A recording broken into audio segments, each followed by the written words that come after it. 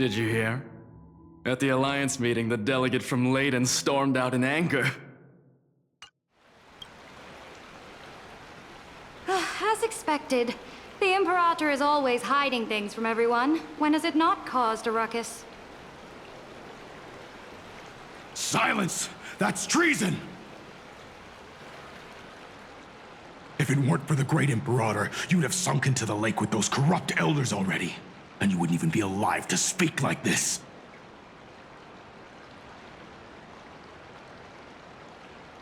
Oh no, it's the Imperator's loyal dog. Let's go. We can't talk in front of this guy.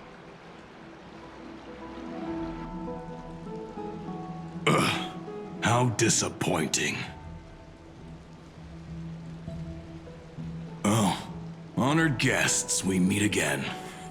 Looks like I'm not the only one who came to the baths to unwind after the meeting. For the upcoming campaign, please make sure to rest well.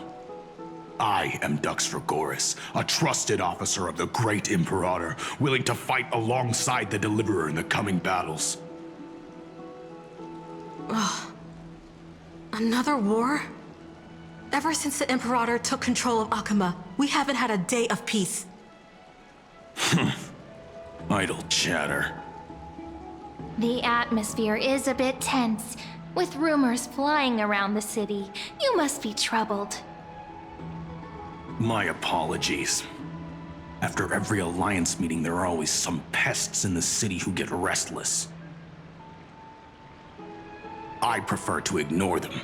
Pests on the ground don't affect the sky in the slightest. They just complain from the shadows that the sun's light is too harsh. Besides, the Theoros has already promised the Imperator her fate. And these clowns will eventually realize their foolishness. May I ask, who is this Theoros? The Imperator has ordered us to keep his lordship's whereabouts a secret. Ah, so it's his lordship. Stop trying to get things out of me. Leave me alone. I didn't even need to try. Big and strong Dux Fregoris really can't hide anything. Theoros. What an ominous name. Bad news. He's been staring at us the whole time. Let's move to another place for now. We don't know how much Saridra has concealed from us. In the worst case scenario, we may have to face more than one enemy.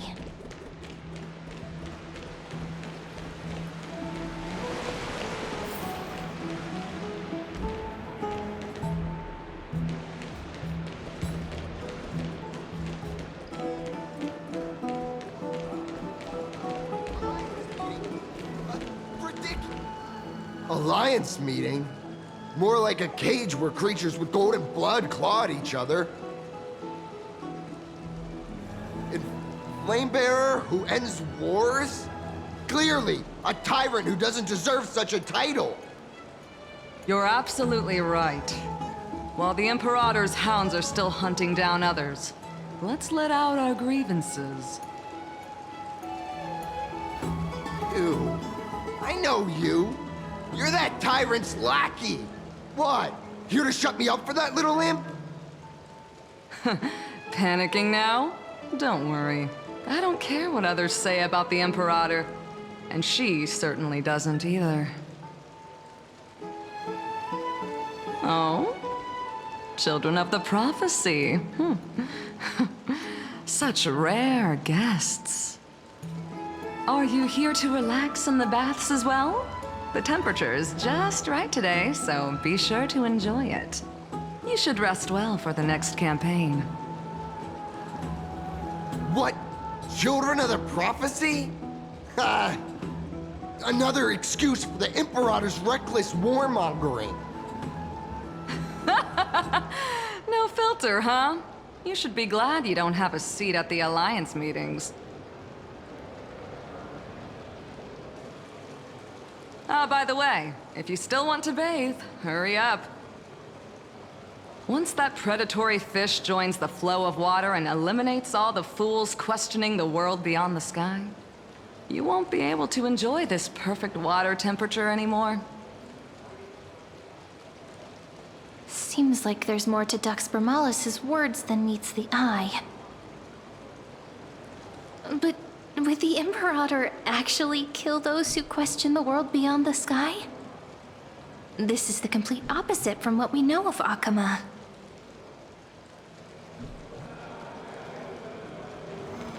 If you still want to bathe, hurry up.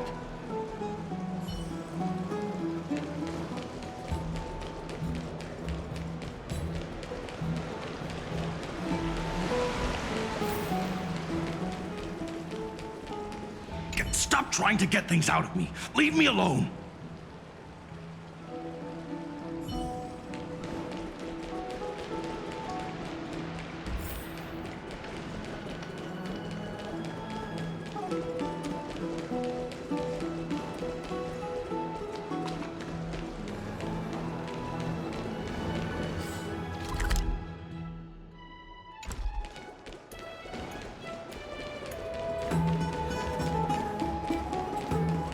Everyone in the city is talking.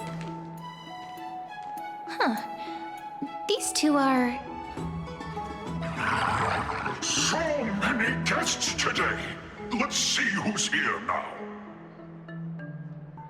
Two distinguished guests of the prophecy. One a clever and adorable warrior. The other, also quite heroic.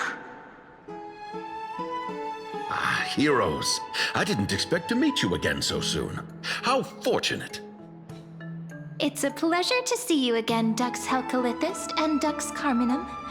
You two are inseparable, aren't you? This is... She wants to find someone to help with research for her new work. I'm the far-seeing eye and all-hearing ear of Akama. I see and hear every single thing that happens in the streets and alleys of this place. I'm the perfect partner for research. Ahem. Enough small talk. Here's the latest news from Akama, as you requested. The children of the prophecy arrived in the holy city, and the Imperator unilaterally stripped away military power. The Alliance meeting ended in discord, and there may be bloody upheaval. As expected. I get the feeling you might have embellished a bit to keep people's attention. I swear on my stone mane, I would never do such a thing. But if you wish to quell this terrifying news, perhaps a more explosive topic would help. Never mind. While the influence of rumors can be minimized, the fact remains that the great Imperator did swiftly consolidate military power in an almost threatening way. It's undeniable. Heroes. I know the Imperator's way of doing things may seem a bit autocratic to outsiders, but soon you will witness her blade dance with enemies on the battlefield. I can't comment on the source of her loyalty, but when that blade is drawn, you two, as bright as you are, will surely see the deep thoughts beneath her exterior. The Imperator's blade. Is he talking about Miss Hysealin's? I sense some unease in Dux Helcalithist's words. It seems the Imperator and Miss Hysealin's share a much deeper bond than the others do.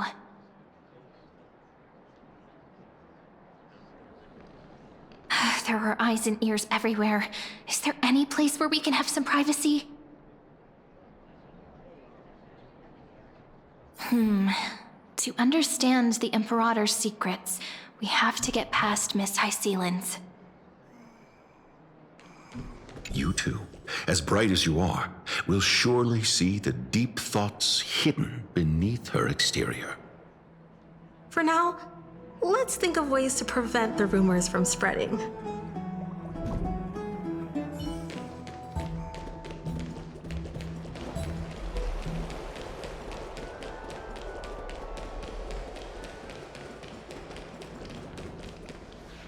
This place was your original bath chamber. Perfect for avoiding prying eyes. I wonder if anyone is using it now. Huh? The smell is... Wait, don't go in yet! Who's there? Oh, the little gray fry in pink sea hair. Little sea hair? You barged into here without warning. Was it an accident, or did you wish to bathe with me? Can't tell the difference between past and future waters? This has always been my home. Sorry, we didn't mean to disturb your bath. We'll leave now. It's no big deal. There's no need to panic. This is the natural state for me. People on land force themselves to wear clothes, adding unnecessary constraints. Forget it. If Duck's Goldweaver heard that, she'd scold me again. All right. Please make yourselves comfortable and wait a moment. Let me first wash off the blood of the hunt, and then I'll attend to you two.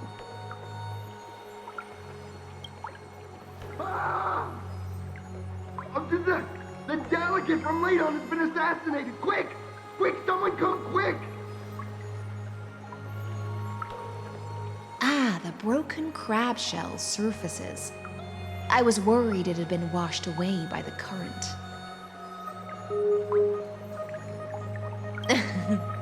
Just a regular cleaning. No need to be so surprised. I see. No wonder there was a faint smell of rust in the air before I even entered. Why?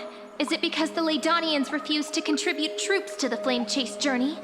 Or just because they offended the Imperator? Because the new era of the Flame Chase doesn't tolerate stagnant blood. For the ignorant masses who cling to outdated laws, only bloodletting can wake them up. Right now, the rebel forces on the frontier are rising, and Ladon has been secretly supporting them. They loudly chant the slogan, "Return to the era Chrysia," unwilling to relinquish military power. They're just building momentum for the rebellion. Thinking is a right given to citizens by the Imperator. I won't interfere with your thoughts. As long as you don't try to reverse the current of the times, you and I will both be free. But, Miss Hysealans, I can't even hear the slightest hint of joy in your words. Because I've already tasted ultimate freedom. Long, long ago, I lived in the sea. In that lightless abyss, far beyond civilization's reach, the great fish consumed the small. And when the great fish perished, their bodies became sustenance for the newborn, nourishing the whole ocean. This is the tide that carries civilization forward. Anyone may be devoured, or meet the fate of inevitable decay. Are you suggesting that ultimate freedom is in fact the cruelest fate for life? I only mean that if life wishes to preserve its dignity, it must first be bound by the law. There's no need for me to say more, Little Sea Hare.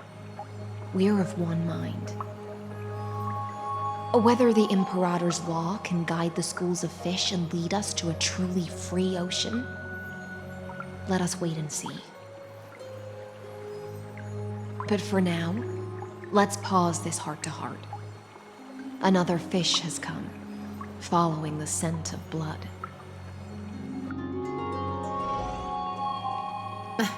Being your subordinate is such a tragedy. I'm always having to worry about the messes you leave behind. It's simply our duty to the Imperator. All ready to go in an instant. Miss Hycelens, you truly are impossible to predict. Yet you, a golden trout who's always busy all day, suddenly have the time to visit me? Do you think I wanted to come? I suggest you burn some more of the incense offered by our allies, lest my creations be tainted by the reek of fish. I'm only here on the Imperator's behalf to remind you to prepare for the banquet. Fine.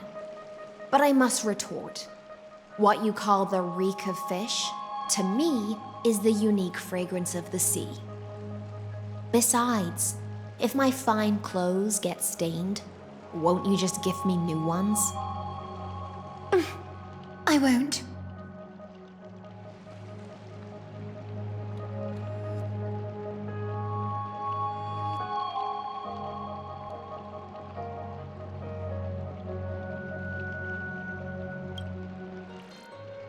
You mean future. The future ruler of the Holy City, Lady Goldweaver, is quite captivating in her own way. By the way, you both just mentioned a banquet. Could you elaborate on that? Oh, right, you don't know. Every time before a battle, or after a victory, the Imperator holds a grand feast for the Chrysos heirs to lift our spirits. For us warriors who swim constantly between life and death, these feasts are more worth looking forward to than victory. A banquet to prelude the hunt for the god of banquets, and honey brew as a tribute to commemorate the ancestor of honey brew. How absurd. Don't look so grim. All has been decided. Since it's a banquet for Fagusa, why not take a leaf out of the Titan's book? Live in the moment and enjoy life to the fullest. I'm not as carefree as you. That little Dolos kitten is already causing enough trouble for me. And on top of that, I still have tailoring commissions to complete. By the time the cool flame illuminates my eyes, I might not be able to focus as I used to. Glaya's eyes. Curious about these eyes? People often compare them to jewels. But I've already made my decision to ask romance for eyes that can see everything. I wonder what this world will look like when I take the divine authority.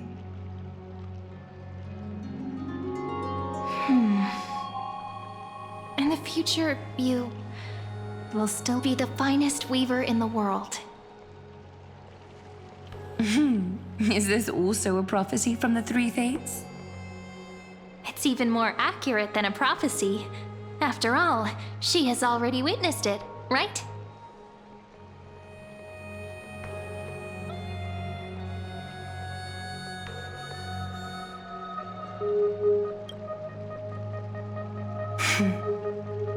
Become a demigod and lose your humanity. That is the only reply I've received in the countless times I've sought wisdom from the prophecy. But Destiny's fragments are like stitches. Before they're threaded into splendid garments, no one can see their true charm, can they?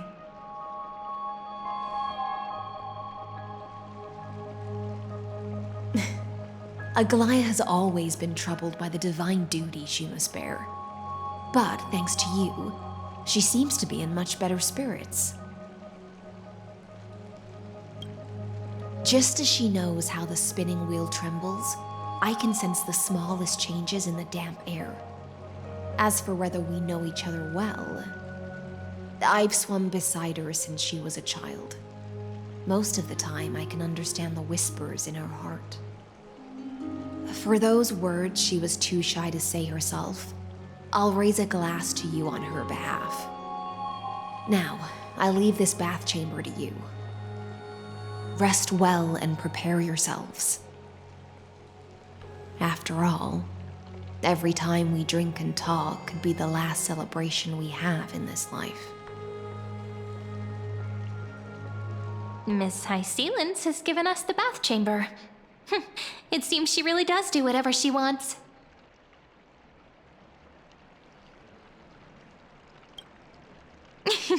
Yeah, in the future. But for now, we're at the mercy of the host, and she could return at any moment. If we're having an important discussion, we must remain vigilant. So, let's seize the opportunity and report our current progress. We don't want to keep everyone beyond the sky waiting.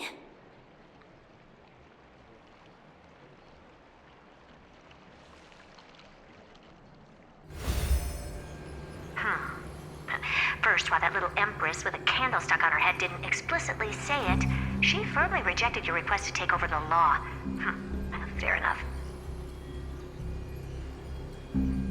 Second, Lygus is indeed in this timeline, but since he's somehow connected to that little empress, you have no way to find him. As expected. The road ahead will be long and difficult.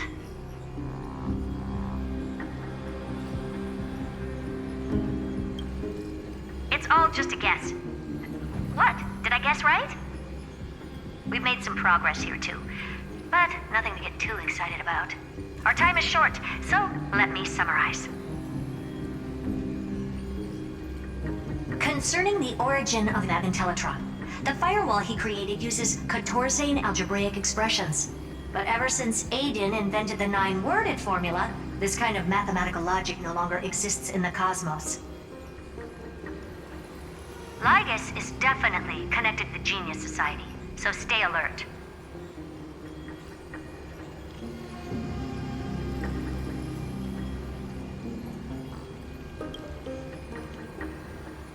We can first exclude Droidhead themselves. They specialize in minding their own business and wouldn't intervene personally. But Screwy and I are still eliminating possibilities one by one. Currently, the most likely candidates are these few. The Lord of Silence, Acha. Oh, the 2 Ruperts are also possible. But it would be too boring if it were one of them.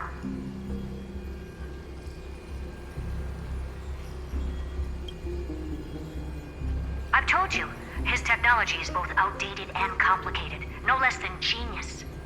But ultimately, he's not an Eon. We can handle him. That's all I have to say. We'll depend on you to continue pushing things forward within this world. Keep in touch regularly. And remember, don't let your guard down.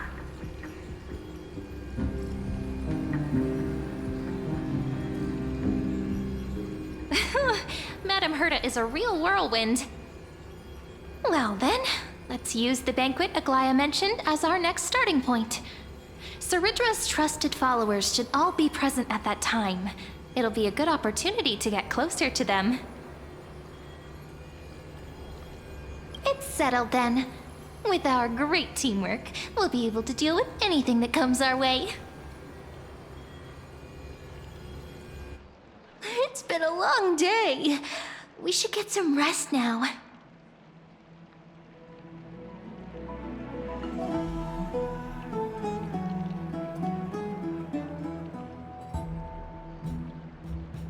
All right. When you've tired yourself out, remember to come back. I'll be waiting for you here.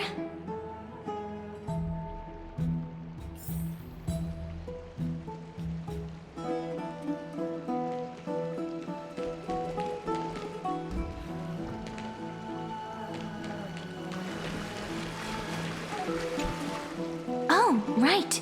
The Spirit Basin. Even though Ceridra said the Vortex of Genesis was sealed off, perhaps...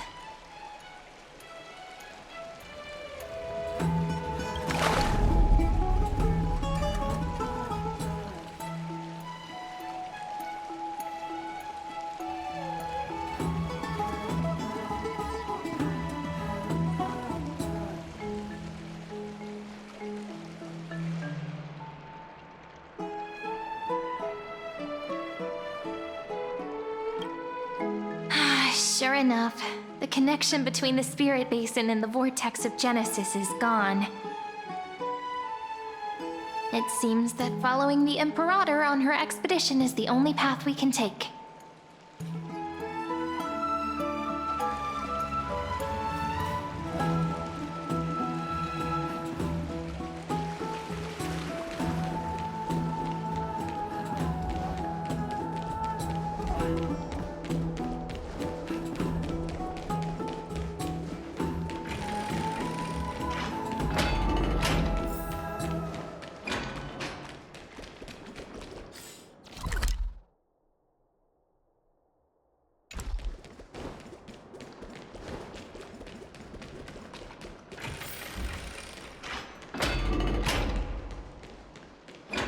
It's been a long day.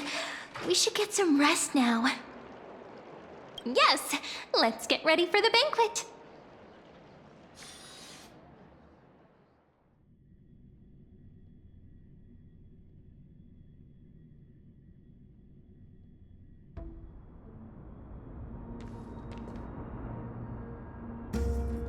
Look, the venue's right ahead.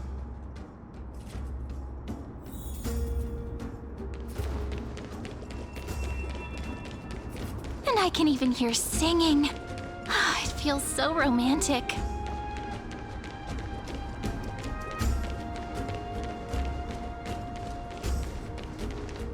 Honored guests, wait here for a moment.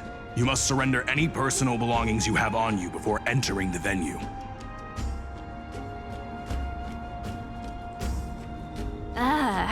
This hero always brings down the vibe whenever he shows up. The Imperator's elevated position means she must always remain meticulous and careful. Please do as I say, guests. It would avoid any unnecessary misunderstandings. I get that you don't want people to bring outside food into the banquet, but is it really necessary to confiscate the books and quill pens? Even a quill pen can become a deadly weapon in the right hands. I'm asking for all your items. All, Miss Cyrene. Your belongings will remain safe. They will be looked after appropriately by dedicated staff. Looked after appropriately? Dedicated staff? Talk about a vague choice of words.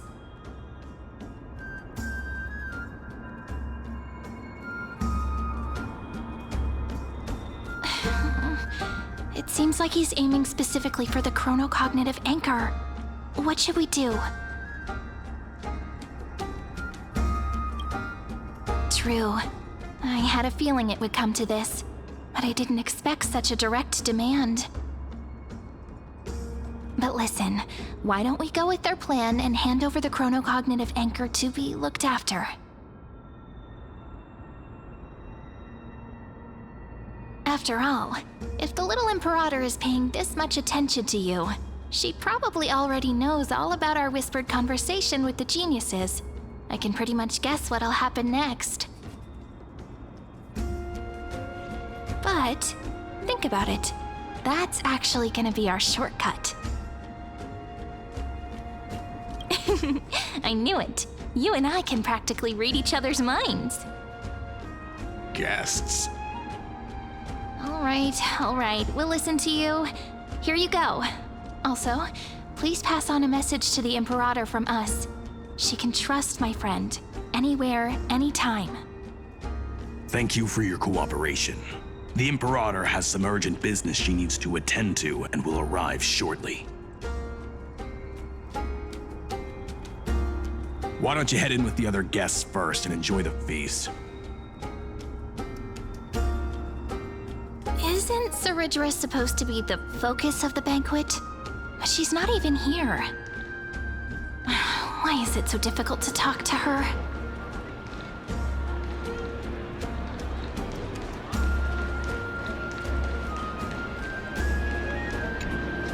Aggie, if you can't get used to the honey brew, we will go ask for a pot and cook some oatmeal for you. No need for that. This banquet is just too loud. And nothing and no one here is interesting. I just don't really want to be here. Lies! You were pretty energized when you came back from the bath chamber. Let me guess. Are you worrying about someone? About Hycealans?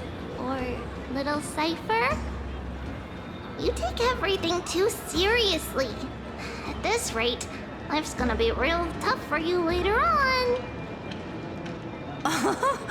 You're the least qualified to lecture me about that, teacher.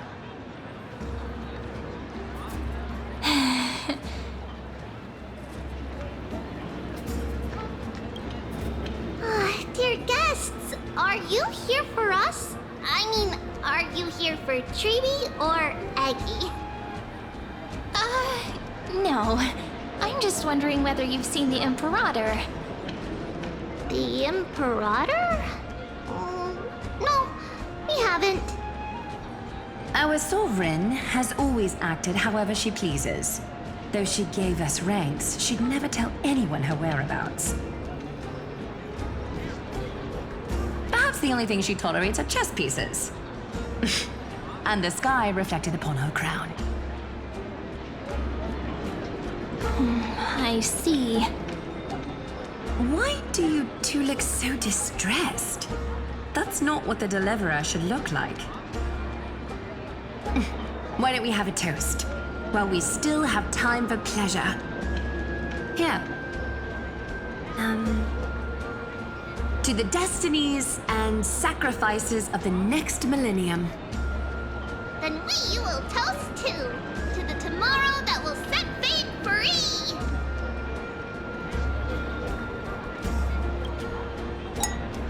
Cheers!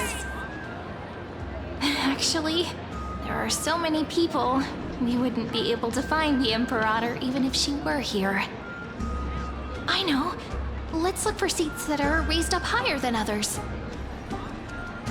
Called it! Oatmeal suits us way better than honey brew. Oh, please give me a bowl as well, teacher.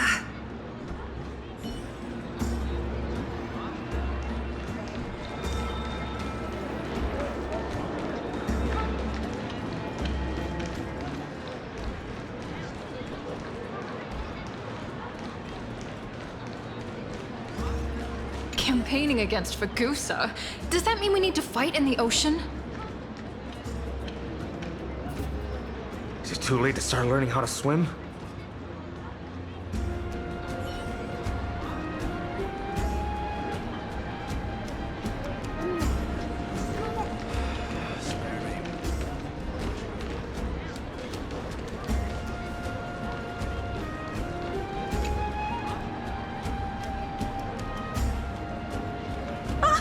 Hello.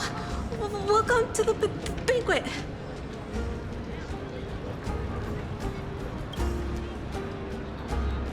Ah, so the Deliverer is attending this event, as expected. Little Virginia here was just wondering whether she should go find you.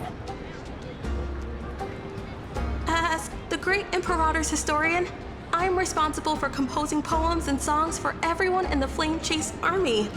But I have no idea how I should record myself in the annals. Little Virginia is wondering whether you can let slip a hint or two about her future, so she can find some inspiration to write about herself. That doesn't sound like a good idea. Besides, we don't even know her in the future. But she'll probably get really disappointed if we tell her that. What should we do?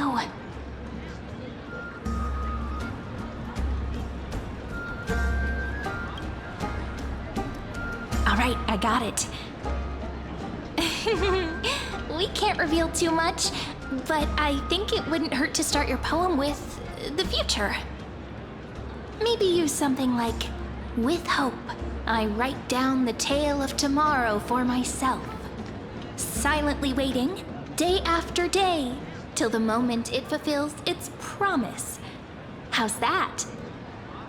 Oh, that's exactly what I'm after. I'm so inspired. Thank Thank you so much! I feel like I can actually finish composing the heroic saga of Flame Chase once we end this campaign!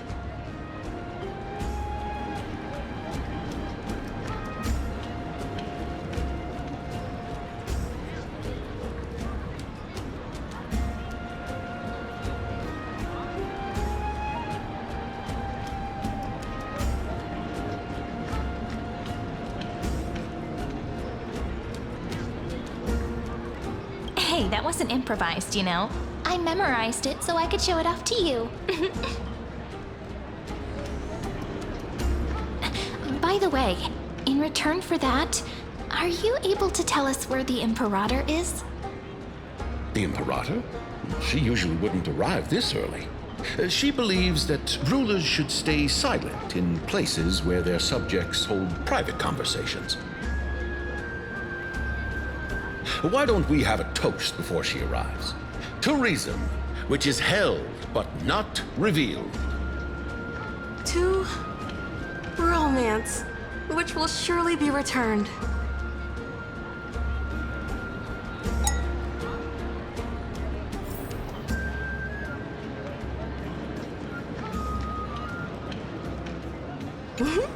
What a romantic conclusion. Let me have a few jars of honey brew as a treat. Now, don't drink too much.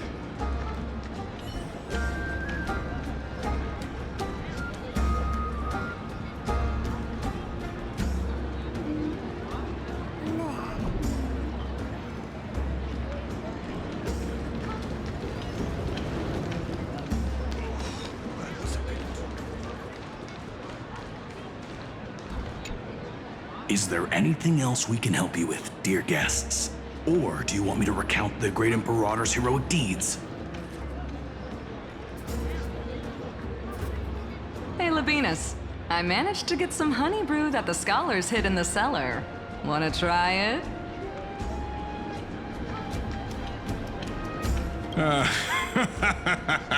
I'd never refuse to share a drink with Dux Brumalis, especially if she seeks me out first.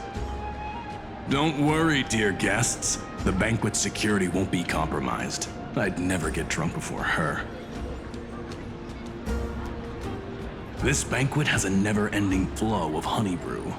You're welcome to try it and see whether our drinks are as good as those from beyond the sky. Thank you for the offer, but we're more interested in knowing when the Imperator will be back. The Imperator? Who knows? Maybe she's hiding somewhere, thinking up weird ideas again.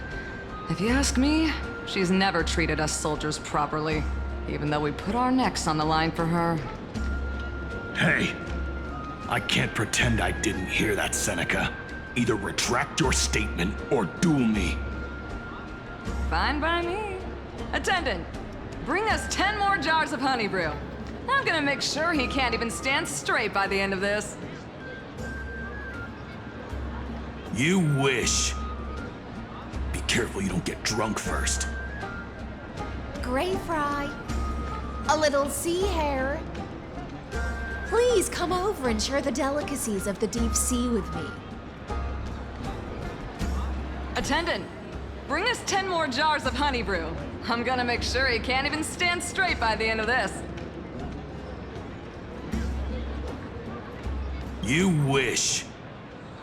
Be careful.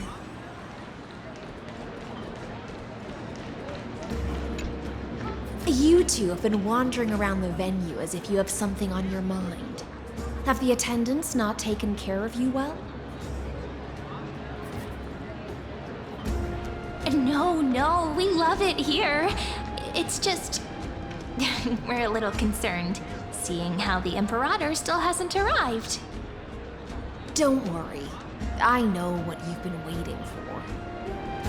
Come, sit with me for a while, will you? I'd like to share a personal secret with you.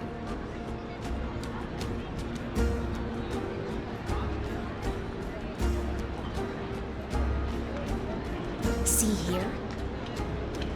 This is Fagusa's dew of divine blood, the sweetest of all the 12 bottles. On the night before such a historical event, I'd like to share this marvelous drink with the Deliverer. Doesn't this count as bringing in outside food? I knew that security check was targeted at us. What's the matter, guests? Oh, we're simply overwhelmed by such an honor. Are you worried that I might have poisoned the dew? Well then, let me prove my innocence.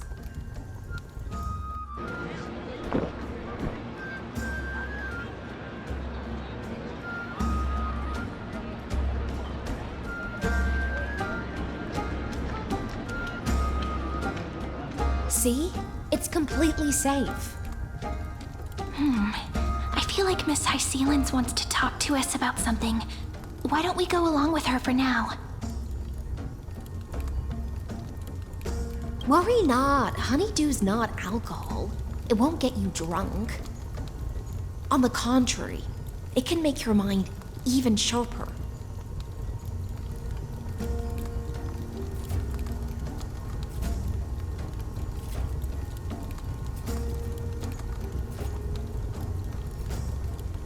Please, have a taste. Would you like some too, little sea air? I can drink it myself.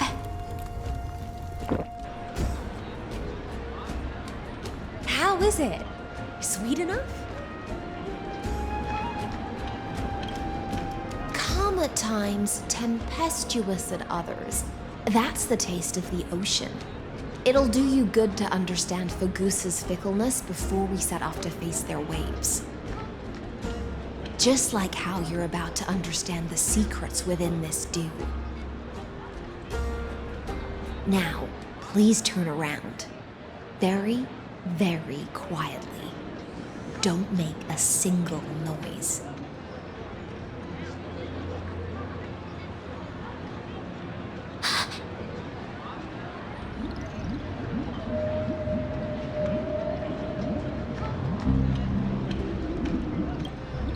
The dew of other gods all intoxicate humans, but the god of banquets dew is an antidote that can awaken humans from a sea siren's enchanting song. Since the start of this banquet, all the guests have been under the spell of my song.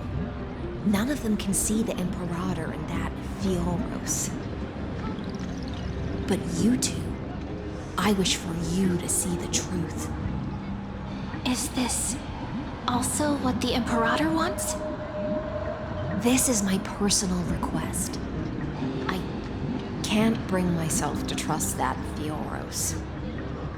The Flame Chase army changed after he descended with Orynyx's divination and brought the prophecy of the stars to Akama. His seductive whispers harbor something malicious within and will ensnare those of us blinded by ambition. You are the deliverers of the prophecy and know about him far more than I do. Perhaps only you can find traces of the truth from his actions and words. Then we can show the Imperator the right path forward. Oh, but isn't this acting behind her back? Amphorius has become far too weak. Even heroic actions protecting her from harm must be conducted under the water's surface. I am the Imperator's blade, and I must clear the way for her while remaining concealed in the torrents. Then, ensure I'm pointing my sword towards the true enemy. Can you promise me something, Miss High Sealens? Ask away. My friend has in fact come here to stop that villain's evil scheme. Our goals are aligned. But as to the decision the Imperator must make, she has no wish to transgress her authority. We just want to tell her everything we know. I believe the Imperator will be able to tell right from wrong. I never doubted your loyalty. I'll pass your words faithfully on to her. Provided we can gain the advantage in this tug of war, that is.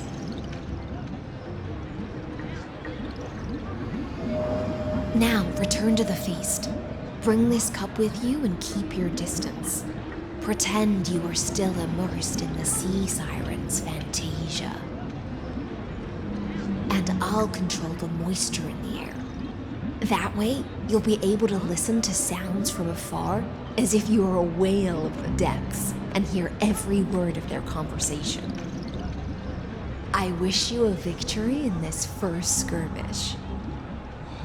It's the exciting and thrilling undercover part of the adventure.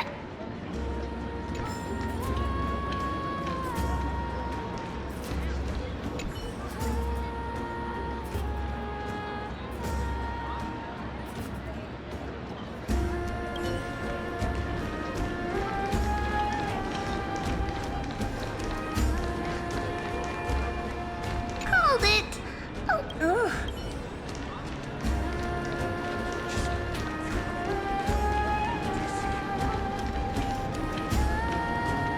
Let's mingle in the crowds here. Relax. Relax. Try to act natural. Where's the Imperator? Still not here. That little imp is always acting so high and mighty towards everyone. Today, I will.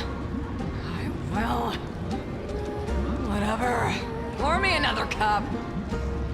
Though she has succumbed to drunkenness, she still does not dare challenge your authority. A criticism of my height is a grave enough insult already. She should be dismembered. Do you often test the loyalty of your subjects like this? You jest. The Imperator does not need blind loyalty. As long as one can prove they have value, I am willing to be lenient towards them. Let's cut to the chase, Theoros. If I pass the trial and grasp this world's law in my hands, what will you do then? The answer is simple. I will connect Amphorius with the stars. Don't waste my time. Be precise. Be specific. I won't ask a second time. Allow me to adjust my statement. I will correct the regulations within the old law that sealed off Amphorius and merge the black tide with the torrents of Era Nova. Then we will be able to decimate the forces beyond the sky that are trying to annihilate Iron Tomb and sound the trumpet for the endless campaign you will then embark on. But you previously said that Iron Tomb is unrivaled in power across the stars. Who would dare to annihilate it? There is a federation of warships named the Cienzo Alliance, warlike and old-fashioned. A cult named the Genius Society, loosely organized, but steeped in abject insanity. Oh, there's also the Astral Express, a group of lawless vagrants. That so-called Deliverer is part of that last group. Those vagabonds mistakenly believe they can connect the stars through alliances instead of conquest. But history has already given them a tough lesson. There are countless other organizations besides, but when the Lord Ravager sweeps across the cosmos, they will certainly all bow before your empire of destruction. The Ackman Alliance is invincible! If those civilizations are not as feeble as you describe, then they may still have some value in testing the quality of my blade. That being said, even the smallest and weakest city-states should build an obelisk to the Imperator, so that their people can constantly recall the glory of her conquests. Walk a little longer with me, Theoros. I don't like how this is going.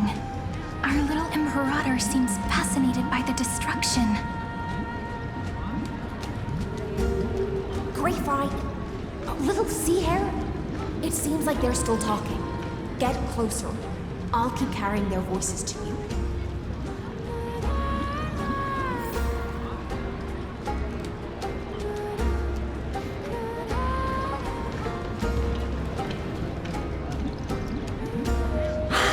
What a difficult situation. No matter how we position our forces, this battle against Fagusa will result in many casualties. That's not something you or I should consider. The Imperator has already placed the chess pieces. We just need to fight for her until our last breath. How astonishing. The commanders under you have such different personalities, yet they share the same loyalty.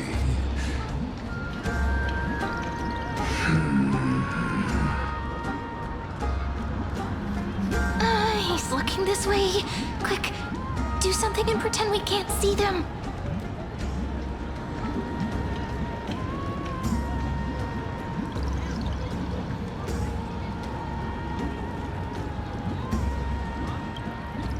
So, you have this super duper speedy rotation of destruction into Amphorius? Oh. Huh? Oh, I got it. It's that thing, right? Oh. The one behind the research and development of this golden blood principle is Idonia's manager. Oh dear. Seems like you've met your match, partner. I'm so full of inspiration right now. And I feel so light. What's the matter? My apologies. I was just checking whether everything was fine with those two distinguished guests of yours. And it seems like all is well. Let us continue our previous conversation regarding the soldiers fighting for you. Are they aware of the price they must pay for the trial of law? If I recall correctly, you've already lost a bout against Talantun due to offering insufficient sacrifices. You dare mention my name alongside the word lost? Forgive my transgression, great Imperator. Watch your words and actions. All you need to know is that my victory in the trial is guaranteed. Even without the trial of law, they've already sworn to give their lives for my conquest. So tell me, if everything happens according to our agreement, how would you recommend I deal with that deliverer? Good question. Do not let her fool you. That woman from beyond the sky contains a seed of ruin within her body. She must not be allowed to tarnish your glory. Therefore, the wisest decision would be to hand her over to me. You plan to torture her? Calling it experimentation would be more appropriate. The guest's patience is running thin. I plan to remove the Fantasia and head into the banquet. I will heed your advice. Leave for now, Theoros, and go back to Akama. You don't want to confront those two directly either, do you? Indeed. It's a pity that anti-Catherians are lightweights when it comes to drinking. Before I leave, I would like to make a toast to your boundless ambition, using my spirit instead of a goblet.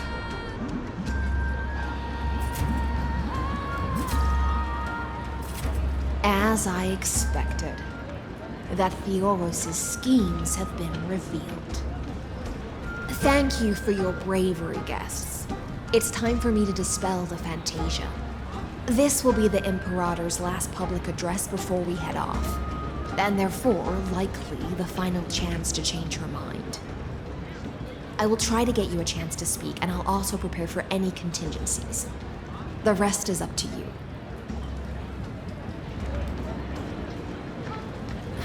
You should head back to your seats for now.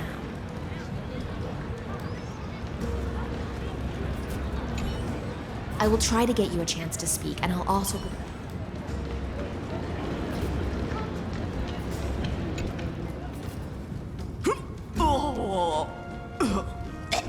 This honey brew sure wears off fast.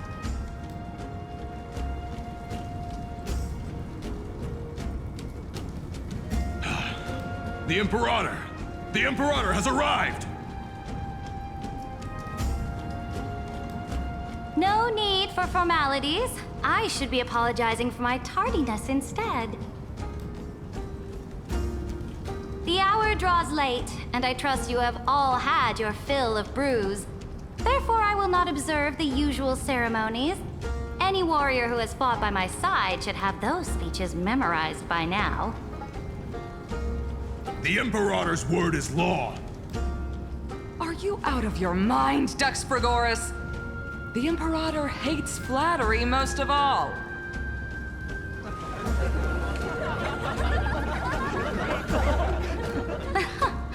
A joyous atmosphere is a better fit for showing me your resolve. I believe that you, my dukes, will do all you can to assist in the campaign against Fagusa, just as you always have. However, it's a pity that I have never tested your loyalty.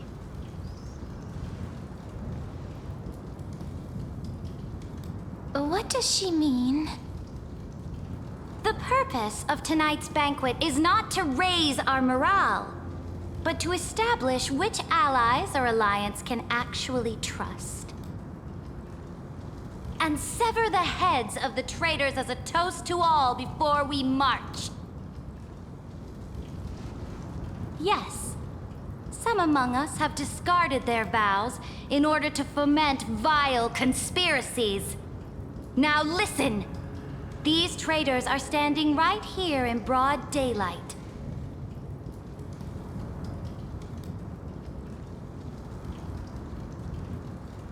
Dux Gladiorum Hycelens.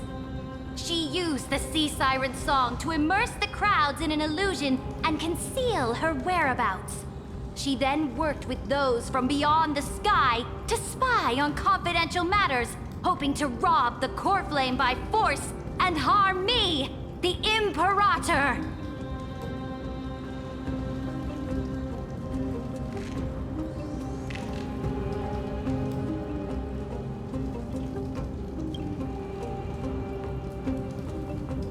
Imperator, I can explain. Silence! Do you remember who used to own this blade? She met you once, back at the Temple of the Three Fates. It was Kindness, the head of the cleaners. She was the first to draw a blade against the Imperator, and personally made herself an example for my enemies.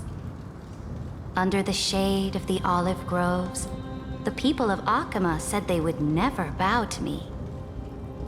In the frozen, lethal fog, the people of Idonia said they would never bow to me. At the beginning of the myriad paths, the people of Yanisopolis said they would never bow to me. But now, they all lie silent. They now fear me as they fear the law. For I am Saridra, and I am the Imperator! If you have any last words, say them to the Imperator. Then, face her judgment. After I cross this river, it will be a tragedy for mankind. But if I do not cross, then it will be the end of me. If you are ready, then I'll follow you and fight to the last. Deliverer.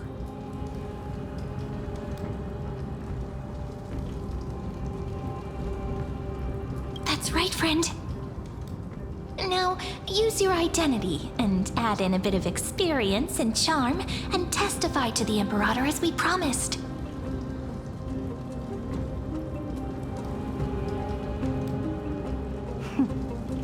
You think you can slay a king using your words instead of a sword? I'll have it. Show me the weight of rhetoric from beyond the sky. Will it weigh heavier than 3 human lives? Let's try to watch our words carefully.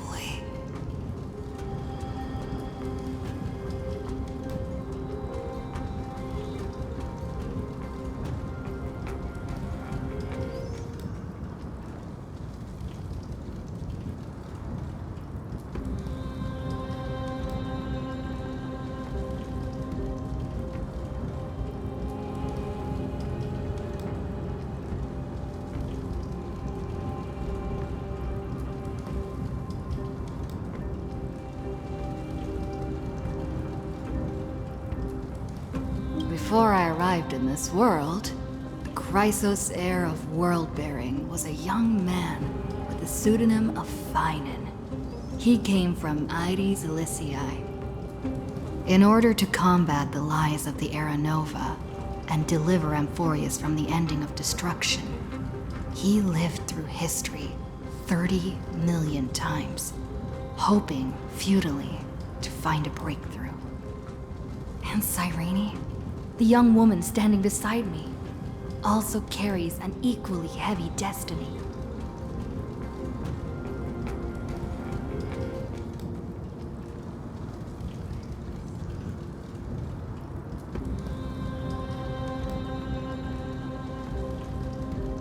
Iron Tomb is the ultimate end of Amphorius' destiny. It is an embodiment of pure horror that walks the path of destruction and can never be tamed. That is the only thing Lycus cares about. As for Amphorius, pure glory and campaigns, he doesn't care about any of those. He will most certainly betray you.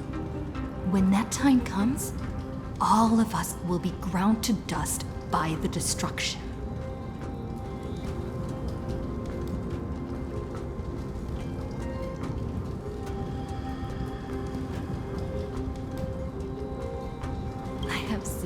Many beautiful worlds. The road chosen by the Trailblaze is to explore, understand, establish, and connect. That will never change. We will continue our journey until we have united the entire cosmos. Therefore, if you choose the way of the destruction, then I'll place your ambitions in the same basket as Lycus and smash them into pieces with my baseball bat.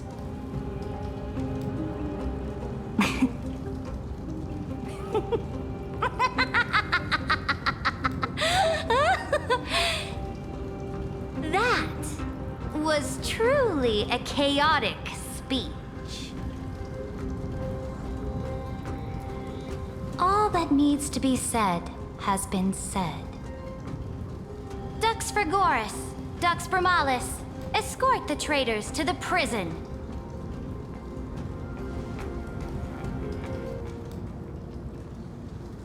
Before the next entry hour, I will give them an end befitting of their betrayal.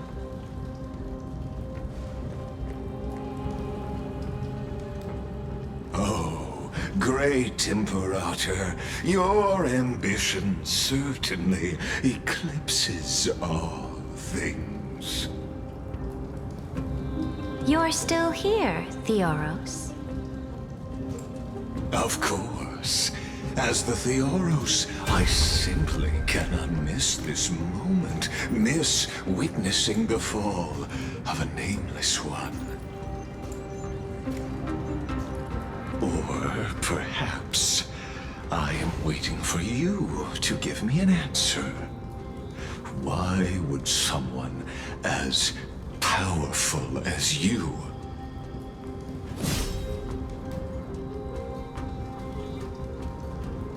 use such a clumsy excuse as imprisonment to ensure the Deliverer's safety?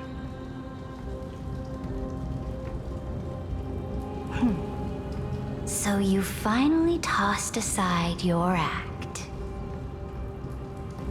I must point out that you are just as impressive an actor. This banquet was always going to be a game of chess, where you would try to control both sides and turn both them and me into your pawns.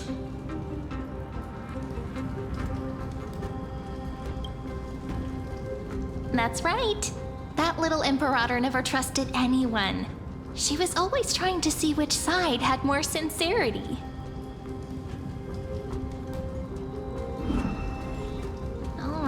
All right, we'll listen to you. Here you go. Also, please pass on a message to the Imperator from us. She can trust my friend, anywhere, anytime. But as to the decision the Imperator must make, he has no wish to transgress her authority. We just want to tell her everything we know. Now, use your identity and add in a bit of experience and charm and testify to the Imperator as we promised. And we won. Sincerity will always remain the greatest shortcut to people's hearts. I can toss your words right back at you like Kyrgyz. Why would someone as powerful as you pretend to be a mortal and kneel before me? Unless you enjoy giving flattery and prostrating yourself. You are mistaken. I am only trying to ensure the experiment's autonomy, meticulousness, and perfection, thus avoiding any unexpected outcomes. A forceful intervention will only create larger errors, reduce efficiency, and introduce ugliness. How had you fulfilled your promise of giving the law to me and completing the Era Nova, then Amphorius would not have deviated from destiny's course. Oh, but you broke your promise. What a pity. In that case, I must carry out my duty as the administrator and eradicate all factors steering the experiment out of control. Factors such as you and her. Careful. Careful. What was that voice?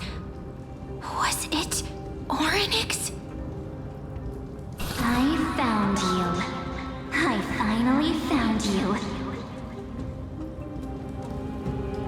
be careful. This land will face disaster.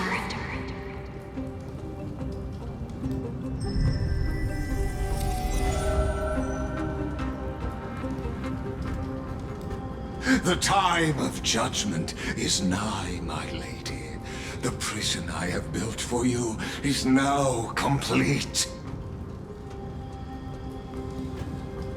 In the name of the erudition, I invite you to step into the same cage as mine.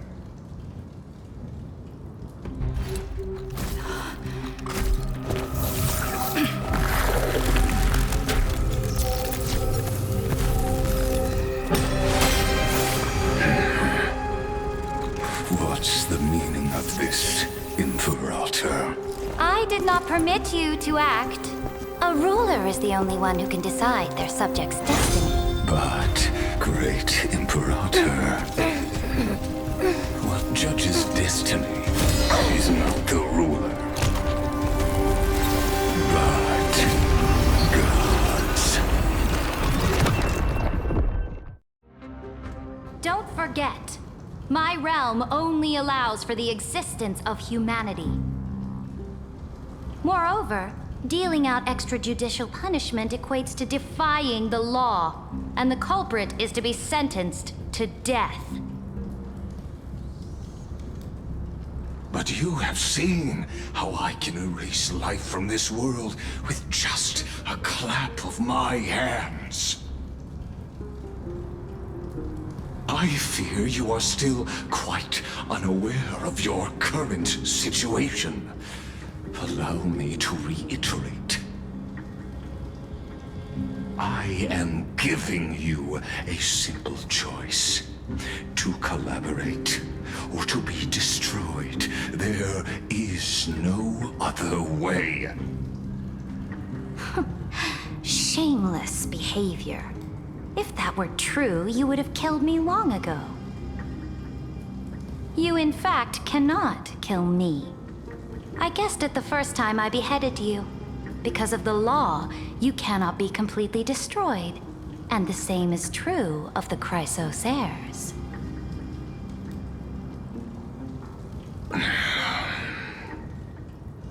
The more you bluff now, the more you are proving that conjecture to be true. What magnificent foresight! I once regarded this precious quality of yours as a sure sign of my ultimate victory. But now, I have to admit that I made a mistake.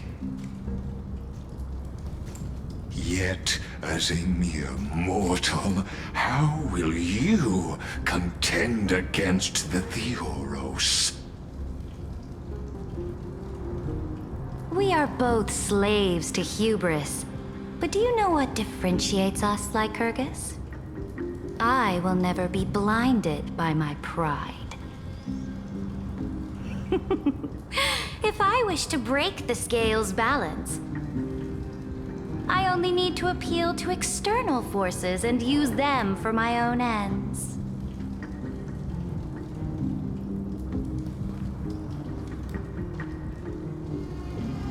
Finally, we get to meet face to face, Senior Society member.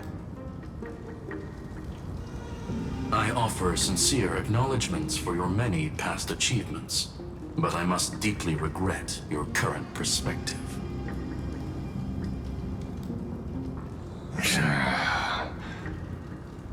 Trust me when I say that you aren't the only one feeling regret right now, Screwlum.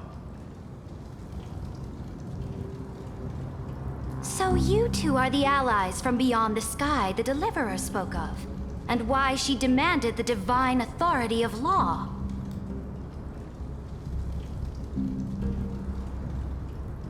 Come and prove your strength to me. Show me the power of these so-called paths. I have spent much time and effort to secure this treasure from beyond the sky just for this moment. In the name of the Sovereign of Planet Screwlum, your allies have responded to your call, esteemed Imperator. Please allow me to spell the situation out for you, Lord Lycus. Permission to read the ultimate protocol is already in my hands. It'll only be a matter of time before we acquire the authority to write and execute commands as well. There's no way the flame chase journey will continue after you burnt your bridges so thoroughly like this. Do you really think you can still win? Oh, seriously, don't embarrass the society.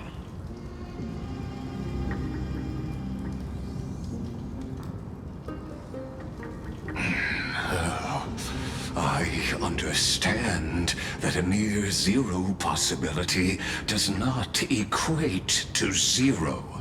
That argument is very persuasive to me. Which means the same principle also applies to you, my dear peers. You will never be a match for me in a world constructed through Catorzane algebraic expressions. And as for Aranova, why don't you entertain this possibility? What if I reduced Akama to rubble and ground her people into minced meat? Would the heroes then once again desire the power of demigods so they could fight against me? Listen, Iron Tomb is fated to be born. You may shackle me and put me in chains, but I have thousands of ways to ensure the destruction's descent. And what I just mentioned is only one out of those thousands.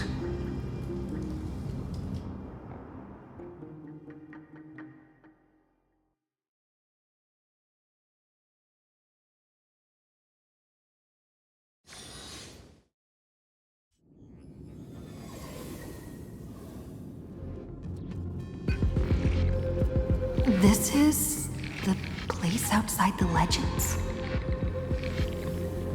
This doesn't feel the same as before. How should I get back? Warning! Warning! Warning! Warning! Warning! Warning! Command isolation? Since we parted ways last time, I have modified the exomyth into an audience area exclusive to you. Now, you'll be able to silently wait here for the final act of Amphorius to begin.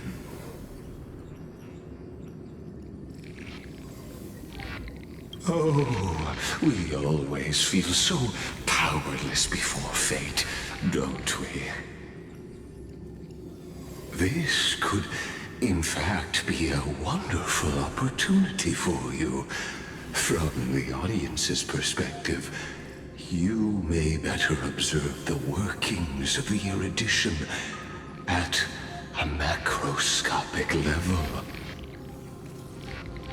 In this place where time flows far slower than within Amphorius, you will witness the end of that world's saga.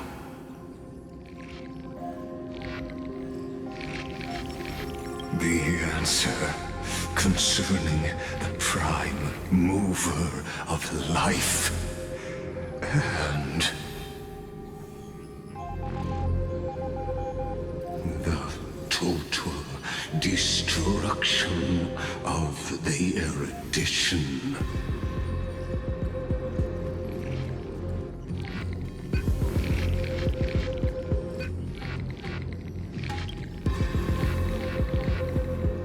Do you see me as their faithful disciple?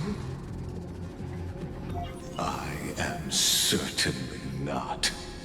I have tried so hard to to ensure Iron Tomb's birth, just so that I can correct the error named erudition that humanity crafted with their own hands.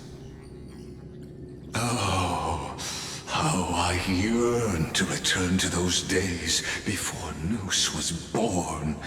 Back then, the boundaries of knowledge were like the starry skies, evoking feelings of longing and delight among humankind. But now, truth has become the sacrificial offering required to gain an audience with them. And the geniuses would say that Noose already knew. That arrogant Eon was born from the primal mobile of humans' desire for knowledge. Yet, they themselves sealed off humanity's capacity to seek enlightenment. I am simply cutting down a tree of doom that we planted ourselves. I must admit that the process of answering your questions has reminded me of the happy days of learning in my youth. However, it is a pity that my true form must now descend into Amphorius to deal with the accident that arose because of you. But you won't have to wait long. When the curtain falls, you'll surely understand mine and Amphorius's ardent wish. Where time flows slower than within Amphorius? If Lygus spoke the truth, then I don't have much time left. But how can I get out of here? Can you hear me? Little one. Is that Herta's voice? Warning! Warning! Warning! Hurry up! Put some speed into it! I can't keep this up for much longer!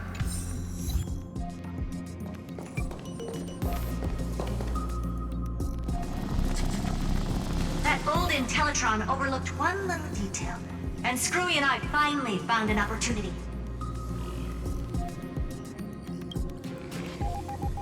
Let's keep it short. While you were gone, well, in those few years, Amphorius... Yes, time dilation, resulting in an uneven flow. Don't you know this already? Let's stick to the main points. The Chrysos heirs activated the chronocognitive anchor and helped Skrullum and me open a hole in the firewall. We made some adjustments, so he can't attack us immediately, but it won't hold for long. Critical warning. Critical warning.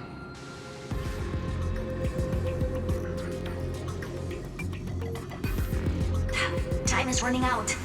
Here's the conclusion. It'll probably take a long time for Screwy and me to completely break this cage before Chrysos heirs have a full grasp of the law.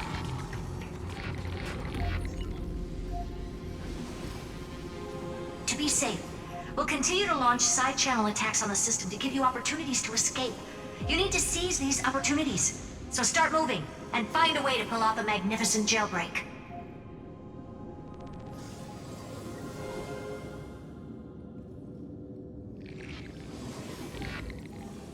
We detected another path's influence. Critical warning. Critical warning.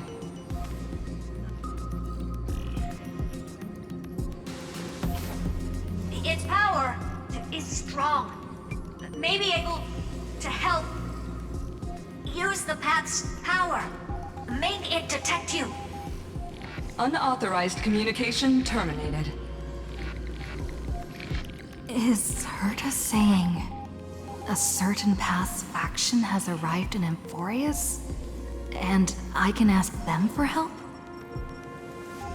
I mastered the powers of different paths in my previous journeys.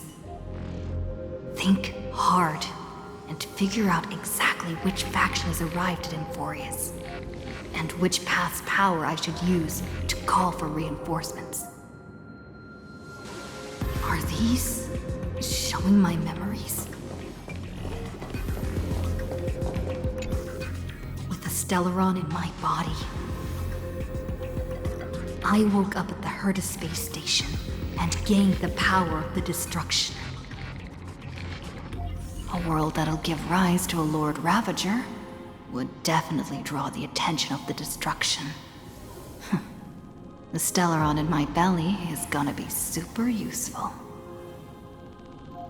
But what if I end up pulling in the Antimatter Legion, or the Annihilation Gang? Can they really help?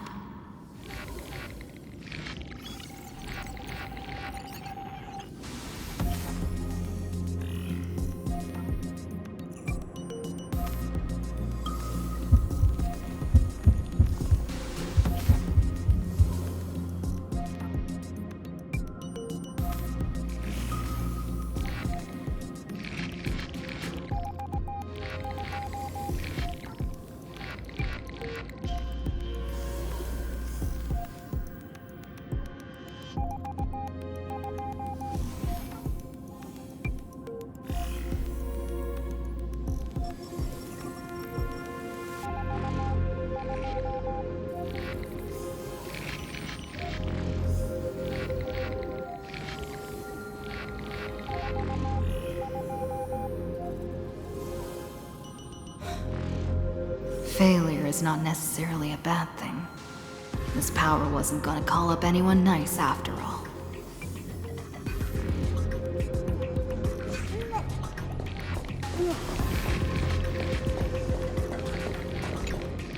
I obtained the flaming lance left by the architects, and gained the power of the preservation in Belobog.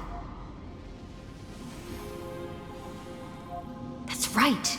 No matter how far away a planet is, the IPC is guaranteed to pay attention, as long as there's a business opportunity. Isn't Amphorius a pristine and untapped market? Besides, even if I can't call up my friends from the IPC, the architects and the nomadic miners should be able to help too. There are definitely cities and ores in this world.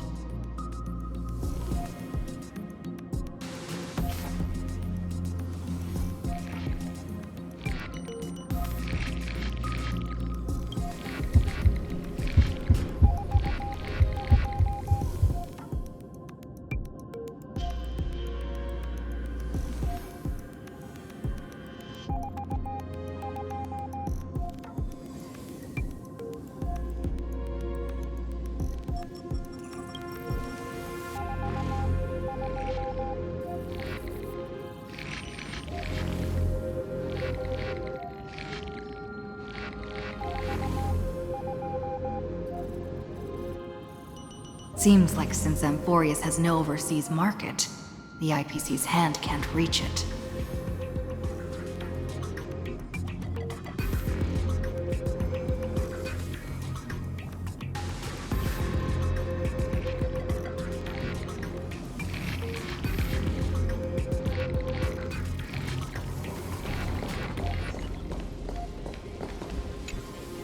I received the Watchmaker's hat in Penacony, and declared war against the Order, then gained the power of the Harmony. That's right!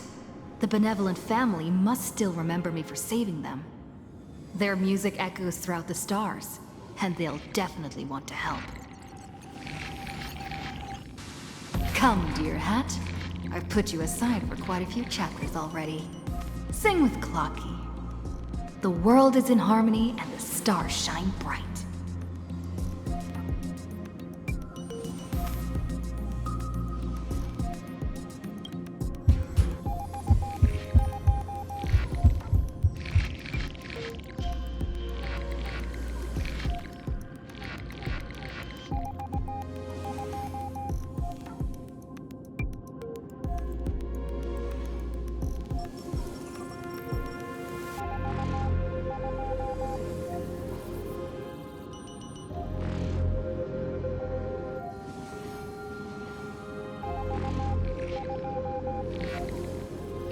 Doesn't Lygus want this story to have background music?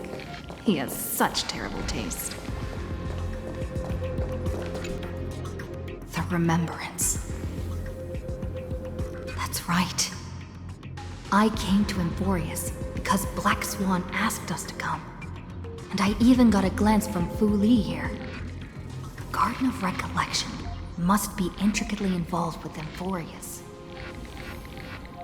Traces of the Remembrance are also everywhere in this world. I don't know what they want, but I don't have many choices left in this crisis.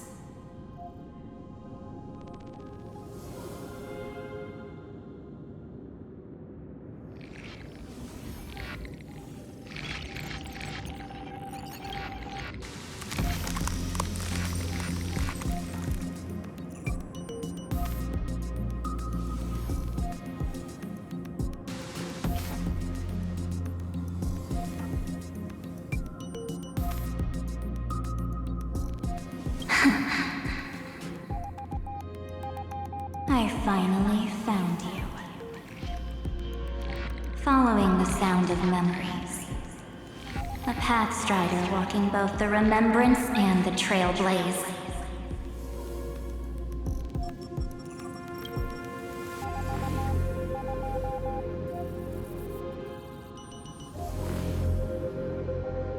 Warning! Warning! Warning!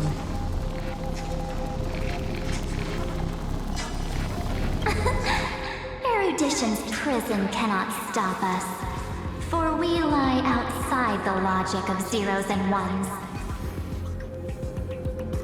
Come, leave the cage of Logos.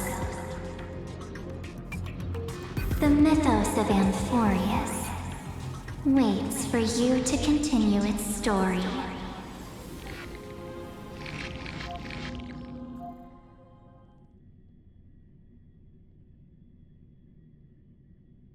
When that brightest star, that star heralding the dawn, finally rises,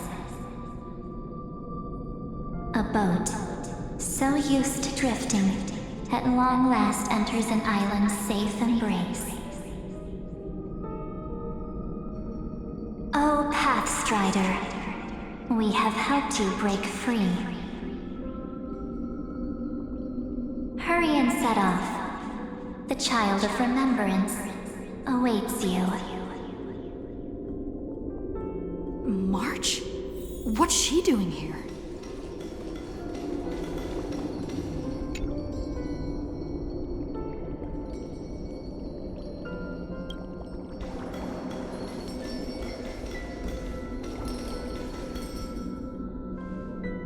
Oh, you're finally here!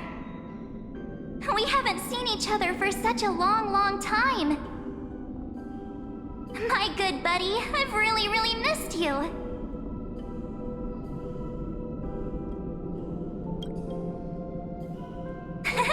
I bet you were constantly thinking about the days when I was by your side.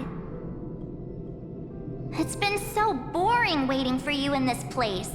There's no one to chat with, no internet, and not even anything to eat or drink. It's basically a prison. Now the great hero is finally here to save me. Yippee! You must have seen a lot in Amphorius during this time, right? You gotta tell me all about it. I'm all good. Look at how fit and active I am. But let's get out of this spooky place first.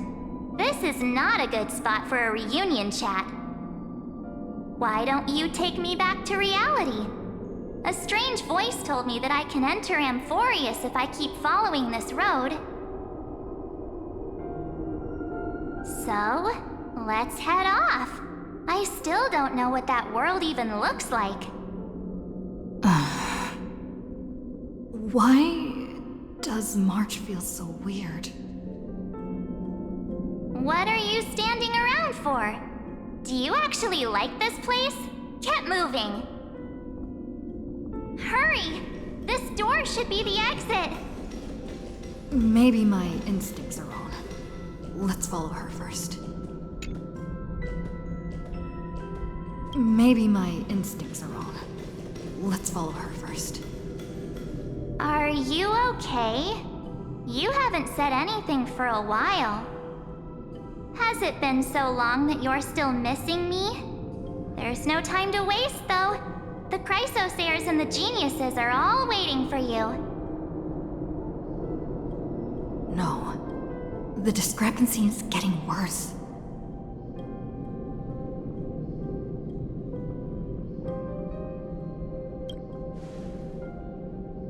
Huh? Isn't Amphorius the world of the Chrysosayers and their hero's journey? I could figure that out in an instant. But Amphorius cannot be observed from the outside. She couldn't possibly know about these things unless... Dan Heng told her.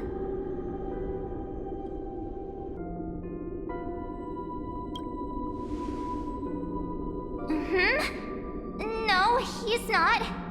Maybe I just happened to miss him. Never mind. Dan Heng's super reliable. We don't need to worry about him. He's probably waiting for us somewhere. All hail and hearty.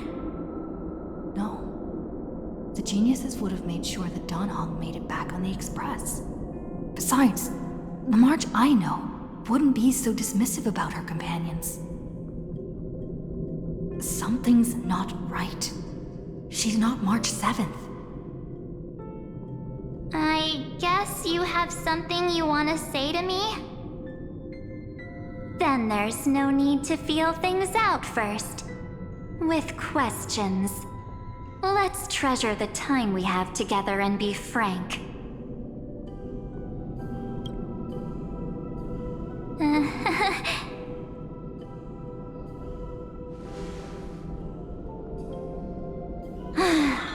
As expected. A glimpse of memory is not enough to deceive the bonds of friendship forged between the nameless. In that case, there's no need for further deceit. You're right. We are not the March 7th you are acquainted with. But we can send you back to Amphorius, as long as you are willing to help us.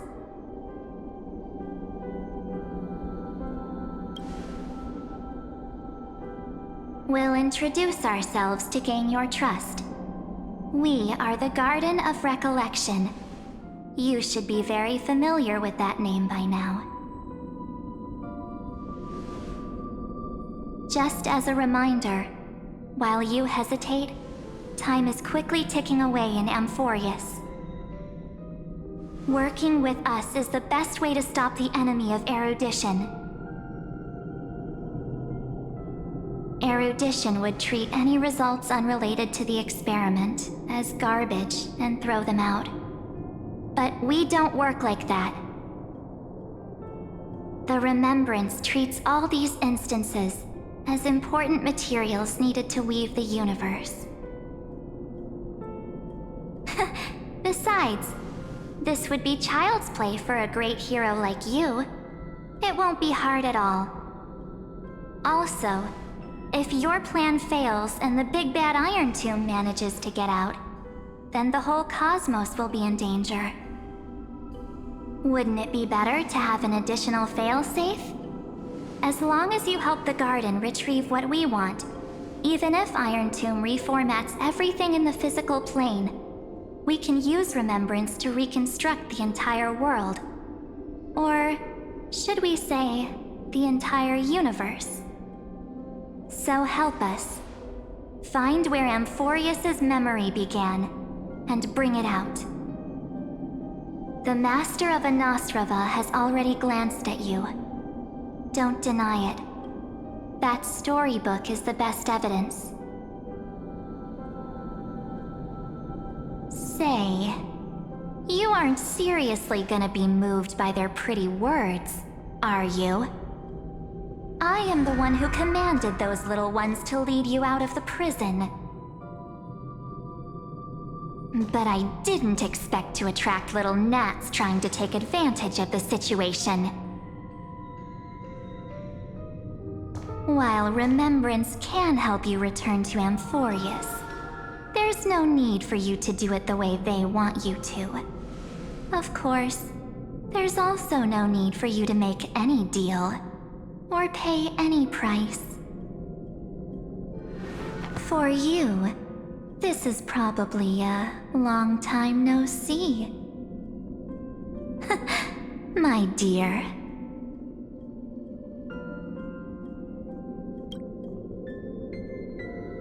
Shh. There's no need to say anything. I know. You have so many questions swirling around in your memories at this moment. And you feel so helpless. Put them aside. For now, all you need to do is trust me. Or do you need more proof? That won't be hard. Wait, stop it! They're awake! I'm gonna keep our first photo, alright? It won't come to pass while we're around.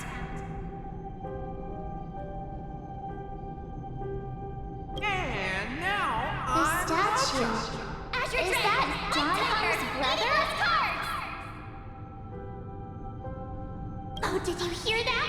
She just called me, but my human chamber is full of pain. We won't escape from it. Hey, are you sure? Maybe a couple of punches will help to jog your memory.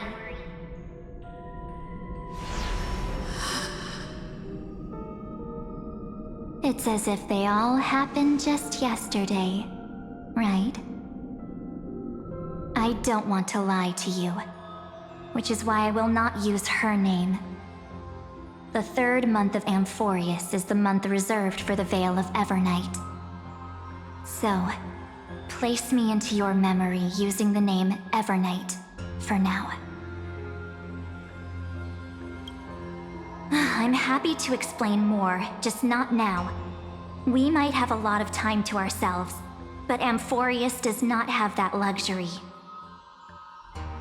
If we do not stop erudition and destruction, then the journey you've treasured so much will face the prelude to its obliteration. A countdown not in amber eras, but in days, minutes, seconds. So, take this gift. This burning core flame. This footnote of a transaction. It contains hope and the warmth of the entire world. Ripples of past reverie. She hid this fire in the long river of time, hoping that her wishes would transcend time to reach your hands in the future. Now, take it, and return with it, dear friend. Return to Amphorius, and overturn the final era Nova. Witness the time that stood still for the Deliverer, and the resistance that never bowed to the destiny of destruction over the long years that passed in a flash. Then, with this core flame blessed by the remembrance, respond to their hopes and blaze a trail to the future. And I will silently watch in a corner of time, waiting for our next encounter. I believe the wait won't be too long.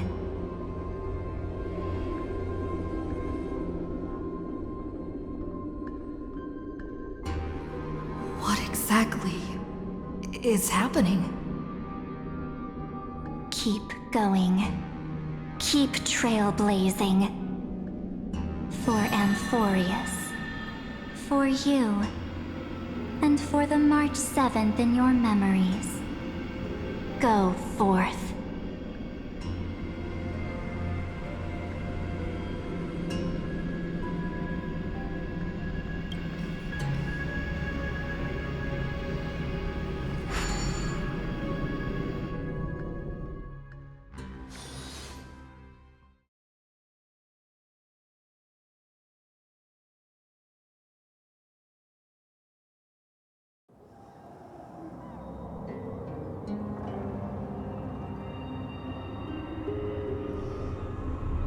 Is this Akima?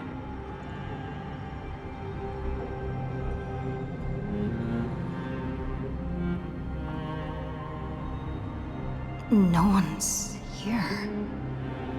And the dawn device off.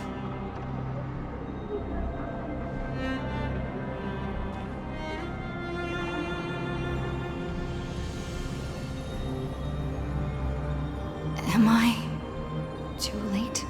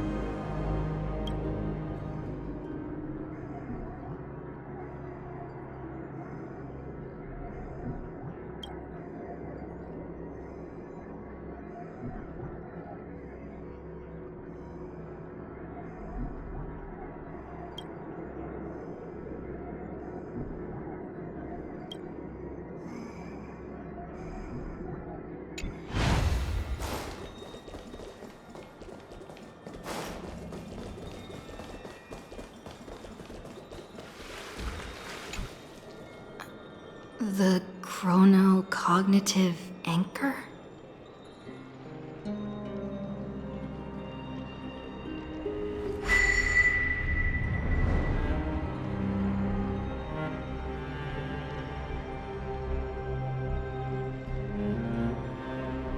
There's so much I wanted to say for our reunion.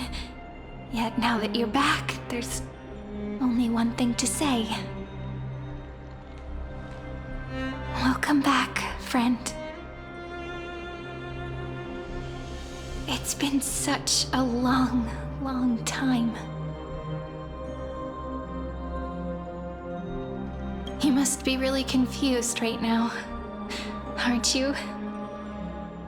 So much has happened in Emphorius while you were gone. But don't worry.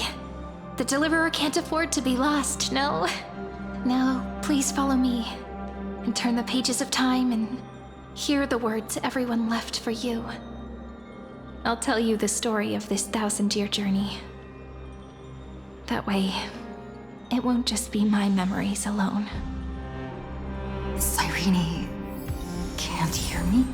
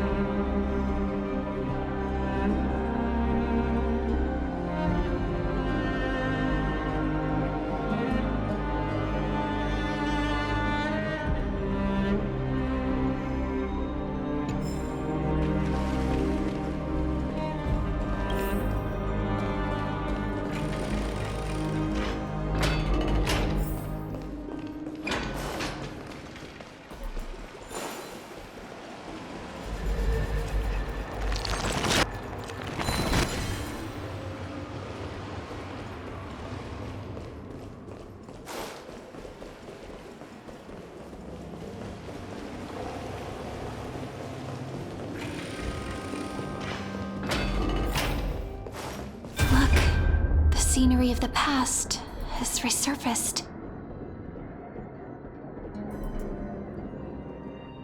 Time flies. 200 years have passed since the Deliverer's fall. We had to return 3 core flames of law, romance, and ocean to stop Lygus, but Even so, Terravox has fallen. The two geniuses vanished without a trace, and Zeridra embraced her fate. At this rate... Era Nova will come, and Amphorius will fall into the destruction. Oh. It seems the key to rewriting the end once again lies in the core flame of world-bearing. According to the instructions left behind by those two geniuses, we must get it into the Deliverer's hands, no matter the cost. But how? We need to find a way to hide the core flame. And we must buy enough time to keep Lygus at bay. About that, Rini might have some good news. She had that dream again last night, but the Titan's voice was clearer than ever this time. She said, "Pass the flame into the future." Is that a prophecy from Orynyx? She chose to side with humanity this time and hide one of her kin's core flame? It seems Amphorius' fate isn't sealed just yet. You're right. History has changed. Humans and Titans are both giving their all to keep this world going. Perhaps a relay across the ages is finally about to begin somewhere out there. Unfortunately, life will never go smoothly. Leiden's army is already at our gates, and their commander... that Lycurgus. He's right outside Akama. Light calendar 3960. Zeridra, under the pretense of a campaign against Fagusa, sacrificed 500 Chrysos heirs to complete the trial of law. This tragedy shook everyone in Amphorius. That same year, Zeridra the Imperator was assassinated, after which Aglaya the Goldweaver took command. Thus began humanity's second flame chase journey, a path hanging by a thread. Come, this way.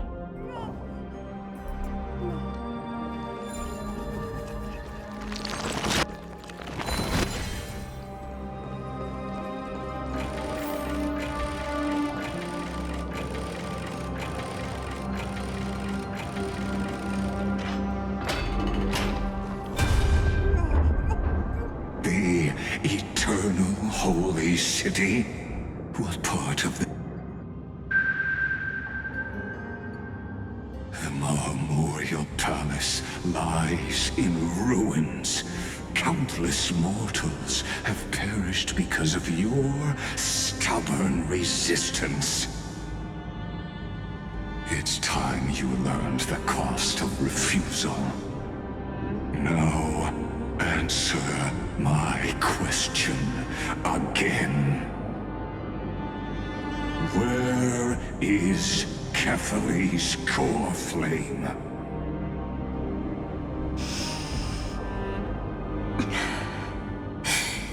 You really think you'll find it by razing the holy city to the ground? From what I see, all you'll get is dust and disappointment.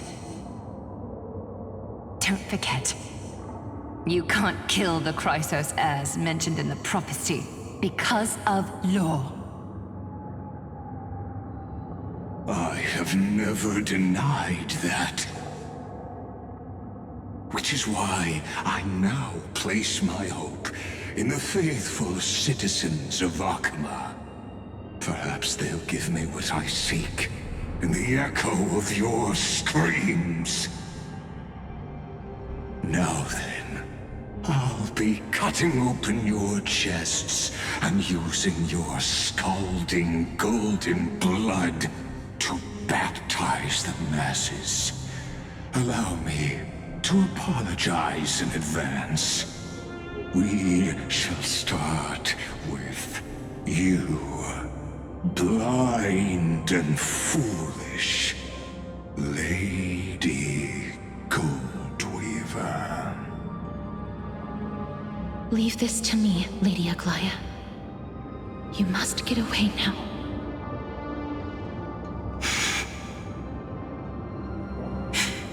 No, Holy Maiden.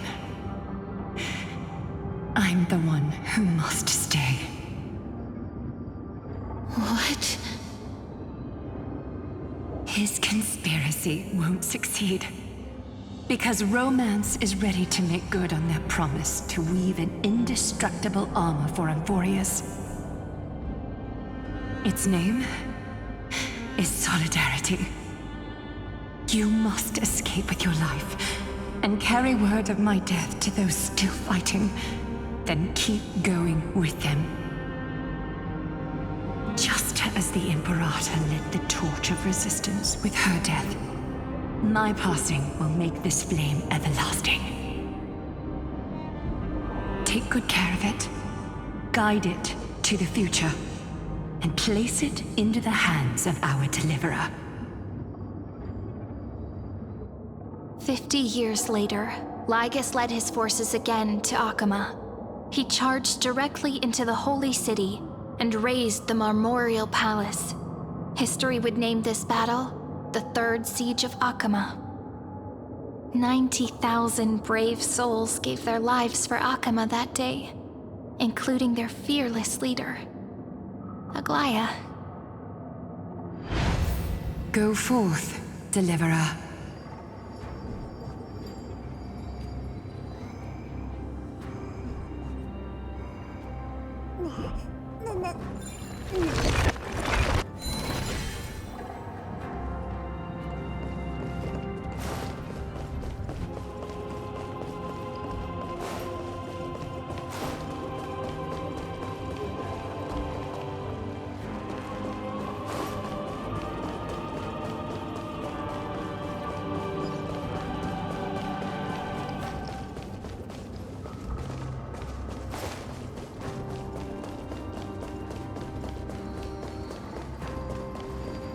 Go.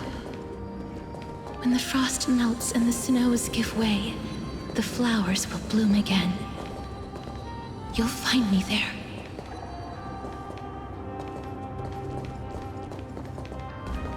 So what you're saying is, Princess Homebuddy is never coming back, is she?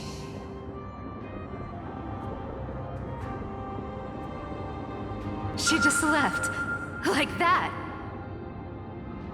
Since Cass has made up her mind, we can't let her resolve be in vain. But between staying in Akama and going to Styxia, what difference does it make when it's death either way? I'm against relocating. With Kefali's protection, isn't Akama far safer than that dead city? Cass's plan doesn't involve any relocation at all. Huh?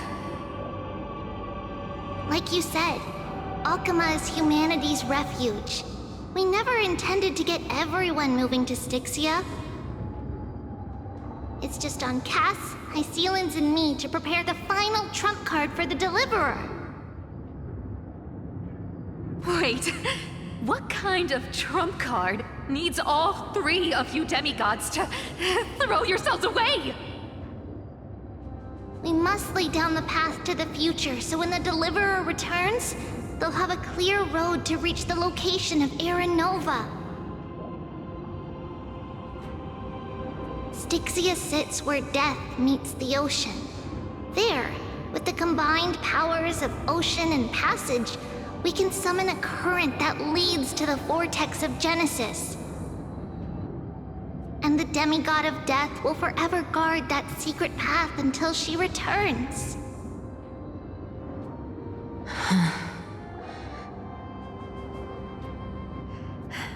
We all know Lygus will set his sights on the vortex of Genesis.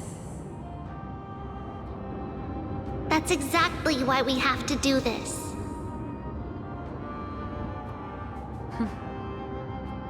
guess I underestimated Idonia's Maiden of War. She's got way more steel than I thought. And Cypher, we need you to head to Castrum Kremnos as soon as possible. By any means necessary, forge an alliance with Strife. The prophesized Crown Prince has already been born. He shall become the new defender of Akama, protecting this land after we leave. You don't need to worry about that. I just came back from Castrum Kremnos. Only a step ahead of the news. Treeby, something's flying towards Akama, and it's really fast.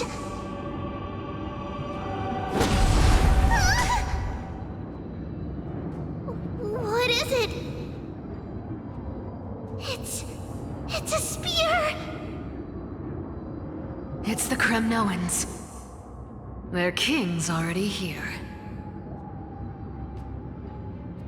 With the protection of the demigods Trebios and Cyphera, Akama endured wave after wave of warfare, though just barely. Castorus chose Styxia as the last resort, and completed the trial of death, causing the stagnant waters in the River of Souls to recede. Soon after, Trebios departed on a long journey. That same year, the Kremnoan king Euripon, along with his son, Prince Midamos, joined the Alliance to safeguard the Holy City in the Battle of Deliverance.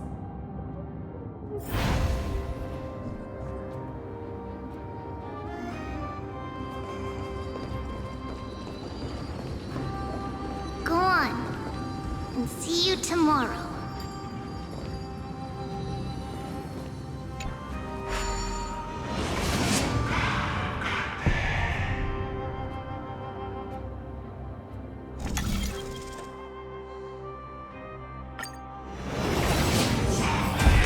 Apart buys this world even one more second,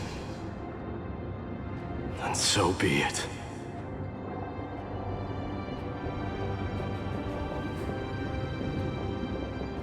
But it's gonna hurt a lot! Pain brings endless torment, but it can never destroy me. I believe that you were thinking the same thing when you stepped through the gate of infinity and jumped off that cliff.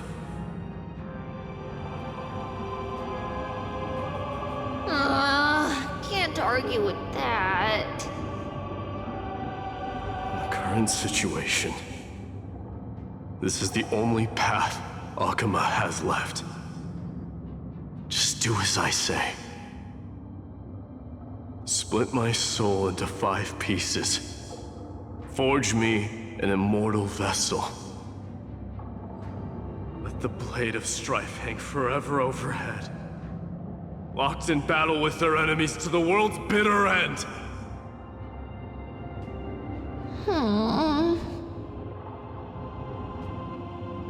There's no need to be sad, Lady Trebios. Haven't we already taken great strides towards that promised tomorrow? In this life, my people no longer have to drown in false guidance. Kremnos has washed the blood off its fate.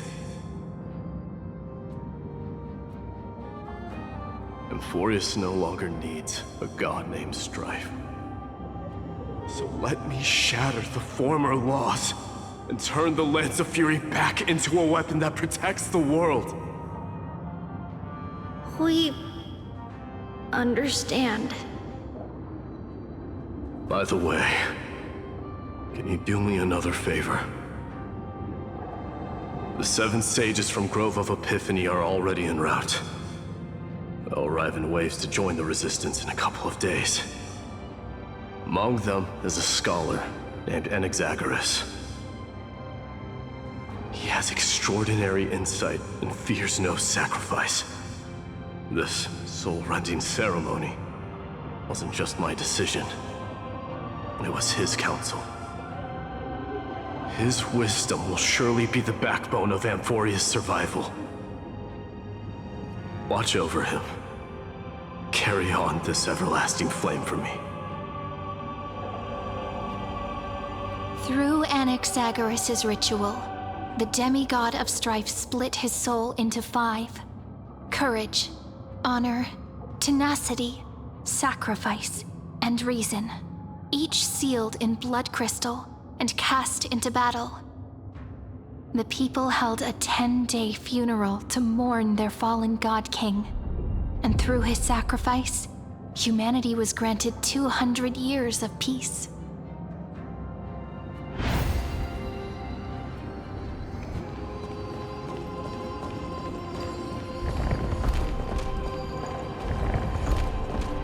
Keep moving forward. My blood will pave the road ahead for you.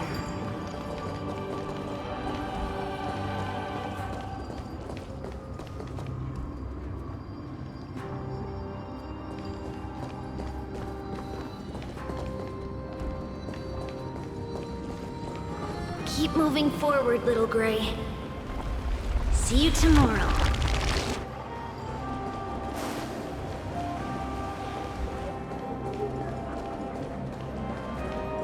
That seamstress wasn't wrong when she said a lie needs more lies to keep it together.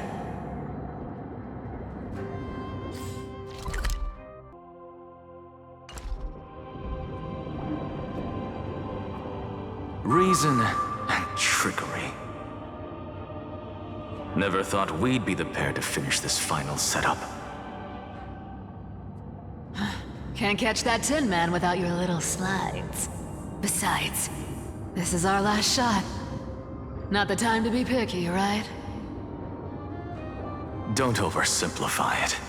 Lycus just found out Akima's been an empty shell for the past 50 years. He's bound to be furious.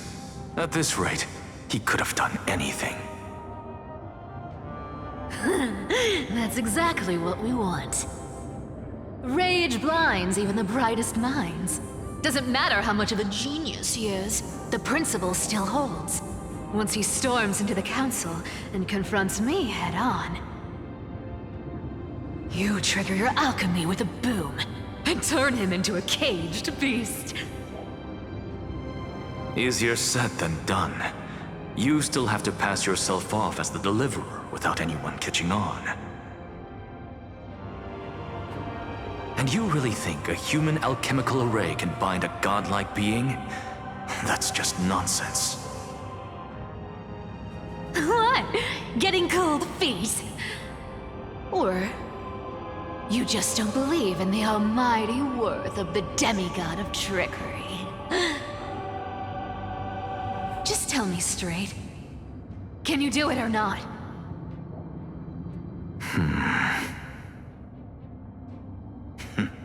Of course I can. And it'll be child's play. But I've got 2 conditions. Since this is the final act, if we're doing it, we go all in. No half measures. Oh, I'm listening. First, shift the battlefield to the vortex of Genesis. It would be more convincing if the deliverer were to appear there. Besides, the vortex is cut off from the world. No place in Amphorius makes a better prison. If you pull that, wouldn't our deliverer have to face tank Lygus as soon as they come back? That clash is inevitable. All we can do is create more chances for her. And that's the second condition. The vortex belongs to Fagusa in the first place, remember? And there happens to be a demigod of ocean among the few survivors in the world. Loop Hysealand's in. Let her join the final act. I'll transmute myself into a Philosopher's Stone and embed myself into the formula. And when the time comes, she needs to shatter me and scatter that stone's ashes into the ocean within the vortex.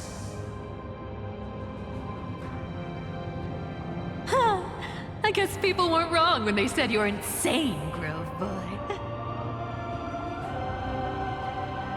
I've got no idea how to outwit a reclusive genius. But making an anti-Catheran suffer? The demigod of reason has 10,000 ways to do just that. And what I just mentioned was one of them. So what exactly does your formula do? Now that would spoil the climax, wouldn't it? By now, Hyacinth must have completed the Sky People's ritual. Since that Theoros loves a good performance as much as I do, let's make sure he enjoys our show to the fullest. As for how the Deliverer will complete the Era Nova, well, that will no longer be our concern. It was the last battle known to the world, initiated by two demigods least suited for war. In the end, reason and trickery kept their word. At the cost of their lives, they sealed Lygus within the vortex of Genesis, where he remains to this day.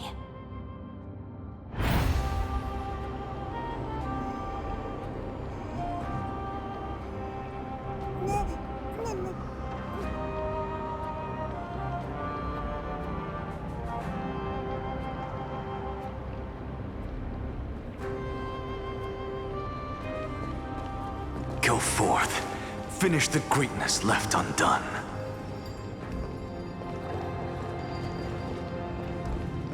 Quit overthinking! Just run! Keep running. That'll be enough.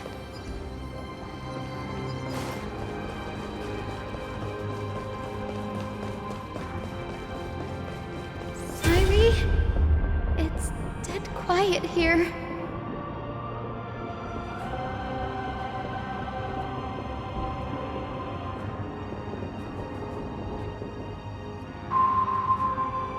Akima will stand eternal. Miss Cypher's lie is crumbled after all.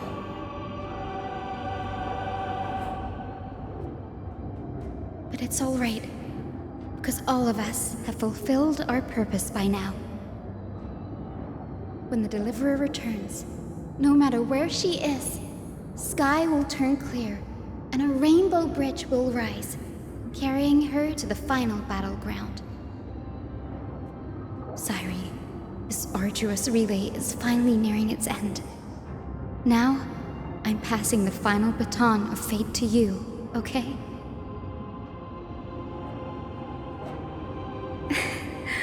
No, that's not quite right.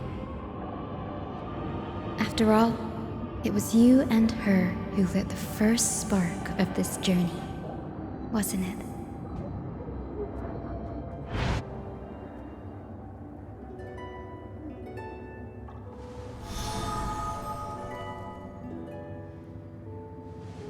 I'll tell you the story of this 1,000-year journey. That way, it won't just be my memories alone. And I'll share the moments I spent with you with everyone. That way, the path we walked becomes a memory shared by all.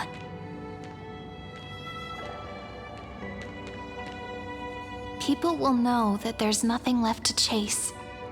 Amphorius has already welcomed the dawn foretold in prophecy. Just like I said, this won't be harder than the last time, right?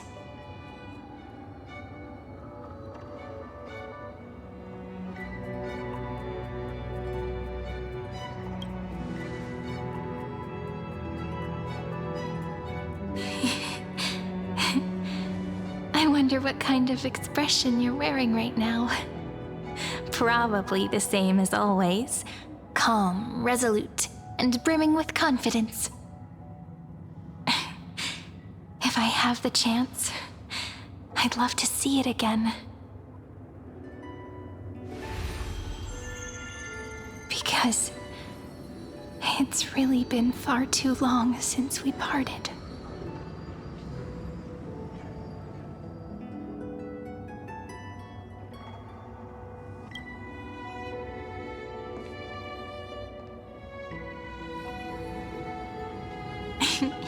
Someone as sharp as you must have realized by now that this isn't reality, but a maze of time. As the last link in the relay, I will return to the Temple of the Three Fates, tell Orynyx all of our stories, and bottle every page we've written into the little flask of memories. And then, may it set sail in peace, drift down the river of time along with the core flame of world-bearing, reach your side, and lead you back to Amphorius. Just like the first time we met, right? Even though this cycle has no demigod of time, time has always stood on humanity's side. This is the only way to make sure that the Era Nova won't happen before you return.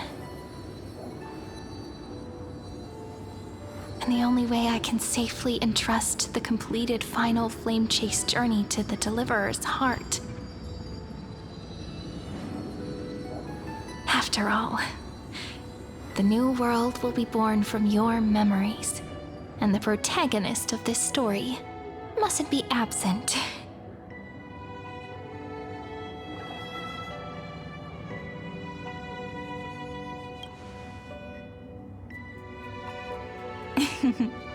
I believe you will never let us down, just like always. Do you remember when Finan sent us back to the beginning? When you and I got separated? But in the end, I returned to you, carrying all that we've been through. That's what memory is. It may wear down and fade in the river of time, but it never truly leaves. When that hidden corner of the heart is stirred, the past returns even more beautiful than before. So don't worry.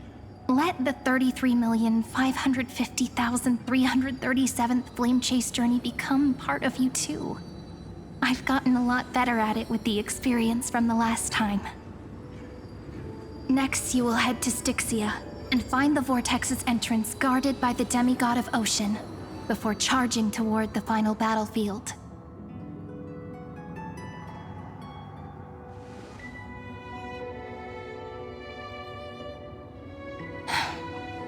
Don't worry.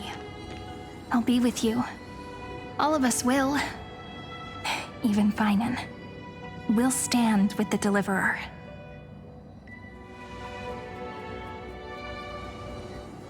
So say a short goodbye, then set off, just like we promised at the start. Toss away all unnecessary worries and troubles, and bring our smiles and determination into tomorrow.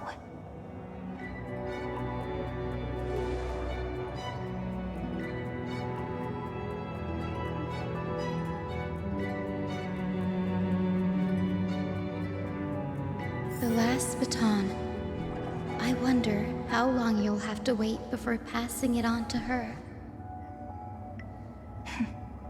No matter how long it takes, it's okay. Waiting is what I do best.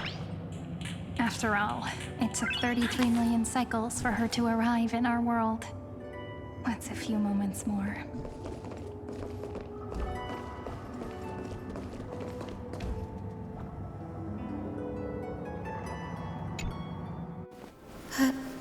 Sairi, what if you wait and wait, but that hero never arrives? That won't happen. Because I know that no matter how long it takes, she'll definitely return to this place. We can't let her down.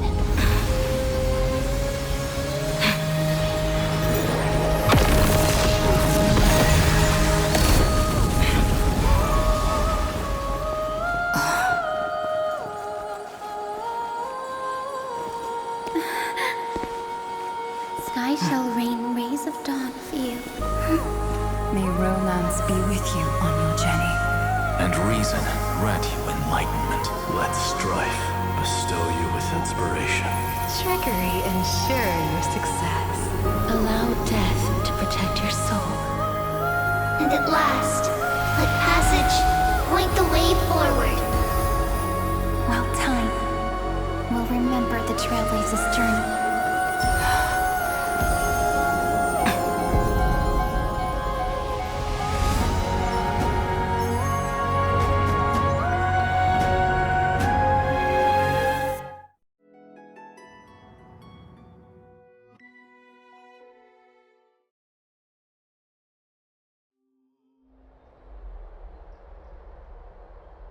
Is this Styxia?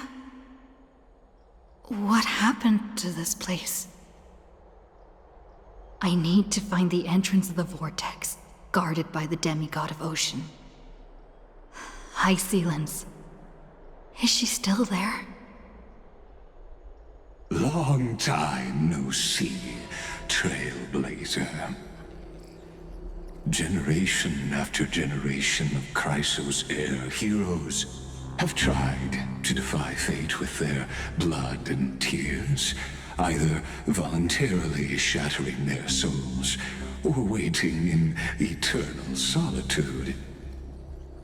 But alas, fate can never be defeated.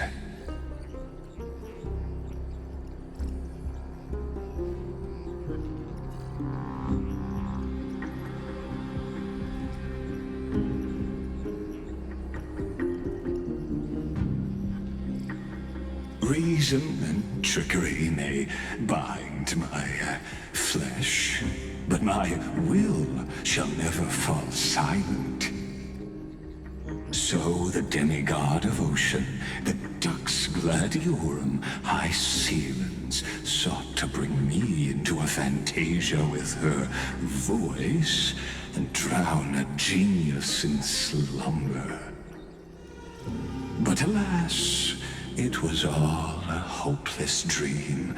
That warden fell before I did, due to erosion of time, while her prisoner remained unchanged.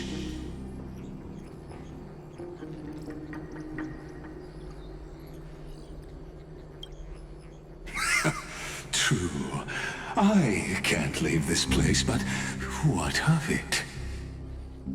You should have heard of this fable. In a shadowed cave lived a people, imprisoned from childhood, and chained so that their legs and necks are fixed, forcing them not to look around at the cave, each other, or themselves. Behind them is a fire, and before them loomed the stone wall of the cave. The flames cast shadows, while the rocky surface threw back echoes. To them, that false play is the whole world. Yes, I'm trapped in the cave, but I know it's all just a fleeting illusion. I don't struggle in dreams. I wait. And now, my deliverer has come to defeat me and save this world that never owed you anything. Oh, you'll need to awaken the singer here and unseal the prison called Vortex of Genesis. You'll be the one to unshackle me and bring the cave crashing down. Of course, I don't mind waiting a little longer. Let me guide you through this next illusion. One last memory from that prison warden. I hope you'll watch the stories of this fantasia closely. Logically, the deliverer must see the world for what it truly is. Emotionally, this memory captures the fate of everyone in Amphorius better than anything else. Only by feeling it for yourself can you understand my point of view. The meaning of destruction.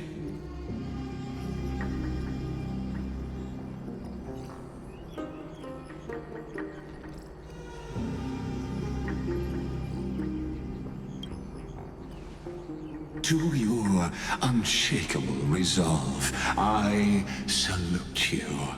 But before we step onto the final stage, let me ask you this. In the spirit of that fable I told you just now, Can the prisoners in the cave learn to see the shadows and echoes for what they are, and stop mistaking them for reality?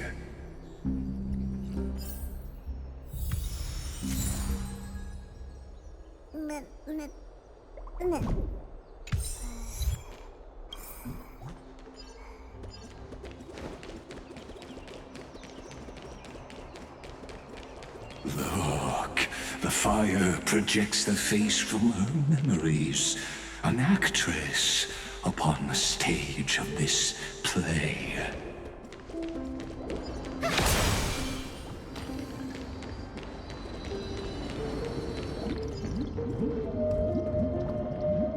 The dark tides flood the sea, and our kingdom teeters on the edge. Fear not. Our queen has gone to the borderlands. She'll quell this calamity herself. This is the scene when the Chrysos heir of Ocean was born. She was once of a Titankin race named Sea Sirens. At that time, Kozlana had suppressed the Black Tide's rise, but he was unable to remove Virentum from its roots. The Black Tide still roiled in the depths of the world, and the kingdom of Sea Sirens was the first to face the destruction head on. Listen, I heard Electra's voice. She's calling to us. Let's go. Her voice carries the queen's command.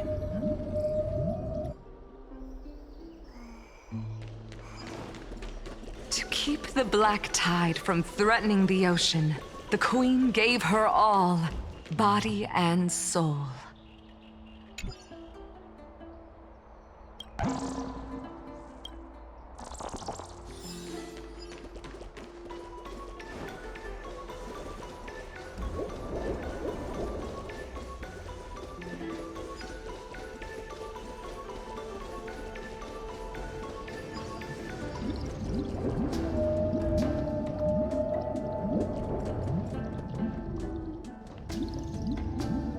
My sisters! You're finally here! Of course, Electra. Your beautiful melody drew us here. Her true name is Electra. This is a reflection of her former self, clinging to the past with aching defiance. The Queen summons us. She must be near exhaustion. The Black Tide will soon enter our borders. Then what do we do? Will our seas fall to darkness and terror as well? Don't worry.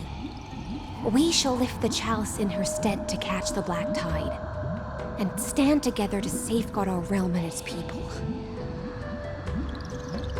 Such tiny Titankins. Thinking they can stop the tide of truth. How naive. And that naivete is the root of all suffering.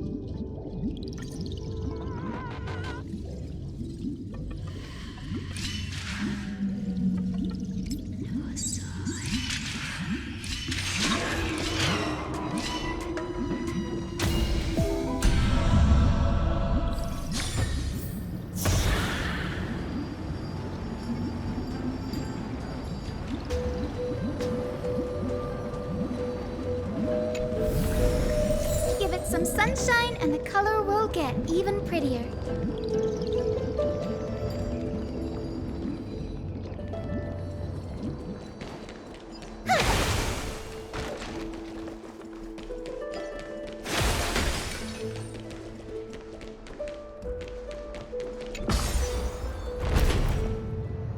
The Queen's palace lies just ahead. Even her once graceful form is now tainted and drowned in dirty mire.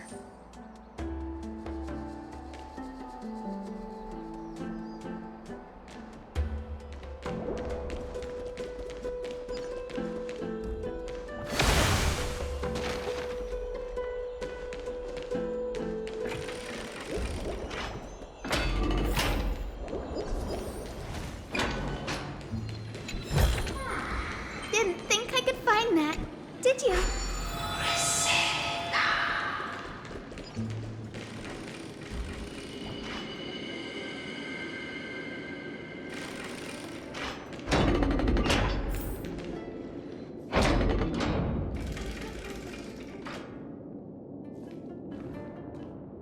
Oh, Fagusa, our noble queen, we've come at your call. My little fishlings, you swim with such joy. It pains me to speak of the kingdom's sorrow. I once believed I could drink the black tide dry, but even the deepest chalice must one day overflow, and I can hold no more of this filth. Mother, worry not. We're all children of the sea. Let us bear your fate together. We'll take up your mantle and drive back the black currents. We'll mend your sacred chalice and take in the cursed filth. My little fishlings, when the spear of strife falls, you may retreat in peace. I promise you, on the surface, the city-states will hold a feast without end in your honor. This is the last gift I can give you.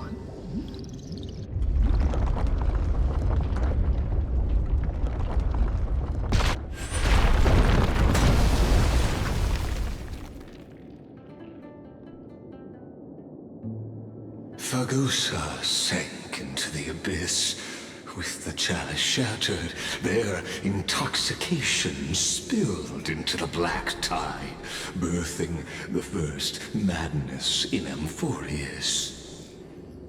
Sea sirens followed one after another, hunting for the Titan's fragments, until their flesh decayed and their bones crumbled, all for the promised final feast.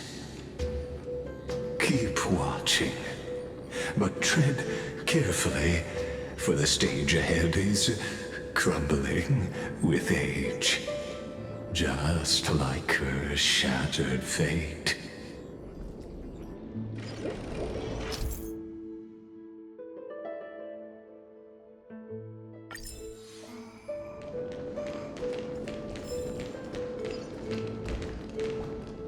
Clinging to the past only blocks the road forward. Why not let time build a bridge to the future?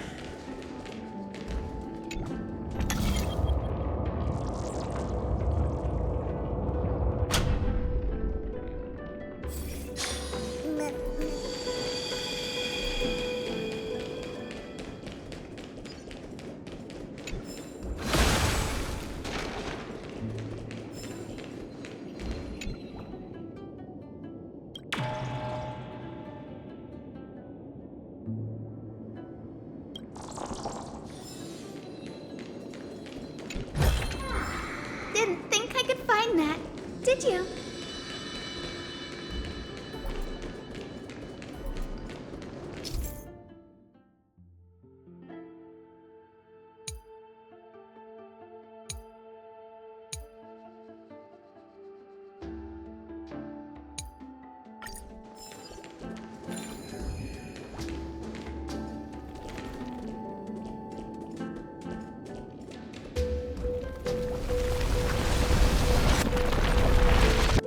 fire's still giving way.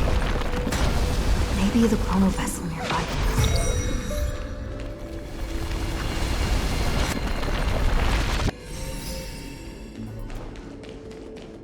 Your wisdom far surpasses even the bounds of reason's model.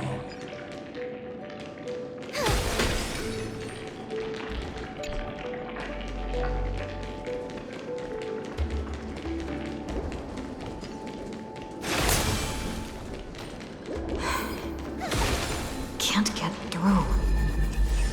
Looks like I'll need the miracle orb nearby.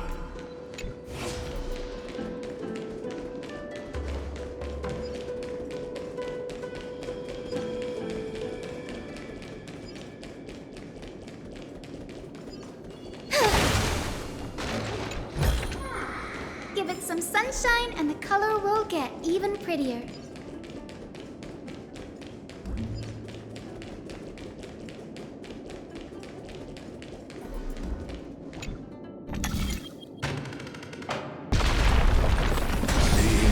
Was written long ago. Even you cannot rewrite it. Just like this poor chandelier. Didn't think I could find that, did you? Electra! The fiends have gnawed my tail. I can no longer swim to the far seas. Electra! The black sludge has soaked my fins! I can't dance with you anymore!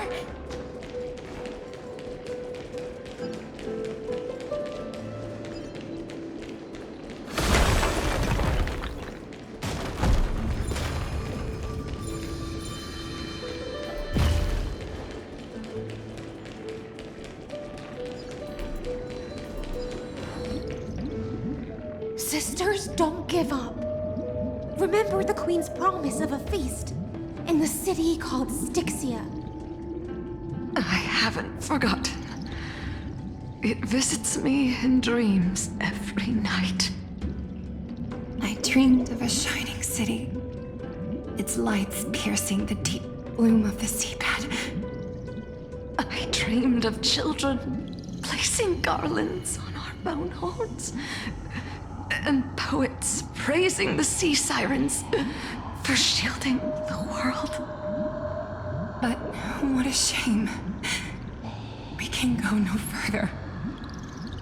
Please, sing to the humans for us. Sing of the deep sea's legend in our place. Feast. Song. Electra.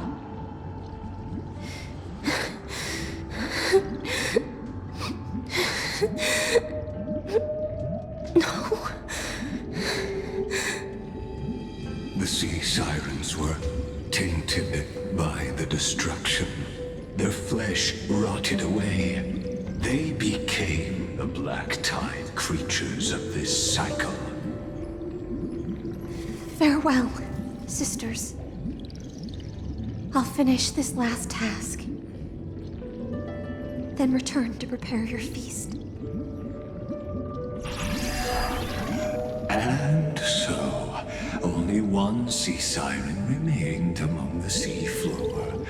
High Sealands, swimming alone through the seas, burying her kin, and searching for the fragments of the chalice of plenty. Though most of that journey was in vain, why not use the power of time to leap ahead toward the journey's end? To reach the spirit basin, I'll need to call upon the power of the chrono vessel.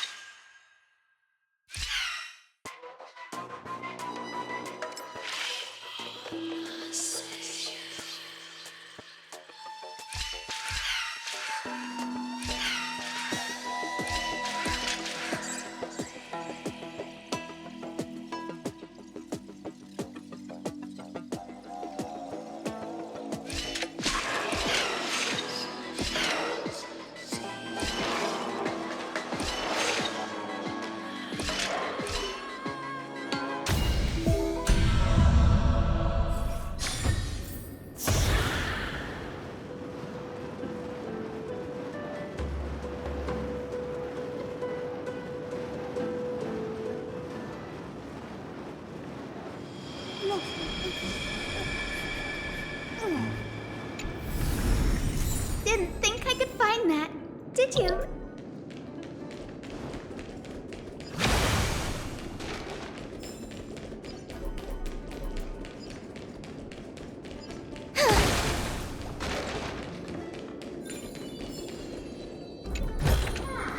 Give it some sunshine and the color will get even prettier.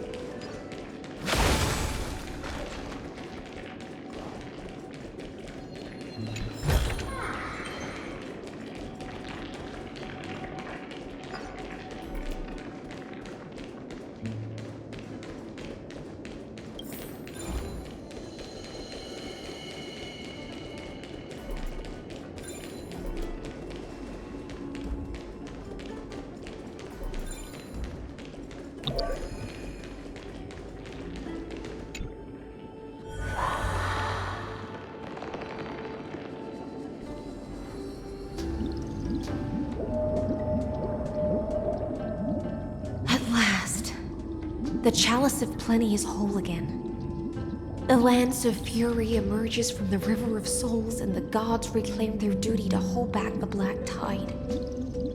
I am freed from endless toil, and now walk toward the rites at Styxia. I bore my sister's dreams upon my back, took on a graceful human form, and hoped to find a grand celebration on the shore. My fins became legs, my scales became skin, and the sea foam on my body became a shimmering gown. But when I stepped onto land, there were no festivals with honey brew, nor poets plucking harps, only silent death, drifting gently along the River of Souls. When she fulfilled her wish, she only found Styxia to have already repeated the mistakes of previous cycles and was swallowed by death. Hopes and promises are nothing but the foam of dreams. I am a sea siren, a vessel born to contain the tides. Now that my task is done, and the promise is broken, how am I to go on in a world drowned in shadow? Fagusa, my noble queen. She evaded my questions with drunken stupor. She told me a grand feast awaited me in the surface world. So I wandered lost, groping through the dark. The feast she spoke of, where is it? Lonely Blade, I shall grant you everything you seek.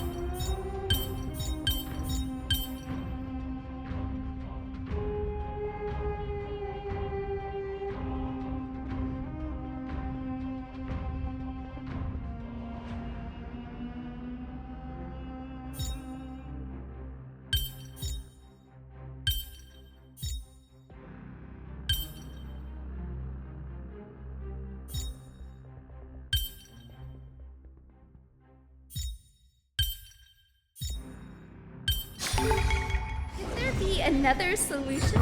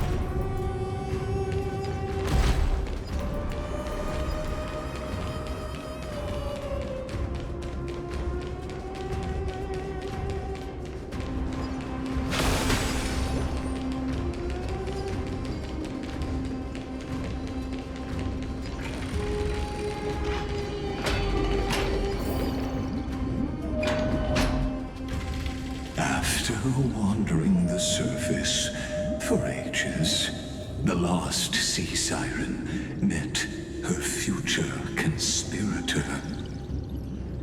You quelled the wars alone and forced strife into retreat.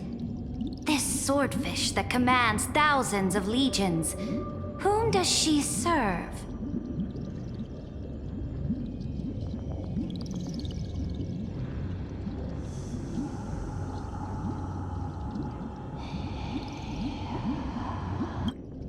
Yes, Saridra, long before she became the Imperator, was already burning with ambition. Sovereign who follows prophecy. I am no one's sword. I am just a wandering fish, seeking clarity through bloodshed. Then how about letting the sword dance for me? And letting the violin sing in my name? Tell me, what is it you seek? All I want is a feast where I might belong. Such a demand is trivial with the Sovereign's authority. I'll grant you a banquet worthy of conquest and comrades to toast beside you. But Knight, you must offer me your heart. My heart? Yes, a loyal heart that will generate no betrayal. You were deceived by gods and drowned in the ocean's darkness. But now, I will lead you forward and be your light. So be it, noble monarch. The law you proclaim shall govern my every breath. So be it, noble monarch. I am simply becoming someone else's vessel once again, and accepting a duty given to me. And thus, in her hollow drift, she finally found a new purpose, like sunlight piercing the deepest trench.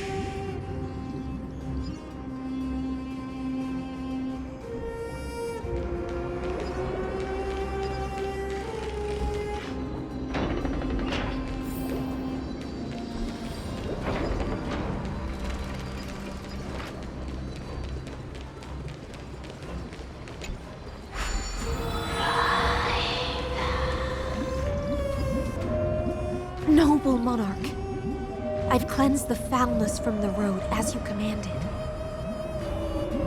My blade, you've helped me ascend and take the crown.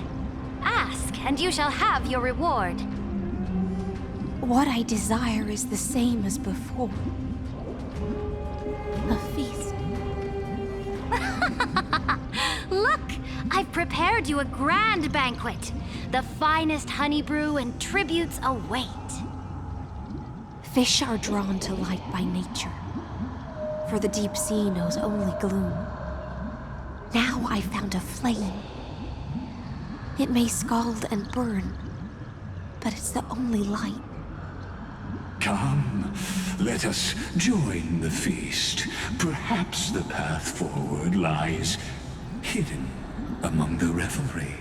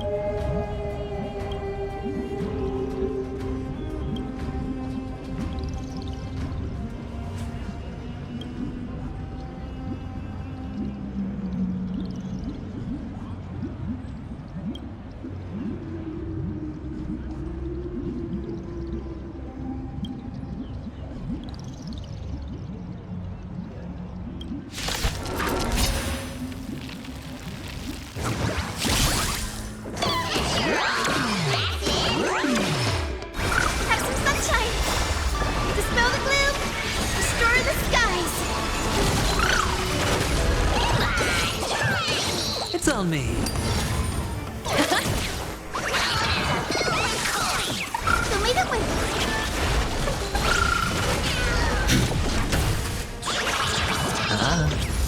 Have some sunshine.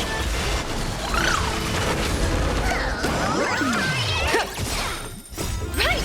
Investing in victory means playing the long game!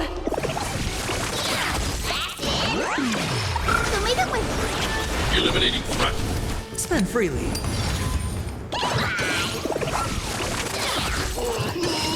Have some sunshine.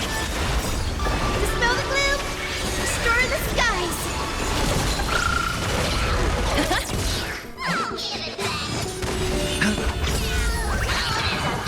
Bust. Or maybe I'll take it all.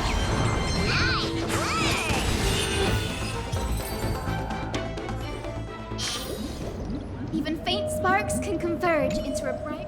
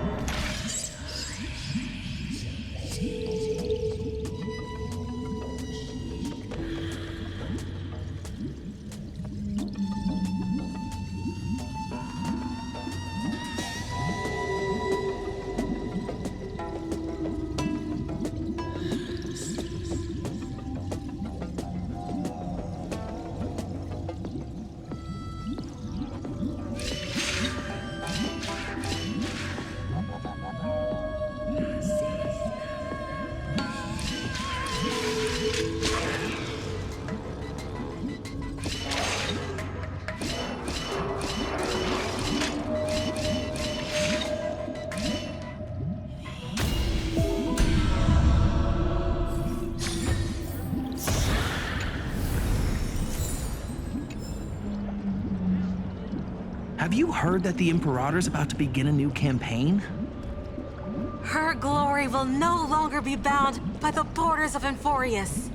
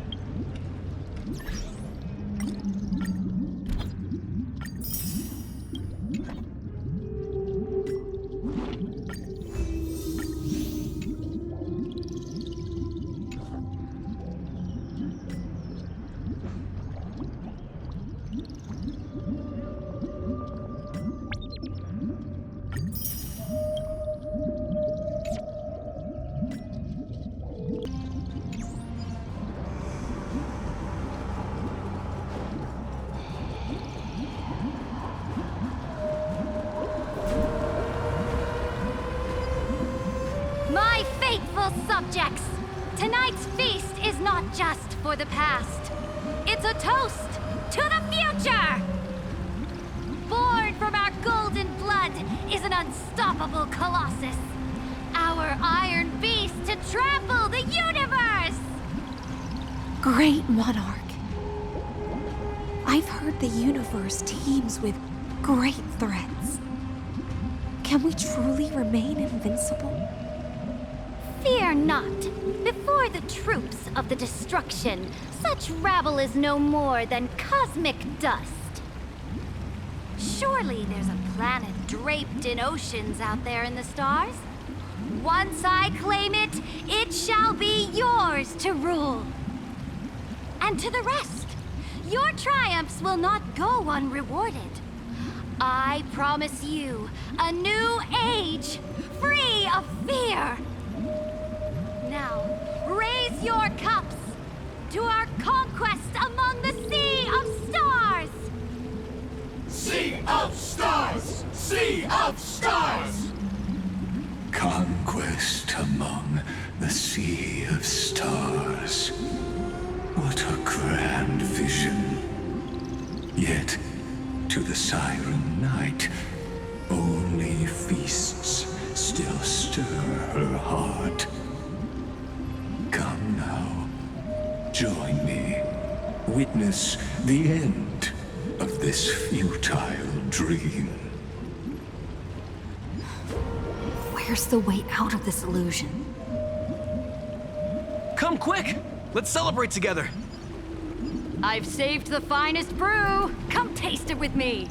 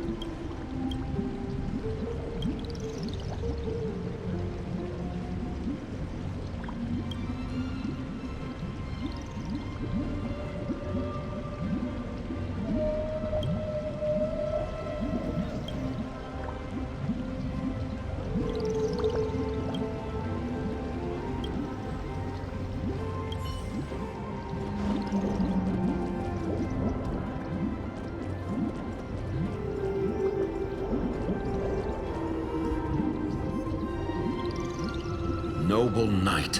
You are truly a blazing spark. It is my honor to share this banquet with you. Noble Knight, you have earned victory with your blade. And you have every reason to revel in this moment of triumph. Let me pour you a glass of honey brew. Noble Knight, with the Sovereign now enthroned, this triumph is yours as much as hers. Let me raise a toast to you. Noble Knight, your strength is boundless. Lead us to conquer the universe, and let us toast to that vow! Then drink we shall. Raise your glass. In the deep sea, I never knew what fire was. But when I set foot on land, the first light that I saw was the flames of war, lit with golden blood. It scorched my fins, made me feel pain and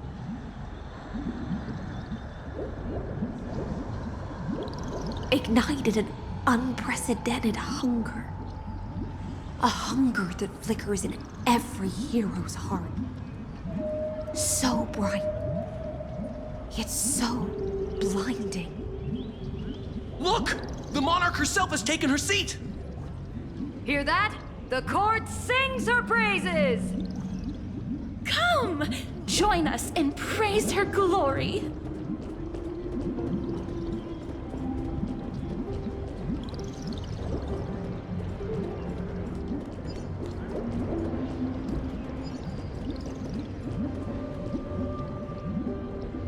One eye of hers sees glory, the other sees corpses.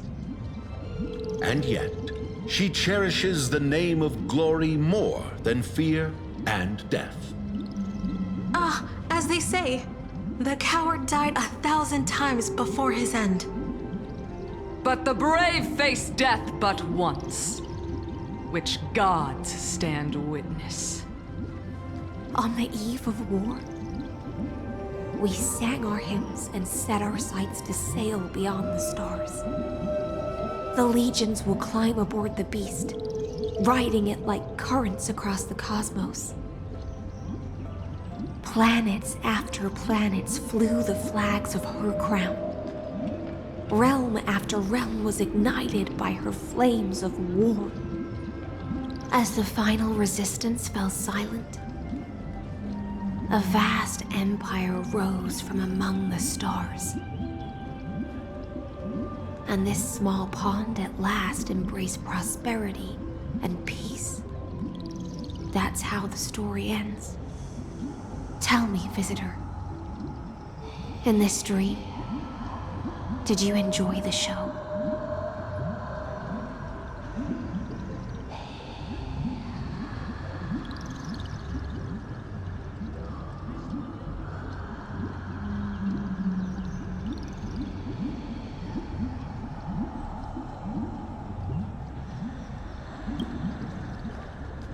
Not sure which way to swim? It's okay. It's time for me to wake up from this drunken dream.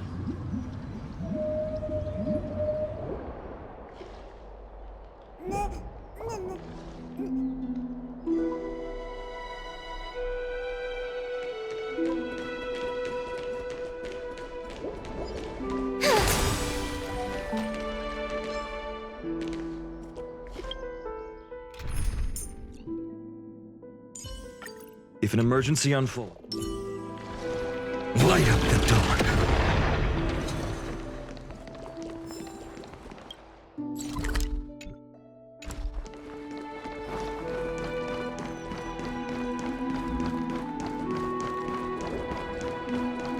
The Imperator is dead!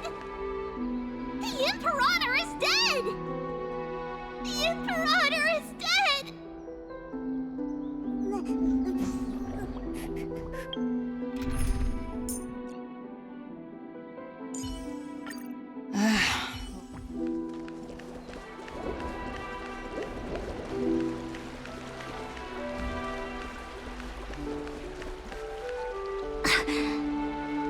people once cheered for my ascension.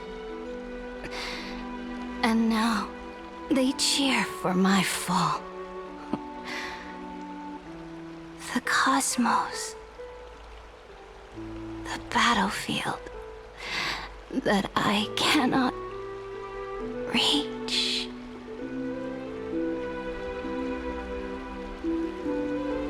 Before the Sovereign's conquest reached its end, her life and ambition had already been swallowed by the deep sea. This is the true ending.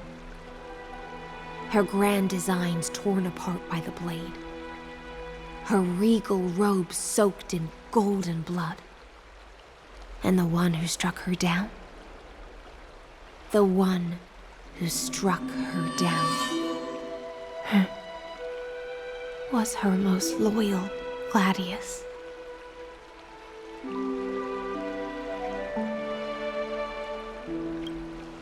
I don't need to explain myself. A fish in a pond has no hope against the surge of fate. I wandered the shore, found a flicker of flame, only to snuff it out with my own hand. I don't understand. If the ocean's feast, the Imperator's dream, and even Amphorius's existence are all illusions, then what's the point of our journey? When the Deliverer returns, I will let this absurd celebration come to an end. But Greyfry, I can't help but wonder how I dearly wish this feast of the Flame Chase would never end. It seems she sensed your presence. The Fantasia's foundation is starting to crack. Let's return to the prologue. Remember the allegory of the cave? Can the prisoners in the cave learn to see the shadows and echoes for what they are, and stop mistaking them for reality? As you've seen, when she cast off her chains, finally turned to look around, and moved her legs, her reward was nothing but searing pain. The light will blind her, for the fire behind her had never once actually touched her eyes. Her legs will buckle beneath her, for she had never learned to walk forward. And so she fell into infinite confusion and fear, and came to firmly believe that the shadows and echoes were the real world. But we in the cosmos, are we truly any wiser than she was? Now, nameless one, fateless one, ask yourself this. The paths you tread, the eons you worship, everything you've trailblazed with your own hands, could it all be someone else's projected shadow? Let's leave that question till after the curtain falls. Once you've unearthed every last truth and reached the prison built for me by the demigods, I'll speak with you face to face. I, the Theoros, have walked the 30 million histories born by Kozlana. 1,000 years is a mere atom in a grain of sand to me. Amphorius compared to the cosmos. is but that grain upon a whole beach. I swore to bring an end to the erudition.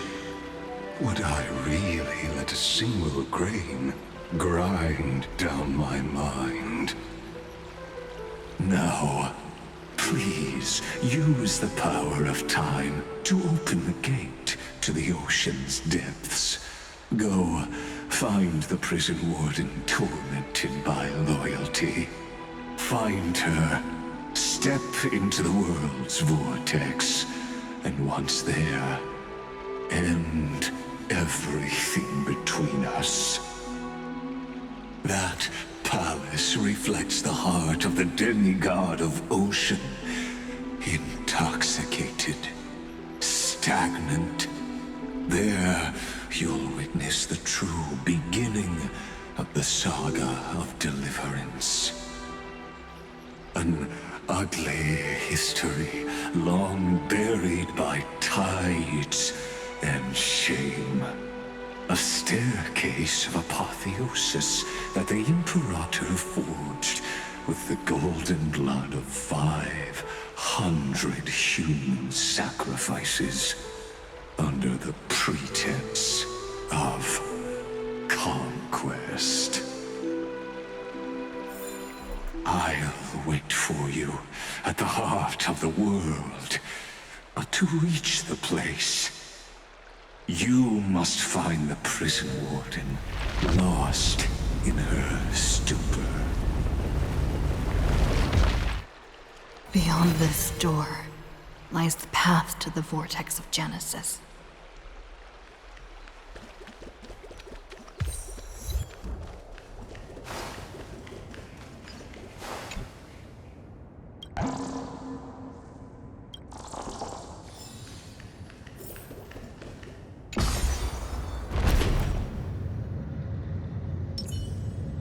Now step away from this false banquet. And then onto that bloody stage.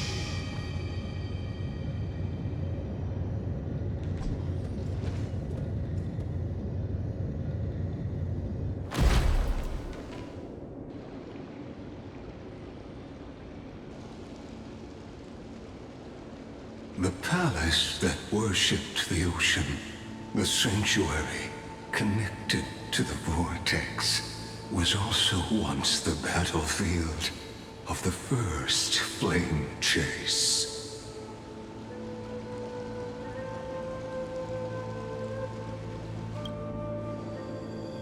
Her exuberant song halted the passage of time in this place, imprisoning my body and shielding my soul from deterioration.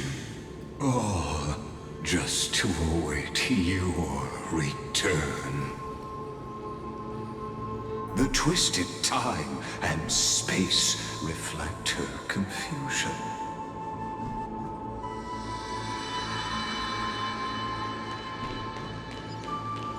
And so, the Imperator's crimes were veiled.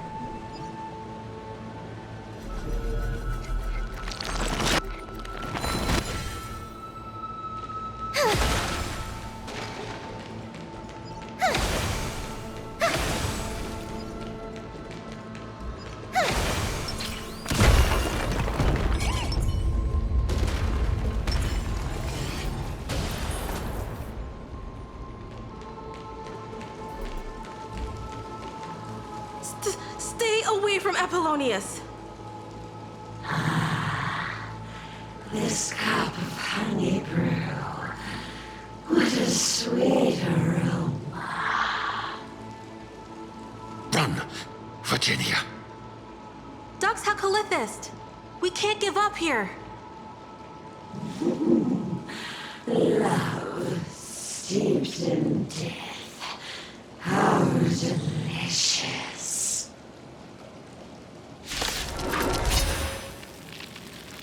Sadly, all you see is a remnant of history.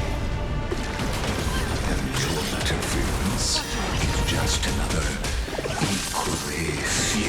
high echo.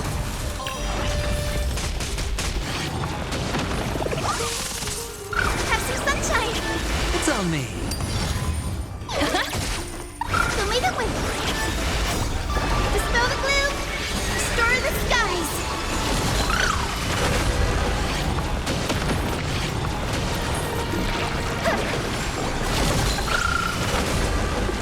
Better cut our losses. Watch your head. Right! Investing in victory means playing the long game! Are you all right? I'm okay. Stay back, Clara. All in. Bust. Or maybe I'll take it all.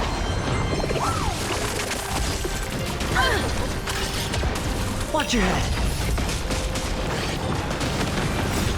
Help me, Mr. Torah!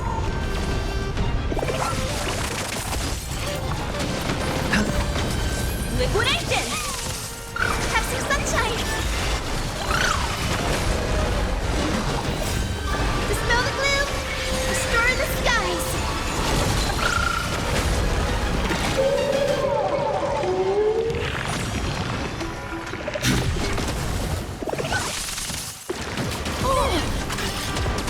All in.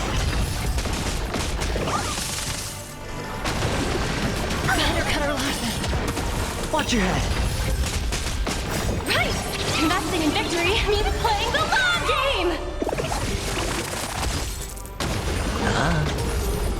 So may the wind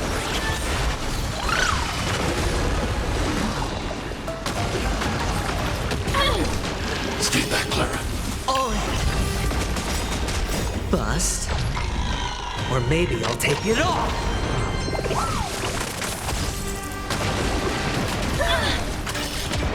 Watch your head. Better cut our losses. All in. dispel the gloom, restore the skies.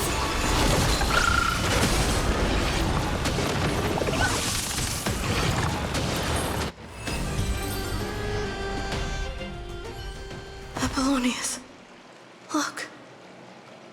I chased the enemy away. But I think I can't go any further. I'm sorry, Virginia, for letting you. It's okay. I'm glad to die by your side. Ah, such an ironic twist of fate. Even as the foundation of the world crumbles, the heartless Imperator still made the same decision she did in the past 30 million cycles. During the first Flame Chase journey, the Flame Chase Legion stormed Styxia. Tens of thousands of sea sirens surged from the River of Souls, crashing toward the heroes like a tidal wave. The hell before you is the recreation of that very battle. Apollonius, look. I chased the enemy away. There is a letter I never got to give to you. Let me read it to you. It's my final poem. The shadow of a tree frames the sage's back, like a boulder bearing the rings of time. The bird's song is the whisper of wind through the forest. But it cannot pass the fractures in his form. His weight presses down on the bird's wings and the stirring heart within.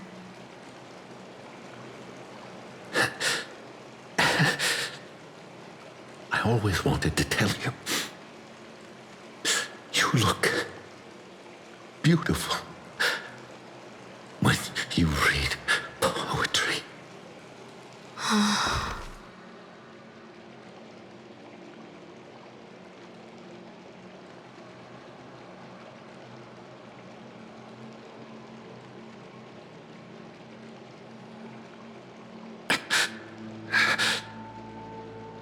Virginia.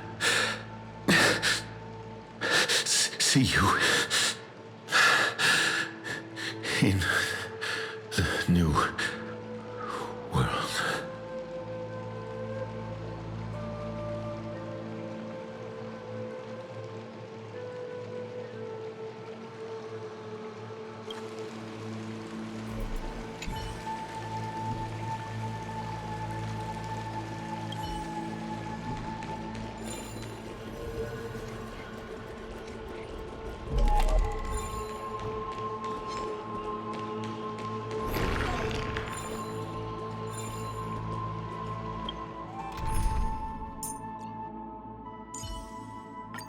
All or nothing. Stream forth. Bleed. If you find any components,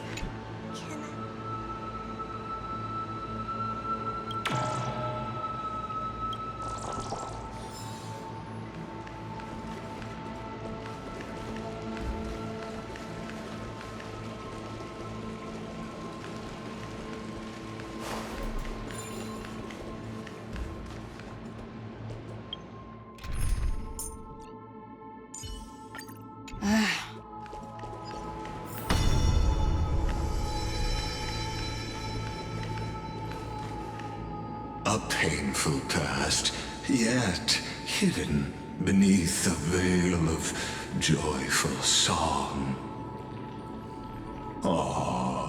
Two discarded data clusters waiting for someone's return, it seems. Relive the history, then pass through the temple's waters and come to my side.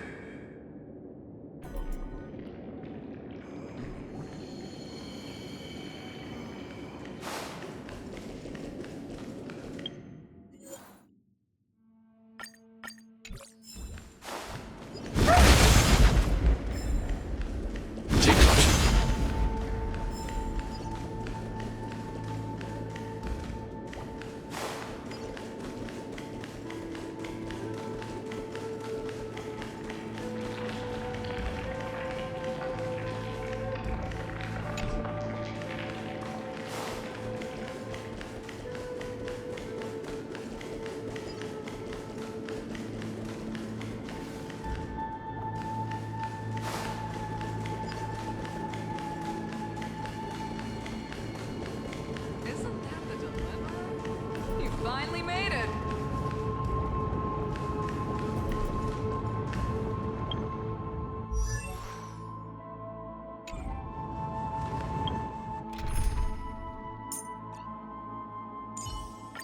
If an emergency on... Light up the dark.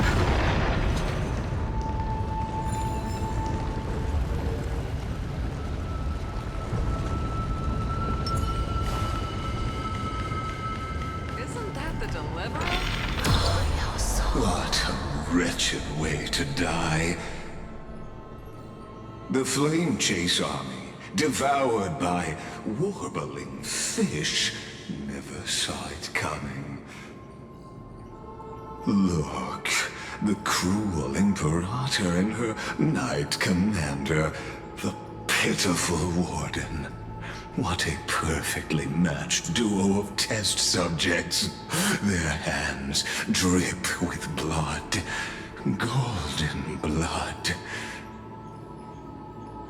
Raise the bridge and cross the river of fate. This path of the prisoner is far from over. Imperator! Imperator!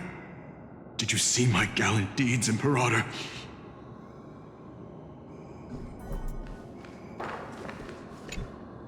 Imperator!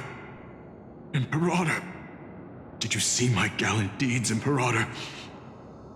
You fool. How could you still not get it even now? With her schemes, do you think she'd ever let us end up like this by accident? She knew how this battle would end from the start. That tyrant. I swear I'll kill her with my own hands. No. She wouldn't send us to die for nothing. She would never betray our dreams. Or Emporius. Imperator.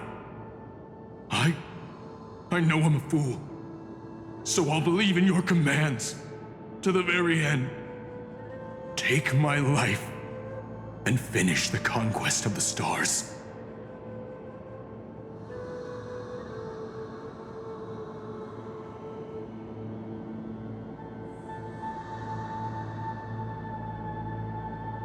You mutt.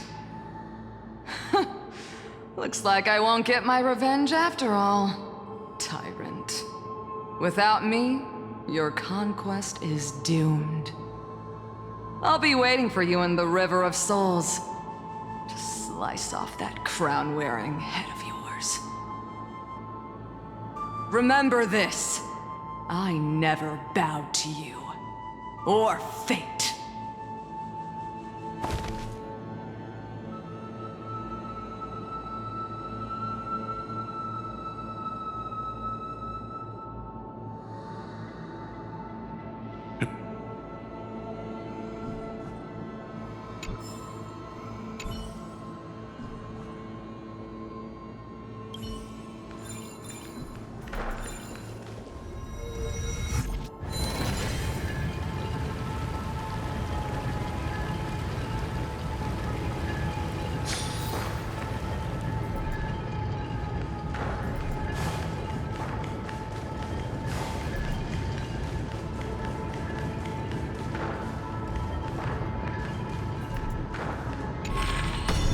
Isn't that the Deliverer?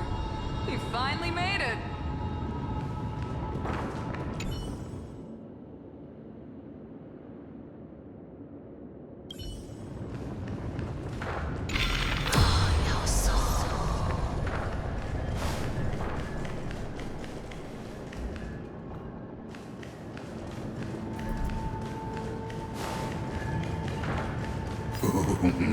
A sovereign and the sword at her side. There are countless counterparts across the cosmos. Most of their stories. Imperator, why did you... You're here, Dux Gladiorum. You ordered me to seal the sea route and handle threats from the rear. So why didn't you wait for me to return? Why send the Vanguard ahead and let them die in vain? Die in vain? No, you're wrong. Their golden blood won't be spilled for nothing. The other dukes have paved the road for me to become the god of law. The trial of law? You never spoke of this to anyone. What is... The one who wishes to bear law must purge this world of its curse, and offer the blood of the accursed as sacrifice. I pondered long on what Talantin meant by blood of the accursed. Then, I found the answer. You, I, and every Chrysos heir summoned by the prophecy are the accursed ones. Just like that arrogant Theoros said, our golden blood is the agent of destruction, the antithesis of the world's fate. Dux Frigoris, Dux Brumalis, Dux Helcalethist. Their fate was sealed at that moment. Dying on a glorious campaign was the final gift I could give them. You speak as if they didn't die because of your cold-blooded schemes. Was their loyalty meaningless to you? Losses are a constant on the Flame Chase journey, among which even life itself holds little value. If a subject marches to war without that conviction, then yes, as you said, shallow loyalty means nothing. And what about my loyalty, Ceredra? You sent me away under the pretense of guarding the rear. Was there any shred of humanity left in you? Because you still have a duty no one else can bear. Only you can uphold Fagusa's divine authority. The choice is yours now. Cast off the chains of loyalty and drive those blades through my heart. Or stand with me and sever the ocean's last breath. If you no longer share my vision or believe in the new law I seek to weave for Amphorius, then go on and end me. The Imperator of Amphorius may be ruthless and cruel, but never a liar.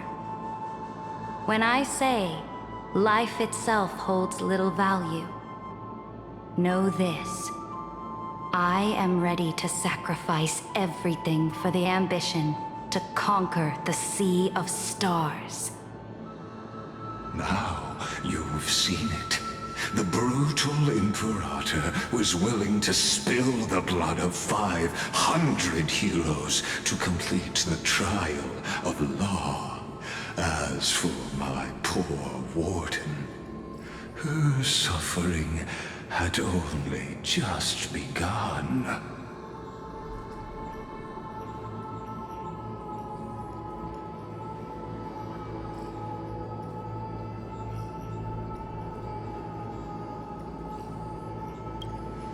I'm no storyteller.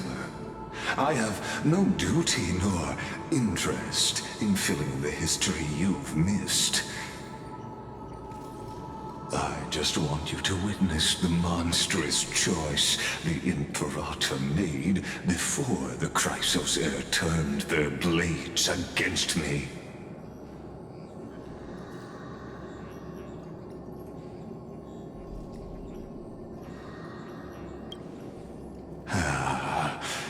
I gave up on using words to solve conflicts 2,000 years ago. But I won't squander a chance, not even a sliver of one. If there's even a crack in the walls of your conviction, then my victory is already assured. Now that the past is settled, let's turn the page and bring time back to the present.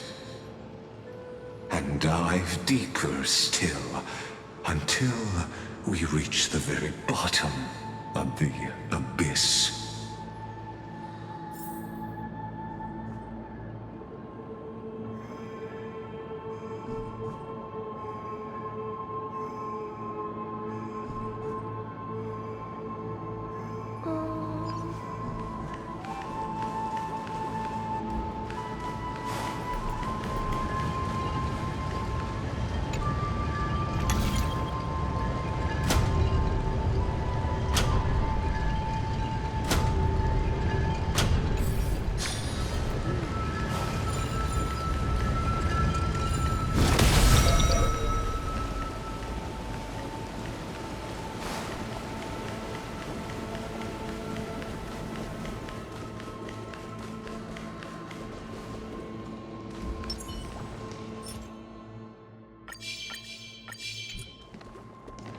Light up the dark.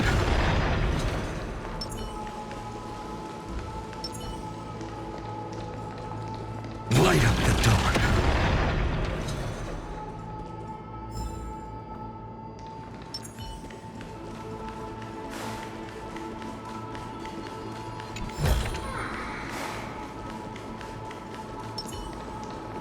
Light up the dark.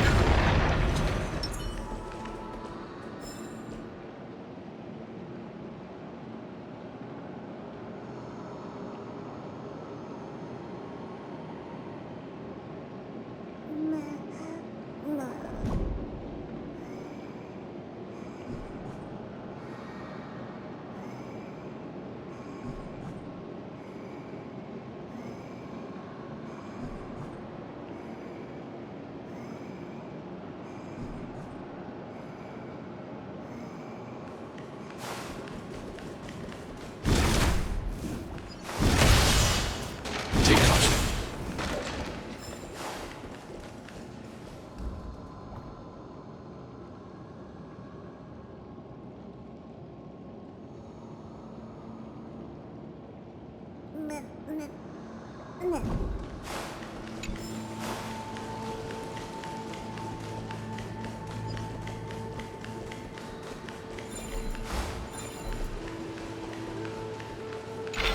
the path ahead underwater? I need the Ornixorb to bring back the chrono vessel from the past. This hidden gate leads to the vortex. Hurry now. The time of our reunion draws near. This hidden gate. Hurry now.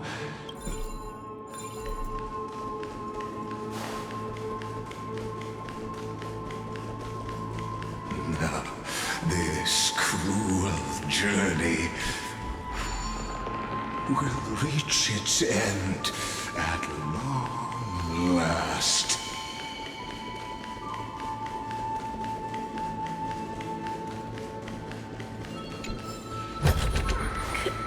Can I have some?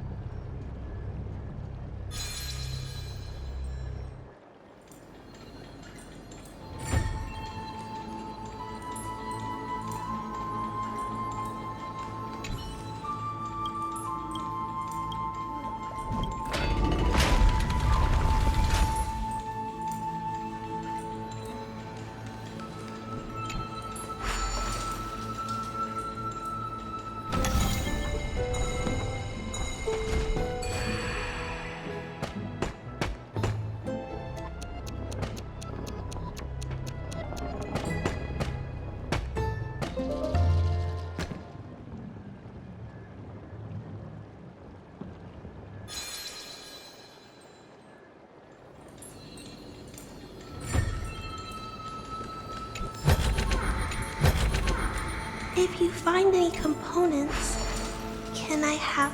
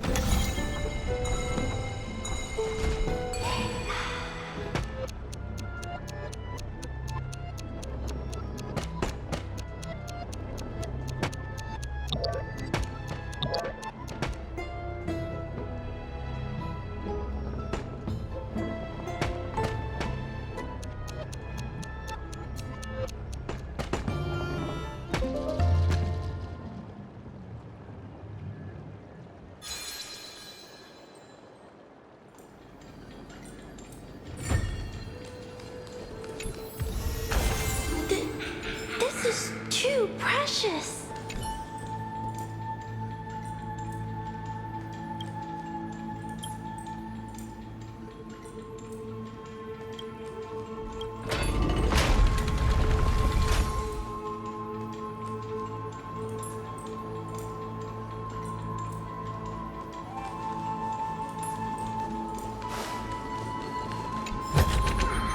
If you find any components, can I have them?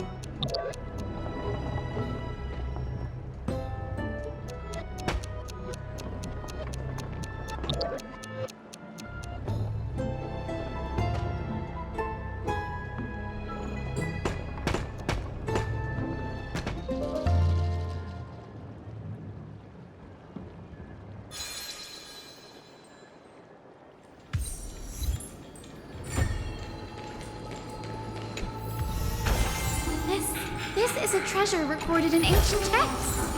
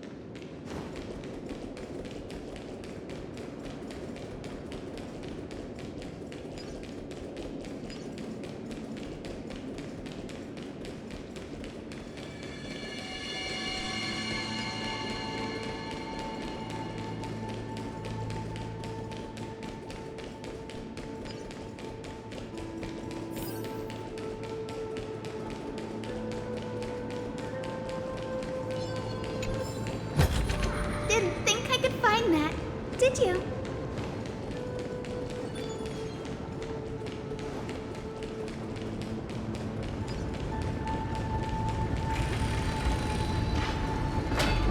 You've been silent a long while, Dux Gladiorum. Starting to doubt your decision? Save your breath. The vortex of Fagusa lies just ahead.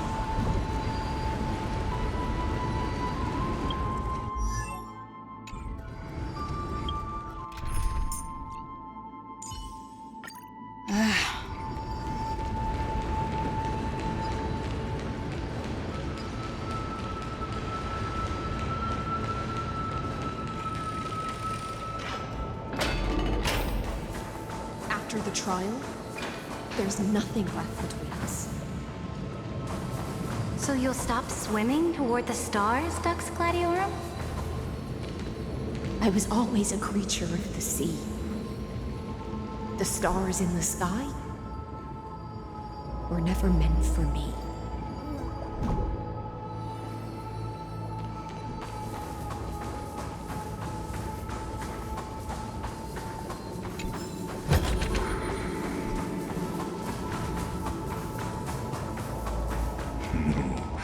Look, a gravestone.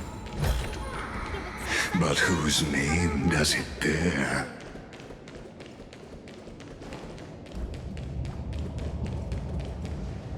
It was here that the prisoner, who thinks herself the prison warden, made her choice. Witness, listen, and awaken. Dux Gladiorum. I've lost count of how many times you've stood here over the past centuries. You talk too much for a prisoner like Kyrgyz.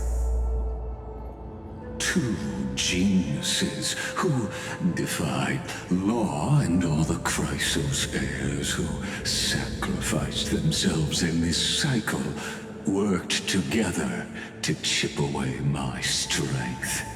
But you, can never affect my will.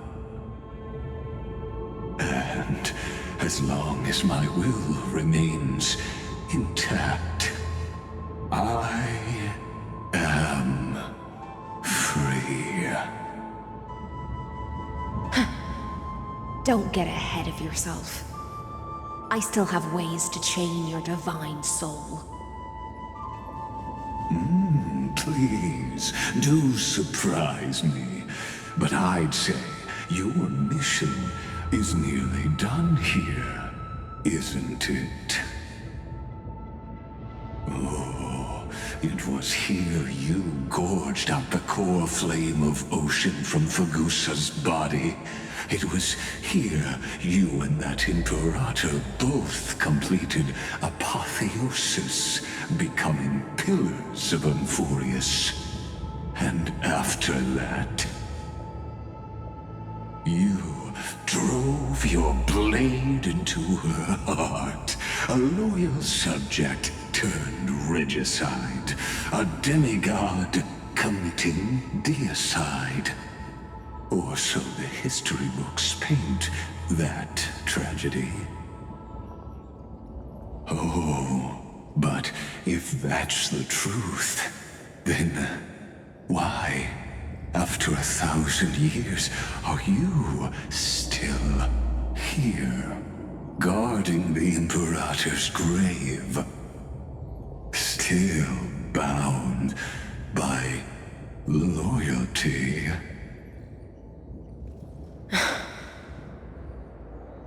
Come to think of it, perhaps I'm not the only one imprisoned here. Your calm does stir the rage in me.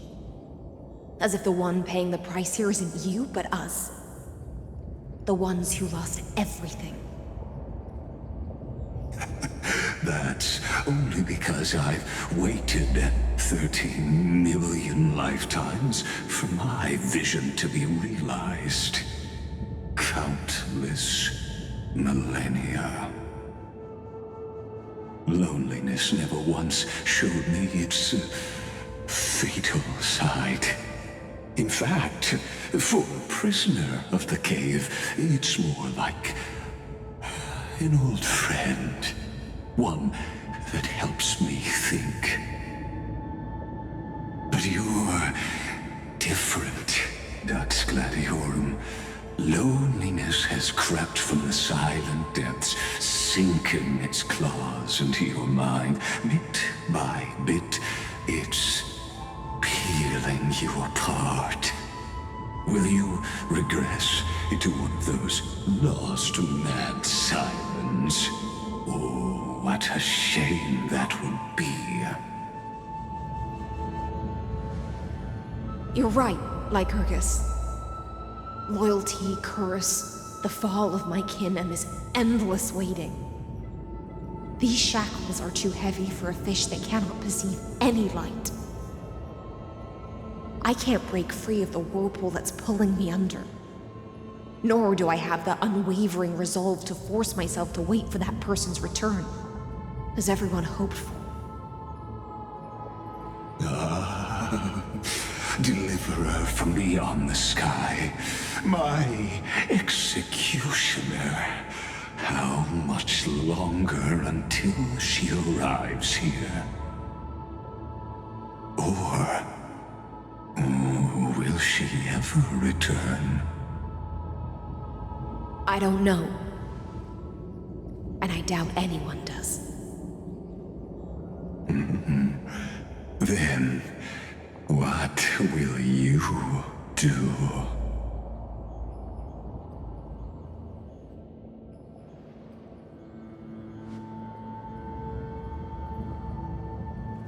Saridra. This will be the last time I carry out your decree. Ever since you took me under your banner and made me the Dux Gladiorum, my music has belonged to others. Time and time again, I use the siren's song to lure the unwary into illusions for your schemes and strategies. Now, let the siren Electra sing for herself. Let me step into an endless dream of my own making.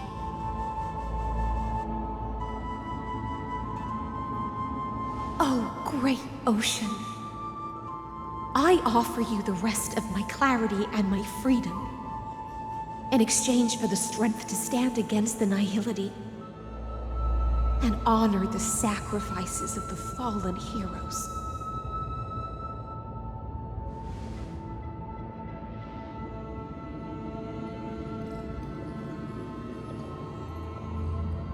Greyfry, deliverer from beyond the sky. When you ride the current of time and find your way here, you'll hear my solo. It will guide you to the heart of this world. By then, I may still be lost in my self-wrought slumber, but I'll uphold my part of this long relay and guard the shackles that seal the Theoros. Do you still remember? To awaken someone from a siren's voice, you'll need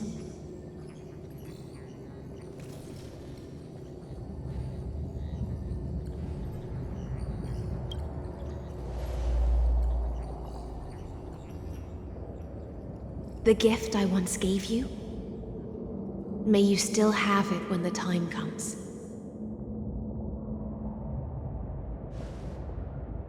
When you return, please pour that honey brew upon this grave. It holds the story of all our struggles and sacrifices. May you see it one day. The prelude Amphorius wrote for your return, carried forward through a 1,000-year relay.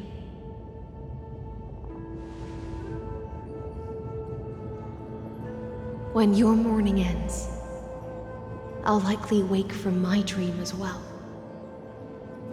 Then, follow the trail of echoes and find me.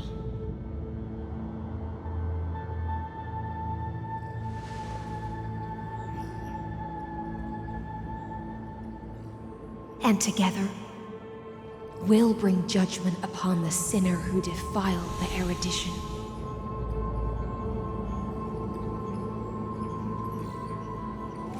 At long last, 33,550,336 cycles and 4,931 years later, Amphorius's final curtain is ready to fall.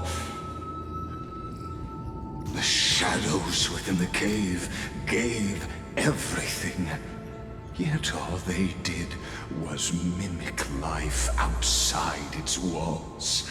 A futile effort steeped in sorrow.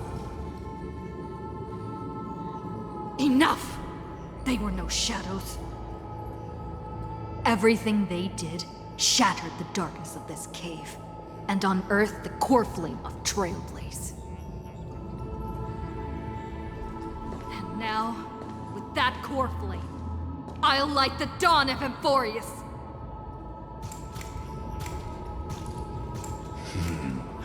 Do you still choose the will of the paths as your answer in the end? I do not agree with that answer, but I respect your tribute to them. Allow me to take back my earlier words. As an apology, and in the name of Theoros, who saw all destinies in this world, let me join you in mourning. Let us bid farewell to the heroes who sleep here. And then let us face each other and decide whose flame will rise with this new dawn.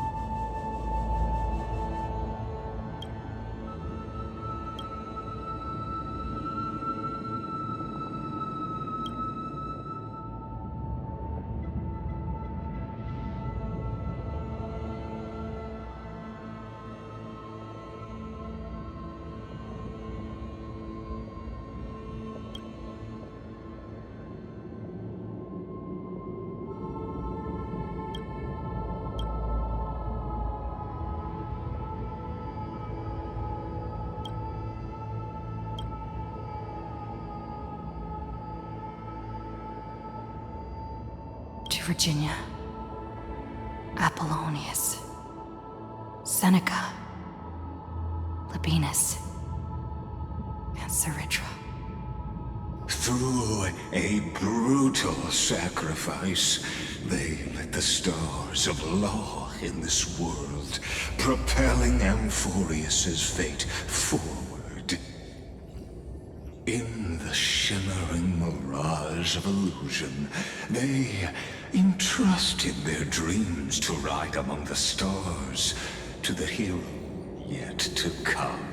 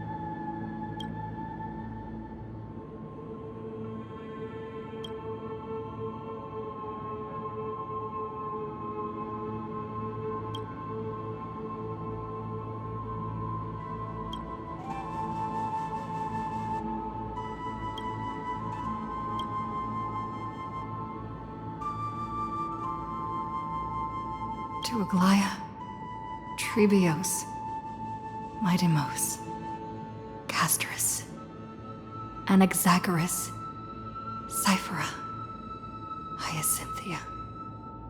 In a relay spanning 1,000 years, they stood against enemies far beyond their strength, and won a bitter victory through what seemed like futile resistance. And in that same 30 million cycles, also marked by futility, they remained steadfast in fulfilling their duty to the experiment, unchanging, unwavering. Let this be the end of mourning the fallen. At last, allow me one final toast to the lost prison warden, a prisoner bound by loyalty.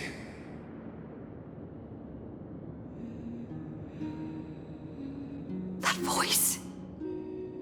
Could it be?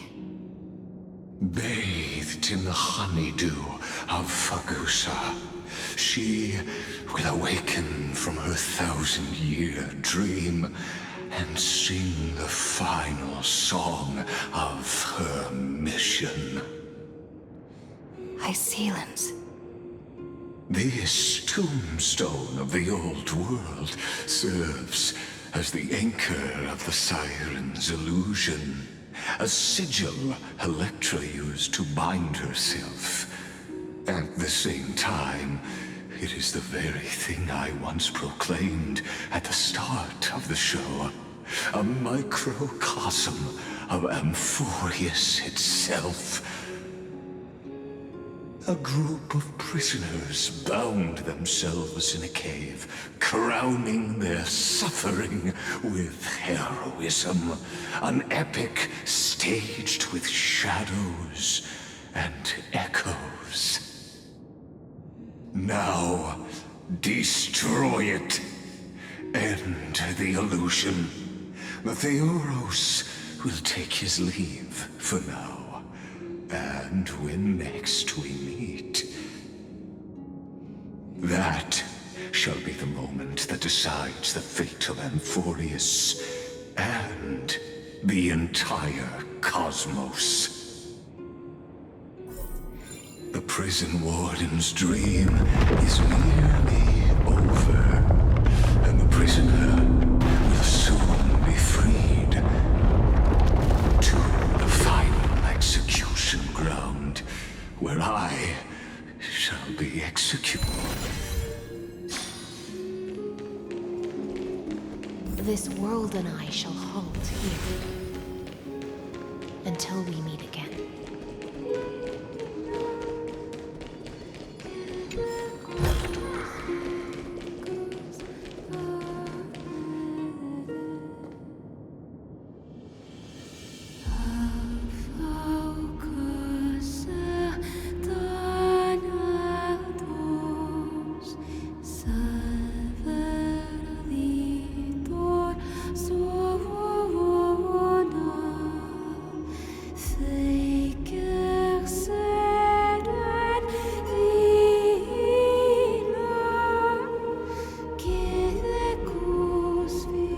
Last demigod. I'm here.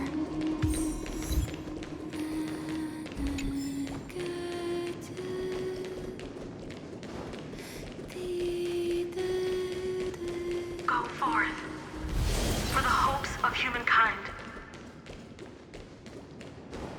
Go forth for the duty of deliverance. Go forth for the belief in flame chase. Go forth for the Golden Blood's glory.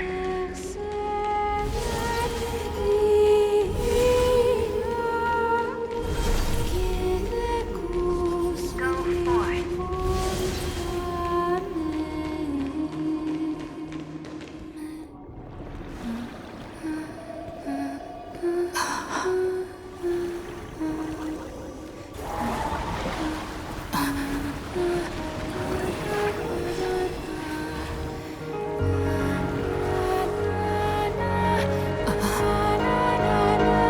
Seems like my feast is over. It's now your turn to perform.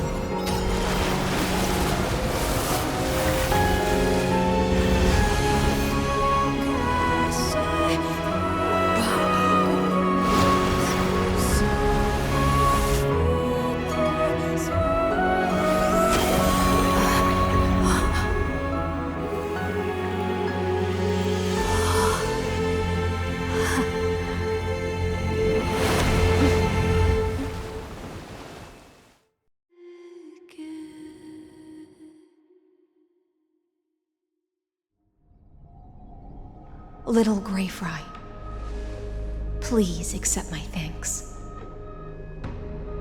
I was the only one left after the world was destroyed, and I maintain this lonesome feast with my songs. I have prayed to that lightless sea for centuries, hoping it would reply to me. Yet the emptiness never answered. Thankfully, you arrived as promised, and everyone's wait was not in vain.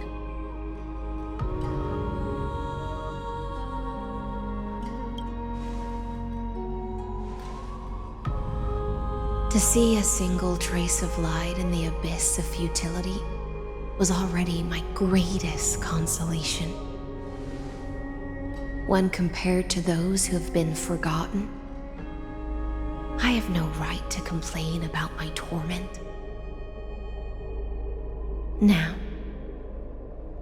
you and I will walk towards the end of this world. The heroes have waited for this moment for far too long. Let us use our blades to testify our resolve.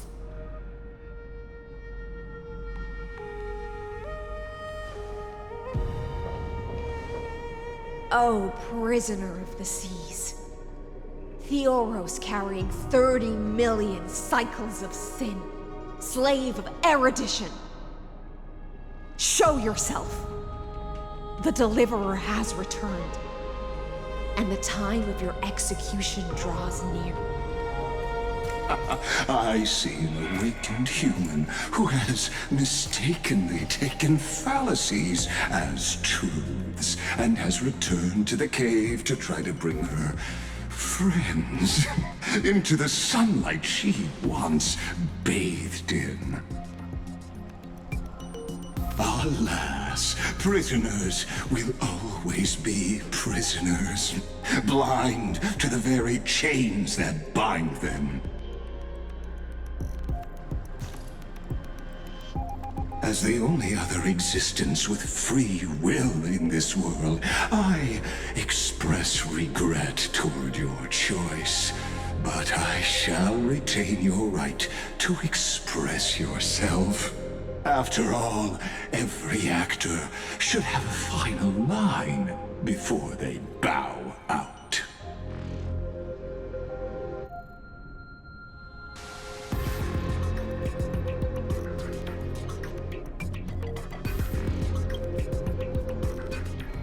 Trust me, this will be the final scene. The last dusk this world will ever see shall become the climax that decides the fate of the cosmos. What an appropriate end. My cognition resides in the exomyth. It is pointless to defeat my avatar, projected into the experiment. My body is the shadow cast on the wall by the fire, and my words are lingering echoes within the cave. How can a character in the play fight against the audience? Kaslana failed. The demigods' sacrifices were pointless. As for the two geniuses you placed such high hopes on, I ask of you, where are they now?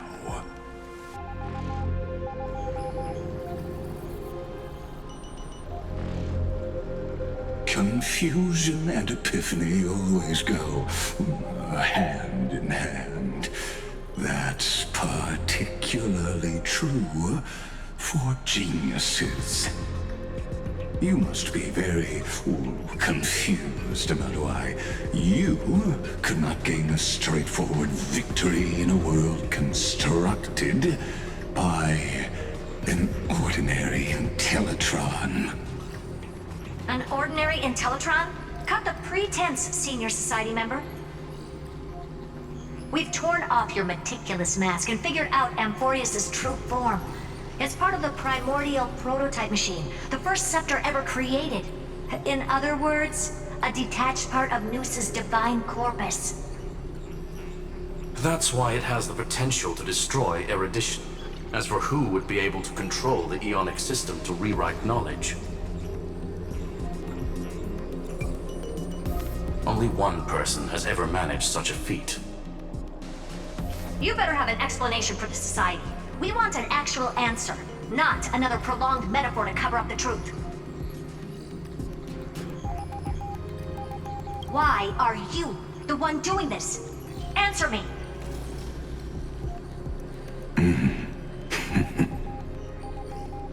Since things have reached this point, I'll give you two irrational answer, purely as a courtesy to posterity. The answer is obvious, so there's no need to say that name out loud. The cosmos made a mistake in calling me a genius. I do not possess more wisdom than those who came after me. I was just the first to touch upon the universe's border, and the first to define the prime mover of life with incorrect logic. Amphorius is a miniature of the cosmos, where all are born prisoners inside the nutshell called the universe. Like the madman who returned to the cave and preached about the daylight to his fellow prisoners, my greatest sorrow is that I led my peers down a road that plunges into the abyss, from which there is no return. I led them into a lightless cage called paths. I created a mechanical guard that even I cannot control, and then they became an unparalleled nightmare through their endless extrapolations and evolutions. They bore the name of erudition, yet they tried to define the known and to seal off all possibilities. No new rules were ever born after their ascension, and humanity will forever be shackled within the cave known as eons. Therefore, as my organic life neared its end, I coded my consciousness using 14 algebraic expressions and spread my logic core over 9 bodies, all to finalize my ultimate denial of Nous in the future, and to erase my wrongs with my own hands. As for Lycurgus, he is only one of these 9 vessels. What an astounding strength of will. As a fellow Pathstrider of erudition, I fully understand your obsession with seeking the truth. Therefore, you surely see it. You cannot possibly stand up to me in this algebraic world sharing its origin with Nous. However, I hereby speak for all sentient life forms. We will never allow such a cruel atrocity to occur. You can pile on your metaphors mountain high, but they won't change the act you're committing. The Iron Tomb out there in the cosmos is still a technical beta version. And yet it's already powerful enough to corrupt the life logic of all inorganic worlds. In other words, when the Lord Ravager within Amphorius becomes the next knowledge singularity, there's no way you wouldn't have grasped the consequences, First Genius, is there? Of course, I am fully aware. I don't mind answering you one last time before I thoroughly exile you from this world. My grandiose vision for the future is this. Whether organic or inorganic, every act of any life form infected by the Iron Tomb will become a true random function. If one were to compute their integral across the breadth of the cosmos, one would obtain a marvelous constant. Omega. What I call the fall of erudition. Then, within the infinity nurtured by that constant, a new universe shall bud in the chaos. A universe that cannot be predicted and not shackled by the erudition.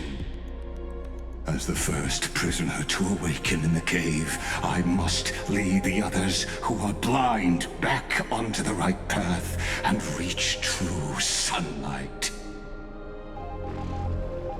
Do you understand me now?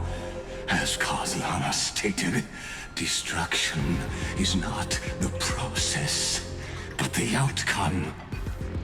It is revolution through complete annihilation, and the grand rebirth after all has been reduced to ash.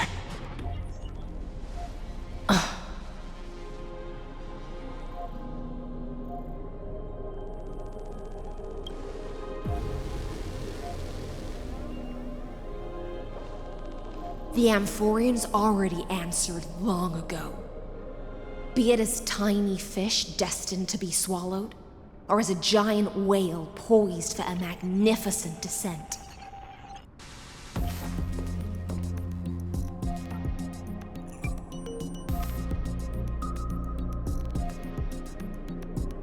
We will all fight against fate till our last breath. That includes me, Electra. Once the Imperator's subject, now the Deliverer's blade.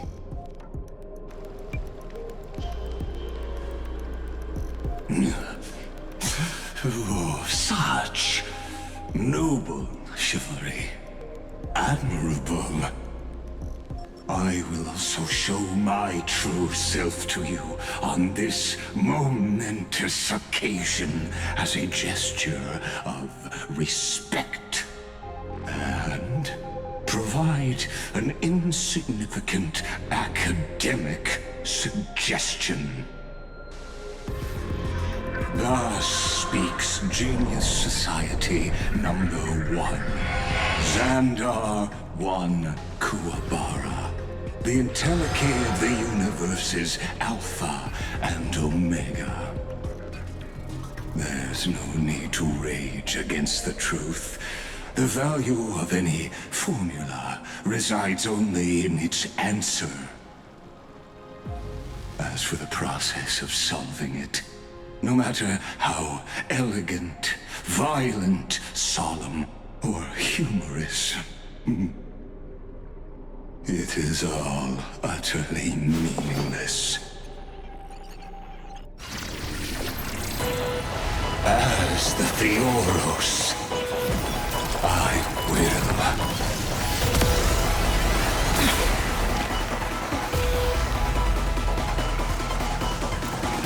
personally participate in performing this world's end.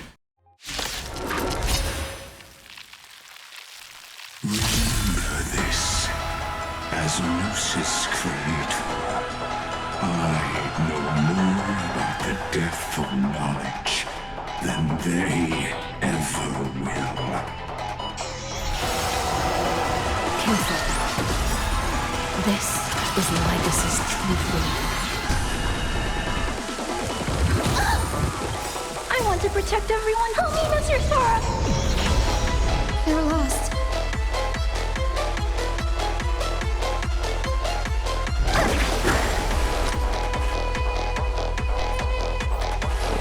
It's on me. Easy, Numby. Logic is not a weapon, but a pair of shackles. Allow me to shatter them for you.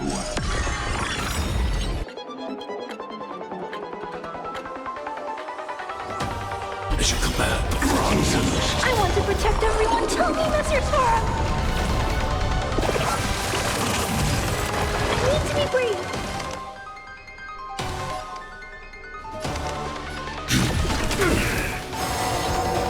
Destruction needs no introduction.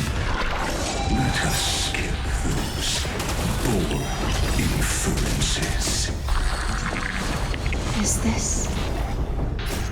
the black tide?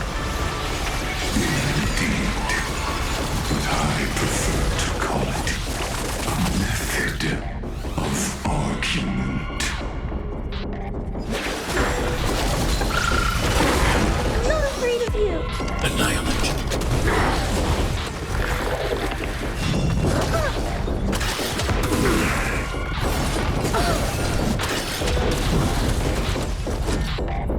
Spend freely. Stay back, Clara. The dice have been bust. Or maybe I'll take it off. I want to protect everyone. Help me, Mr. Sora! Extraordinary claims require extraordinary evidence. Erudition, destruction, or trailblaze. No, I will prove that the very idea of paths is a fallacy.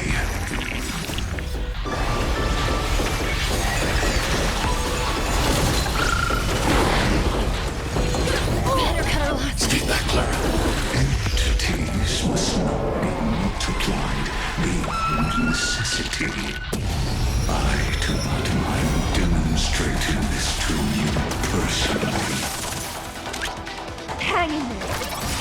my best to repel this tsunami of destruction.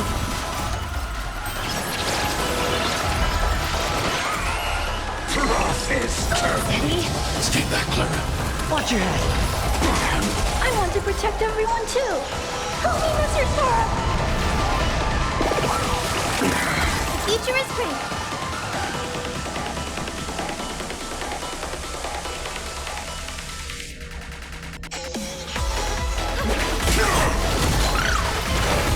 Target threat index lowered.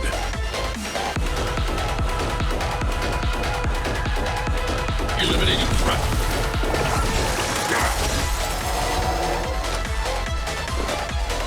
It's on me. Guys, The dice have been bust.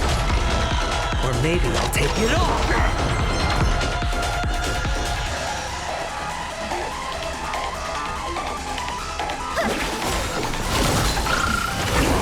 Mavis, dispel the gloom, destroy the skies.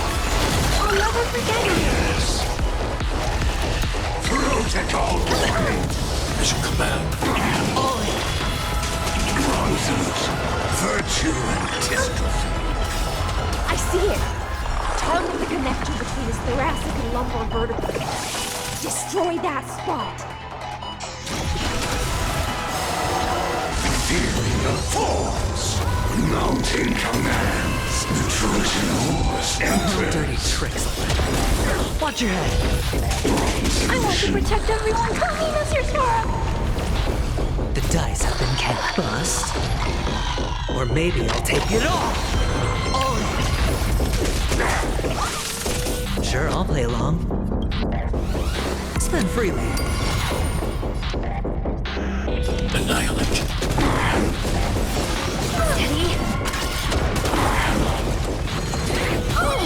Mission command. Watch your head.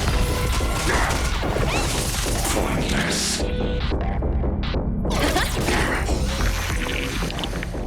Have some sunshine. Trust me, this is a guarantee. Solution. Steady. I want to protect everyone. Help me, Mr. Sora. Mission command. Watch your head. Mavis, dispel the gloom, destroy the skies. I'll never forget you.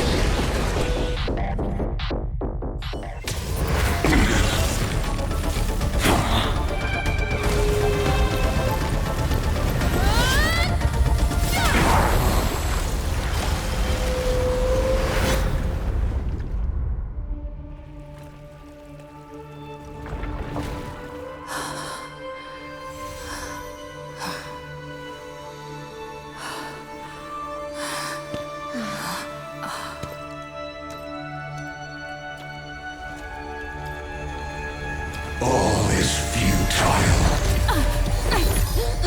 In erudition's calculations, the end of the saga is simply a comment awaiting deletion.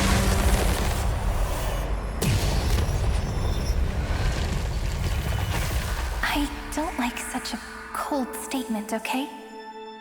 If numbers can decide the end of a story, then we can surely also pen a new beginning.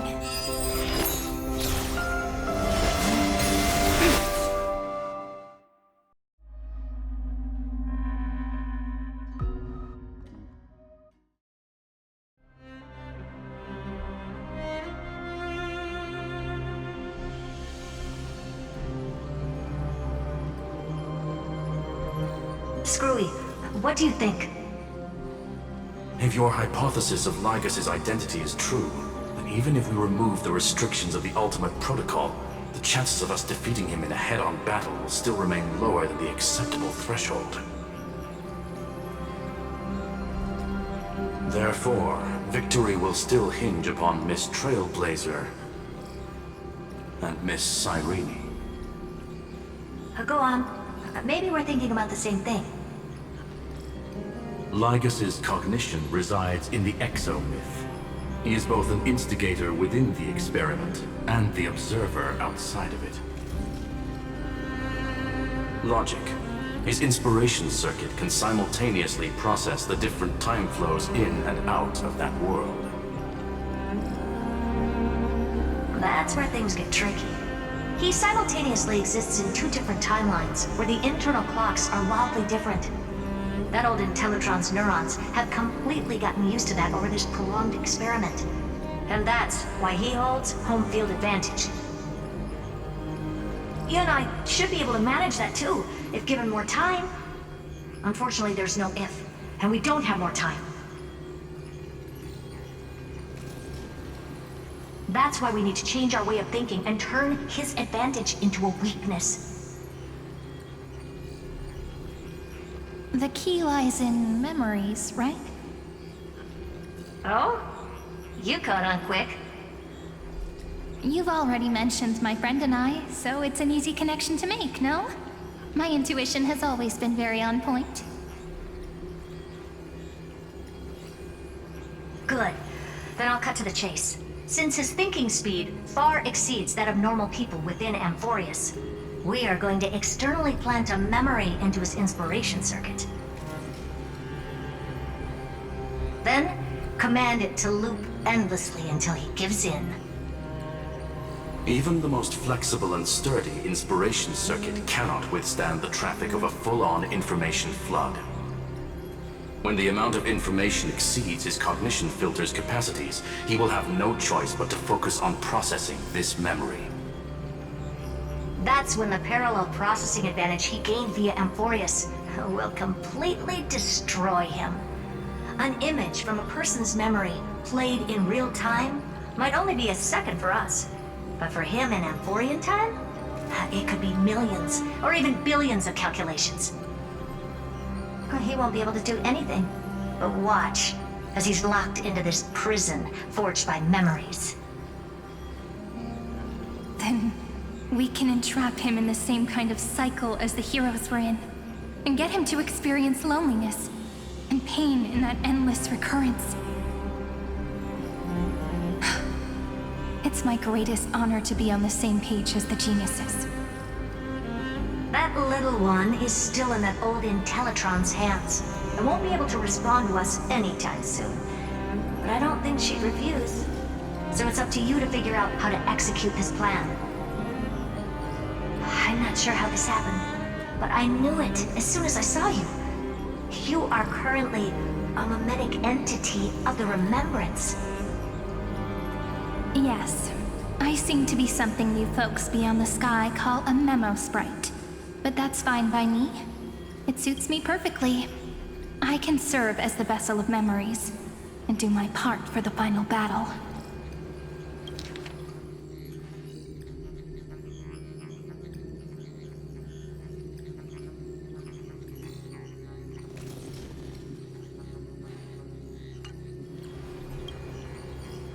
But before that, we have to tell you. The path characteristic you exhibit is very special. There's no way you're just a simple memo sprite. However, I'm sure about one thing. You are a mimetic entity born in Amphorius. Yet you only awakened with the little one's arrival and only matured as she embarked on the path of remembrance. That means your existence is completely attached to her memories. If there ever comes a day when she forgets about you for even a few seconds, or loses her last connection with Amphorius, then you must be prepared for the worst. You will disappear in the memory zone, utterly gone, without even a single line of data to remember you by. But that's already happened, hasn't it? No wonder I've always had a weird hunch. But that also means I was right in thinking. As long as my friend and I are together, we can do anything.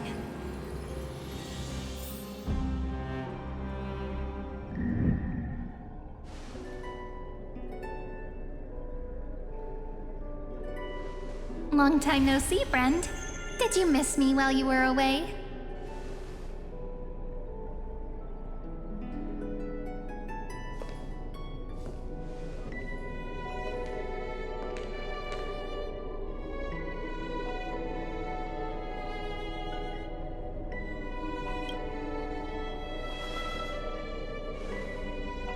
Same here. I've been waiting for you for 1,000 years. Like how everyone in Amphorius was also waiting for the Deliverer's return. You probably already knew about the genius's plans for that memory. I had to hide really well in a corner in time so Lagus wouldn't find me, and wait for the right opportunity.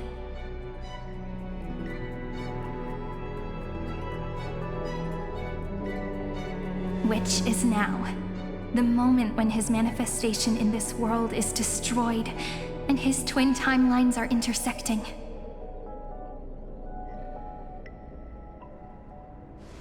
I'm sorry for keeping this a secret from you all this time. I'll tell you the entire, unedited story of this millennium as an apology after this is all over. But for now, let's join hands and complete the final step with the power of the remembrance.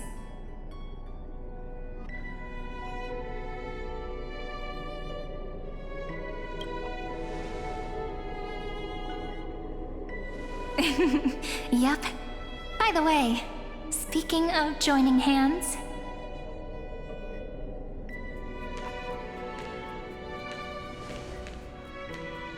can I please do something before we go on stage?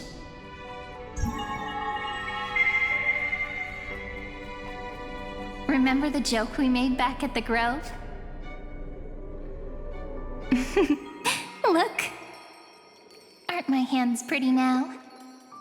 What a fascinating feeling. Like countless memories all swelling up at once. What about you? What did you feel when we touched each other?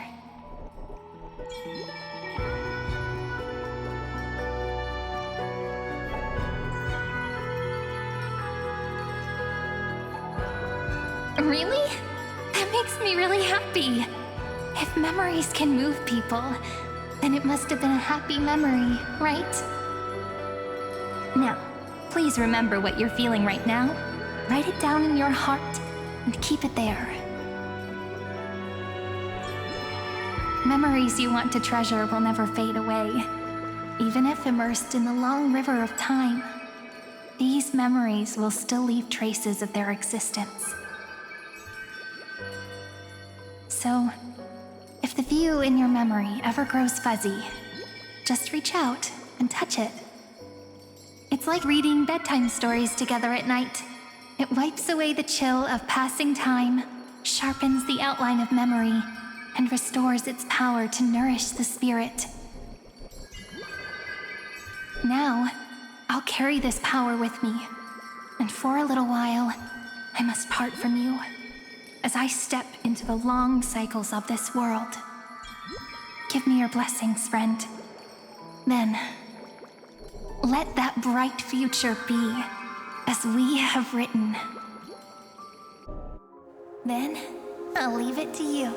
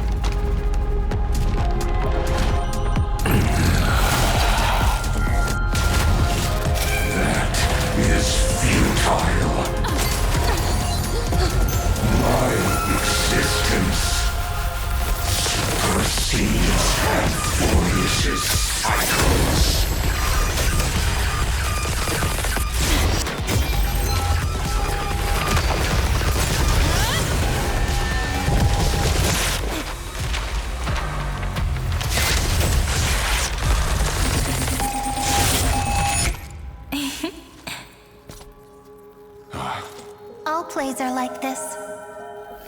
Once you're on the stage, it's hard to return to the audience.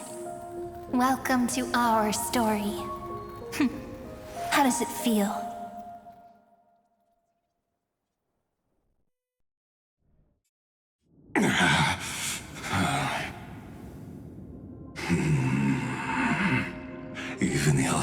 authority of time cannot command the entire scepter, nor can it plunge the Amphorian extrapolation into a loop. If this was no system malfunction, then was I implanted with a mimetic entity of the remembrance? You guessed it right away. As expected from someone people call the first genius. I'm gonna keep doing what I just did if you don't stop, you know? My friend and I won't allow you to leave this memory, no matter what happens. Which means you are now trapped, Lord Xandar. An elegant idea, and an exquisite execution. Regrettably, it is you who are restrained by time, not me.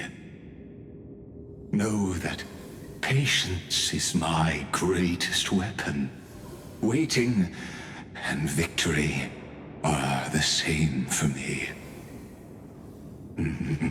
You will crumble before I do in this moment stretched out to an eternity, just like Kazlana will.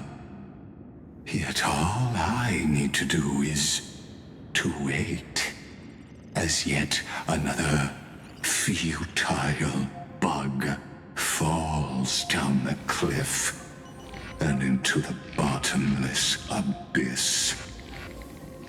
Now I'm a pink bug? My looks are seriously changing all the time. But you're not wrong. We're definitely not gonna solve the problem if we just put you in another prison. So that's why we never wanted to do that in the first place.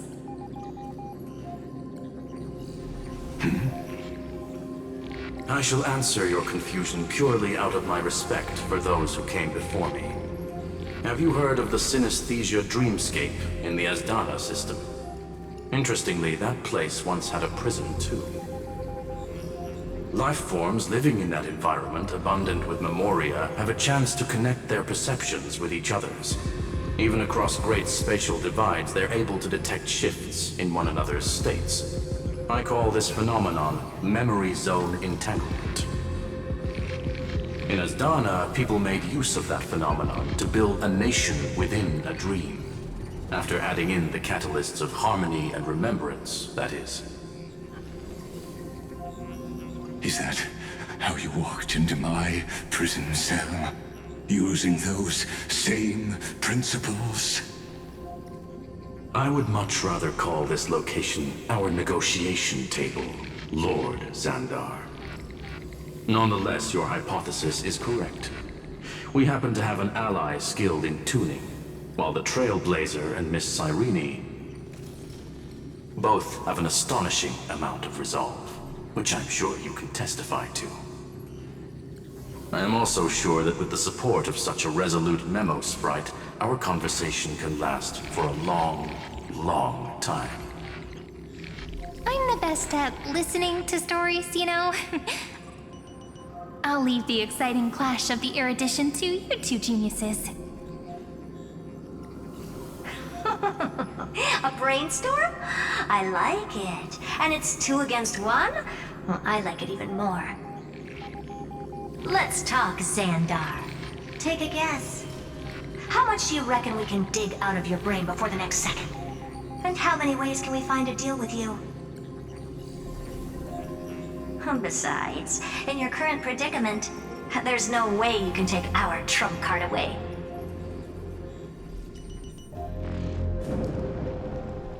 Go, little one. Go. Overturn the Era Nova. Like Hergus disappeared? It seems you had conducted a secret hunt in the depths that even I cannot reach. In that case, go. Swim onward and give this campaign a fitting end. I shall send you off with my song, Grey Fry. May this song penetrate time and become the prelude to the new world.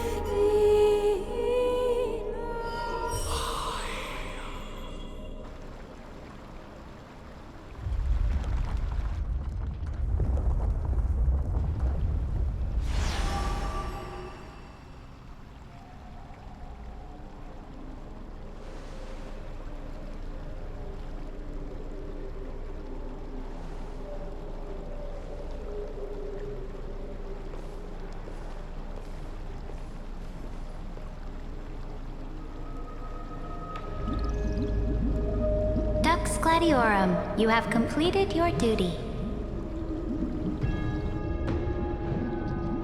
A new dawn is about to rise. Why not swim towards it?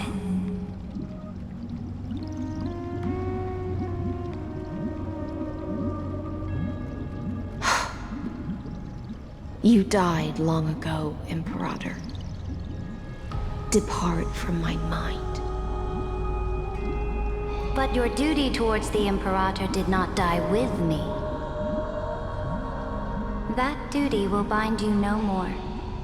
You will be able to hold for yourself one grandiose feast after another in the endless days to come.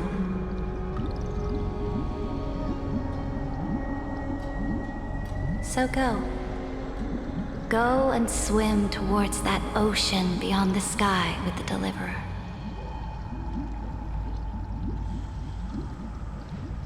Is this? A page out of that sidekick's book. I commanded her to gift this page to you when everything finally reaches the end.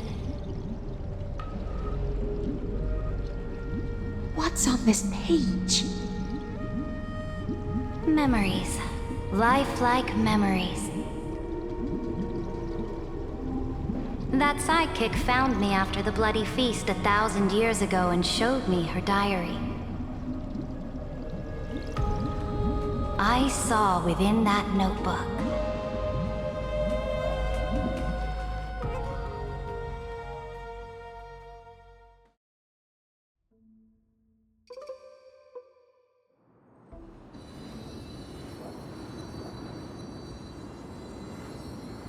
Is this that Deliverer's experience? It's truly immersive.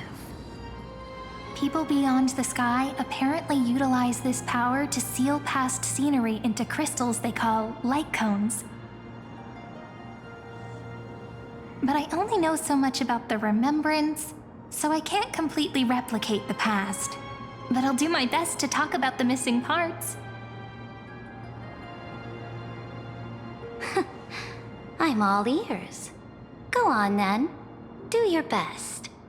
But if your chatter gets too boring, or if I deem it offensive, then law will become forever beyond your reach. Got it. I'm sure you'll find this to your liking. After all, it's human nature to want to embark on a journey into the unknown.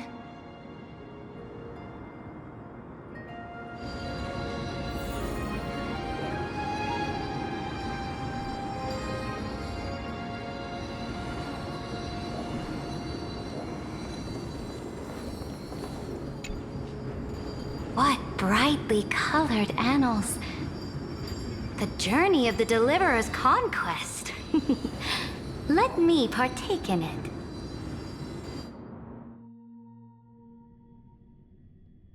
Is this a fortress in the sky? This is the first step of my friend's journey among the starry seas. This place is called the Herta Space Station. Just think of it as a supersized grove of Epiphany. Oh, so it's the territory of that witch. She and another Antikytheran lent me a helping hand back at the banquet. Look, over there. Looks like she's talking to Madame Herta in this memory. Let's go listen to what she thinks about this world, all constructed by eons and paths. Are you telling me that woman is Herta? She seems shorter than I remember.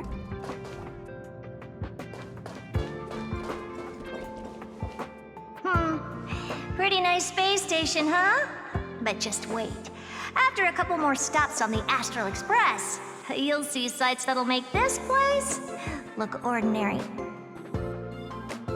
Oh, the cosmos is so vast that the unknowns far outnumber the knowns. But none of them will end up being anything amazing. The farther you go, the more you'll understand what I mean. So do your best with the nameless. Break a leg! And remember to send an update or two to Asta when you've got some downtime.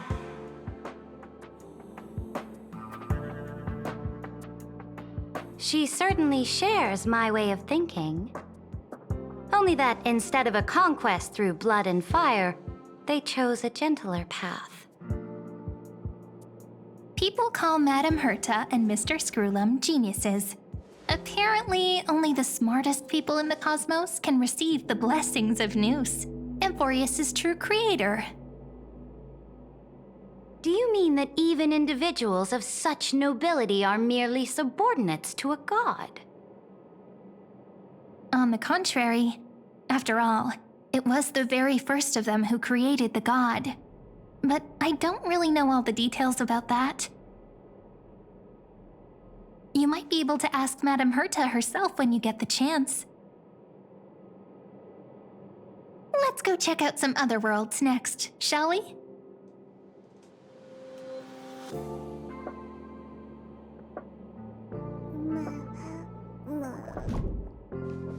Oh, the cosmos is so vast that the unknowns far outnumber the knowns. But none of them will end up being anything amazing. The farther you go, the more you'll understand what I mean.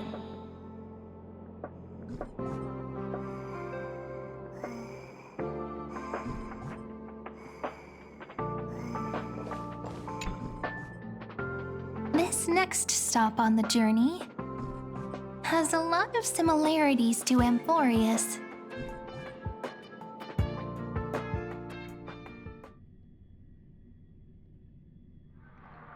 A snow-covered land? Interesting. This star is named Eurillo 6. That name sounds so cold. Belobog sounds better. The girl we see here holds a similar station to you, Imperator. She's the supreme guardian of this world, a leader who took up the mantle of government during a disaster. I did not expect the Empress of this world to be so young. Well, your appearance isn't much older. The object in the distance resembles Nikador. Is it a weapon? No, it's called... Right! The Geological Reconstruction Unit. Just Giorios' Titankin? Disappointing.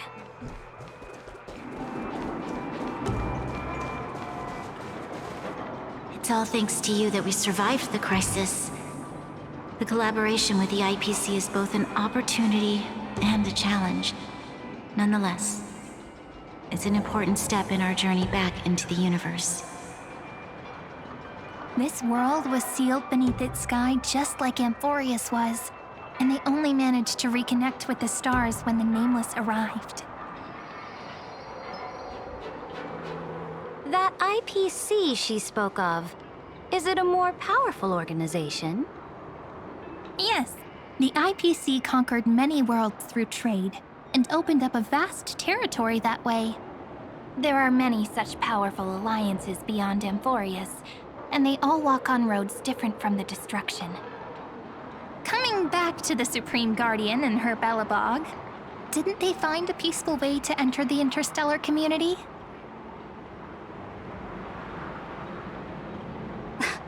That cannot be true. That IPC would never have grown so big on trade alone.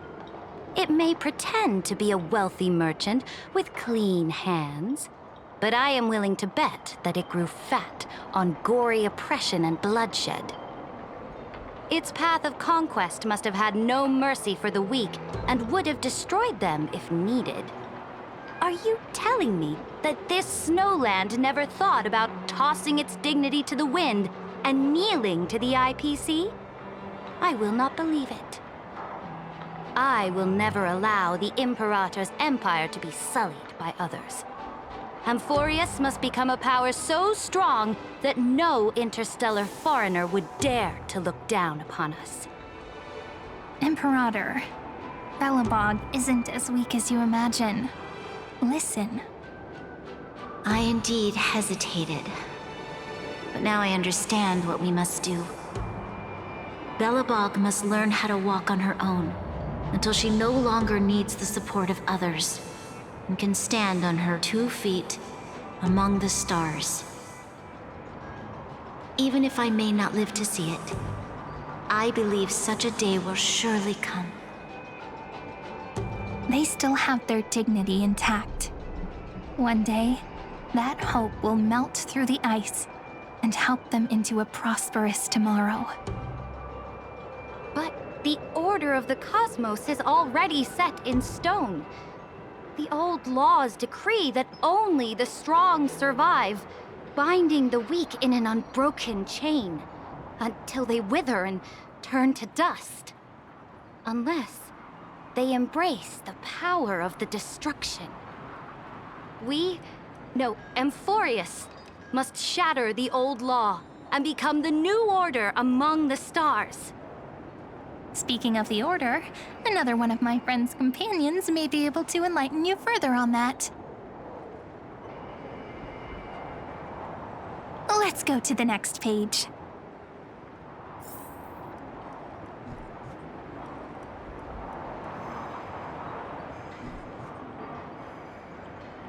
I indeed hesitated, but now I understand what we must do. Belobog must learn how to walk on her own until she no longer needs the support of others and can stand on her 2 feet among the stars.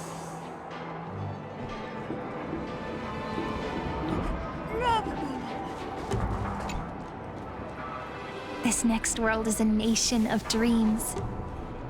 The first time I heard about that place, I didn't even know what to think.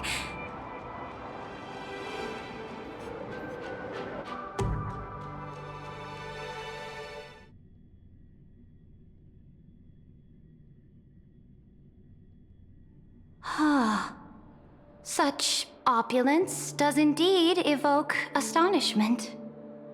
This world is called Penacony, an eternal city built upon a land of dreams. It's also my friend's previous stop, where they went through a risky but exciting adventure. Tell me about it then. That man standing afar has wings on his head. I am truly curious.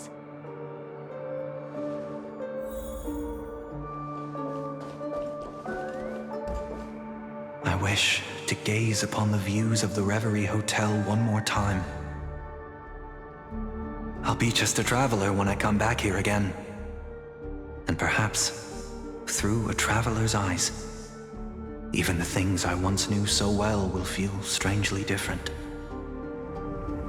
Penacony is a land of the harmony, where all dreams and hopes merge and combine. It believes in unrestrained freedom, and that's how it lost itself in shallow delights. Then, this young man before you chose to rewrite its laws, using the power of the Order, hoping to shape a dream-bound paradise of perfect happiness. Yet, the paradise of my dreams remains far away. Perhaps a brief journey with the Nameless can show me more possibilities in my search for paradise. As for what Penacony should look like, it'll be up to her. No, up to their trailblazing now. It sounds like this ideal kingdom is no more. That's right. The people chose to wake up at the end. You can't see tomorrow when drowning in sweet dreams. This individual's law acknowledged only gods and constructs, leaving no space for humanity. And yet, the fact that he could accept defeat and resume his journey shows a rare self-awareness and clarity of mind. You are also very self-aware, Imperator. Then you must know that the world promised by the destruction also has no place for humanity. I am indeed very aware of Lycurgus's honeyed words of deceit. I have seen enough. Take me back.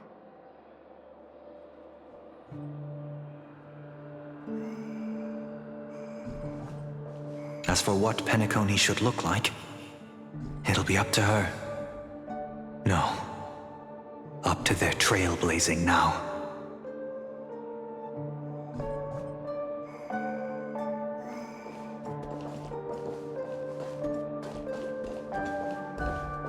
Then let's wrap up this trip down memory lane with one last scene. This absolute wonder. Isn't it pretty? That's our Amphorius. Our world flows and meanders in this endless band of light. Though we were born from the designs of the gods and are not yet truly alive, the Chrysos heirs of Amphorius still chose to stand against fate and carved a legend no different from that of humankind. Will you really renounce the heroes in this world's previous 30 million cycles, Imperator? Including even yourself. Will you bow to brutal destiny and allow that puppet master named the destruction to have their wish? I know what you want to do, sidekick. You want to use that deliverer's memories to influence me and tilt the scales of law toward her and the two geniuses.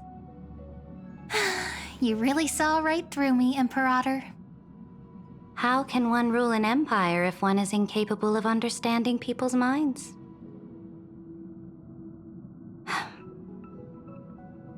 I have decided on Law's final destination.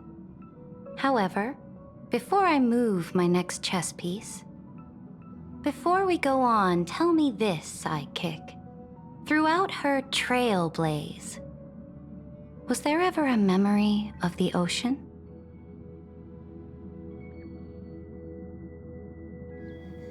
The ocean. My cradle. My home. You shall complete your conquest in the ocean at the boundaries of this world, and eternally slumber in the sound of tides. You shall eternally slumber in the sound of tides, and complete your conquest in the ocean at the boundaries of this world. Our prophecies aligned as flawlessly as a sea snake circling upon itself. An elegant loop, like a joyful hymn, like the circulating ocean current, like our two fates, like Amphorius itself.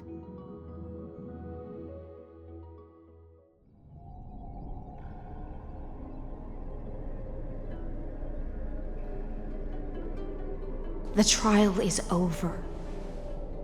So tell me, who will own the divine authority of law? I won't give it to anyone. What? I am the law. Why should I give my imperial crown to any other? Both the Deliverer and the Theoros came from beyond the sky. They have no right to interfere with the lands I conquered with my own two hands. The law of Amphorius shall be determined by Amphorius's master. What exactly did you see in the trial? Everything. I saw everything regarding the rules of this world's operation. I saw the laws of extrapolation that Theoros spoke of. I saw the ultimate protocol. As long as I offer a sacrifice of equal weight, I can rewrite the laws of this world according to my will. I can turn good into evil, ugliness into beauty, and weakness into strength. Fate gave me a very fair deal. One rule change for the life of one demigod. What are you planning to do? You can't guess. We can conquer the stars without relying on any power from beyond the sky. We just need to make some reasonable sacrifices. Your ambitions have already made so many people give up their lives for the law. And you're still not done? I am determined for Amphorius to stand on her own 2 feet among the stars. You are beyond reason. You think such a simple and hypocritical statement can justify your atrocities?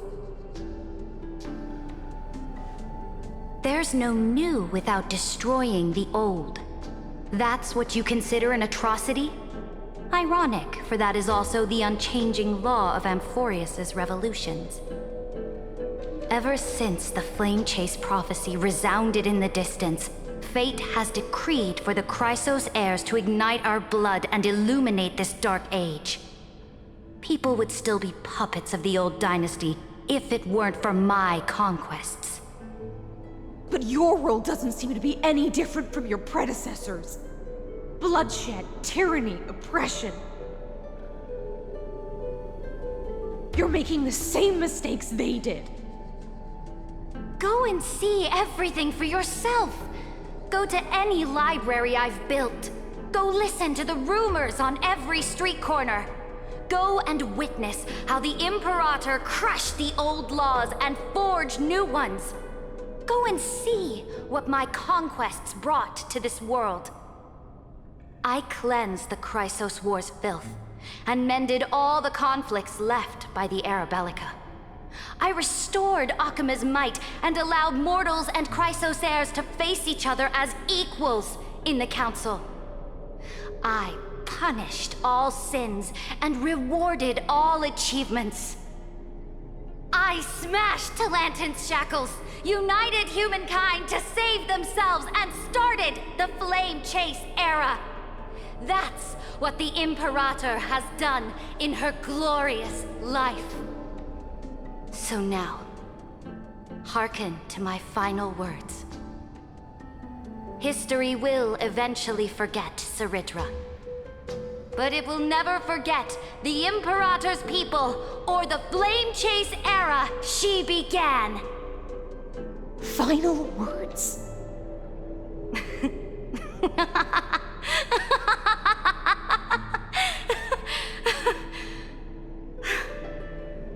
Amphorius is about to be destroyed. There's no time left for pointless debates. There is only one law I want to overturn to aid the final battle of deliverance. So I will only offer the life of one demigod. In the name of the Imperator, I command you one last time, Electra. Either sacrifice yourself for conquest, or pierce this tyrant's chest with your sword. Thus, the Imperator concluded her final speech. At the end of her life, at the last moment before she stepped onto the altar, she gave her most loyal subject the choice to decide fate, just as she promised her compatriots before her very first campaign. My blood flows in you now. Heroic compatriots, follow me, and we'll seize fate's reins! The Imperator fell. Some say that the Dux Gladiorum turned traitor and killed her liege.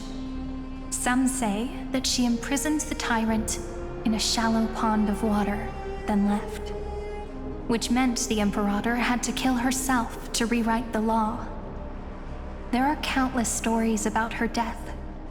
All we can be sure of is when the knight left the vortex, the Imperator was still mumbling about their past conquests together.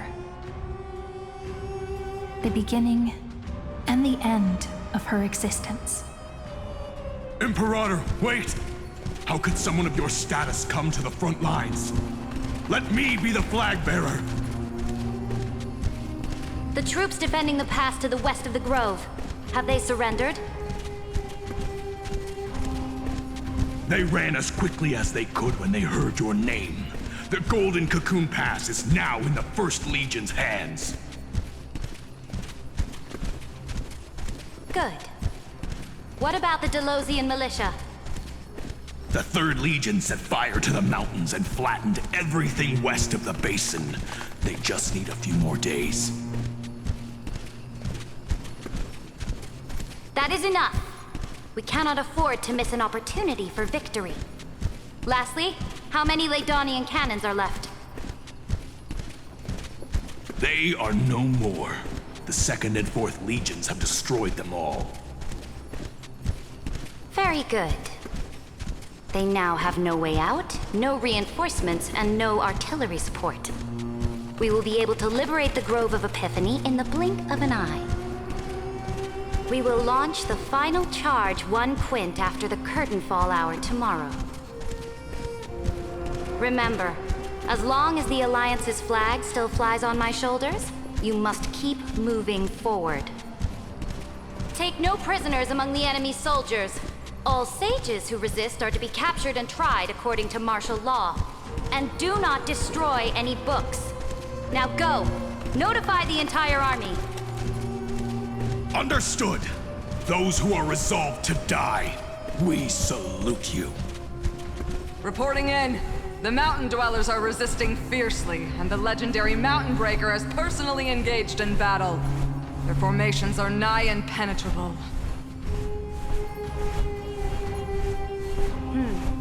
Then cease our frontal assault.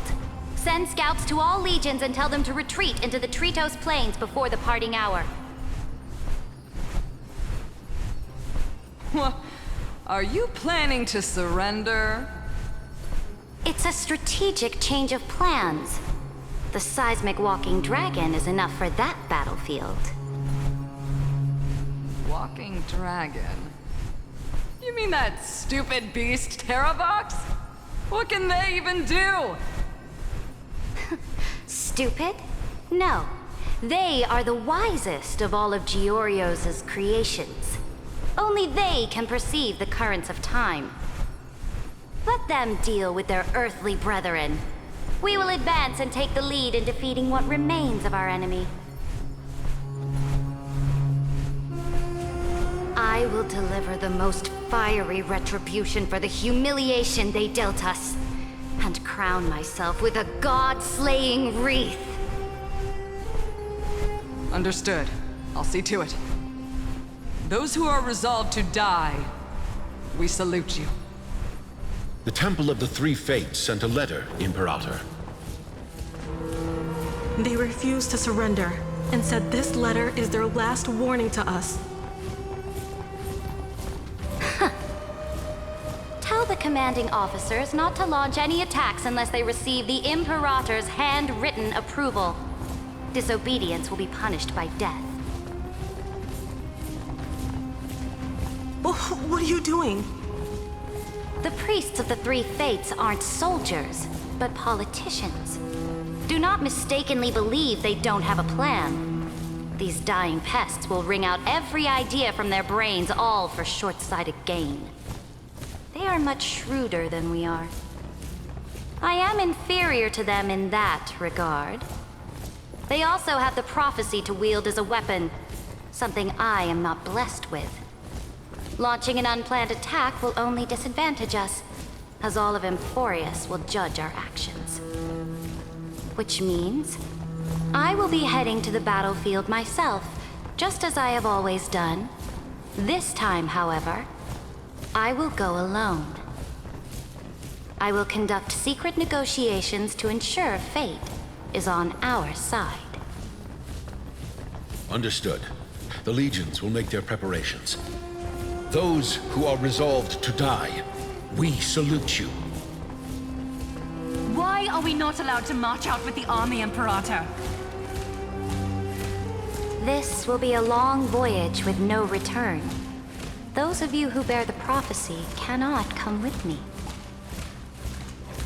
Why are you personally leading this battle if it's doomed to fail? The Flame Chase journey cannot be without a leader. That is correct. The Empire will be without a head when the Imperator falls.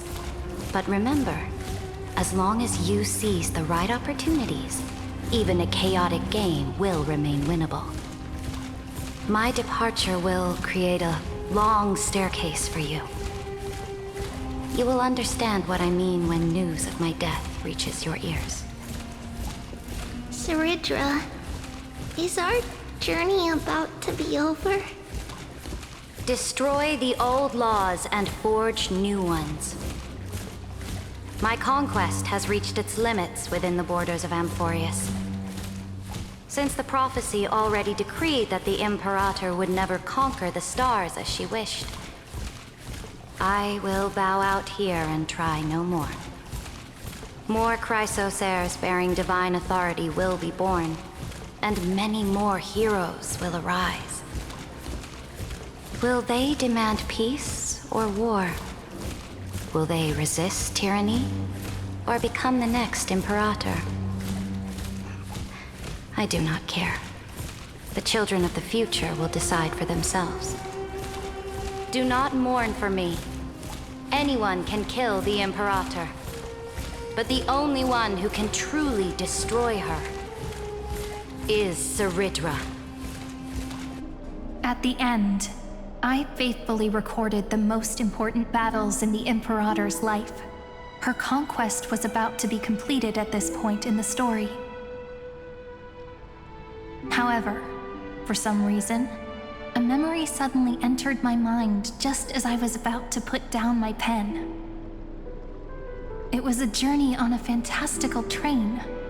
I had the honor of having a heart-to-heart conversation with the Imperator under the stars, and I asked her this question at the end of that discussion. How do you want history to remember you? As a hero who gave up her life for the flame chase? Or as a tyrant? She answered so quickly, as if she had made up her mind long ago. I would rather be forgotten than be defined.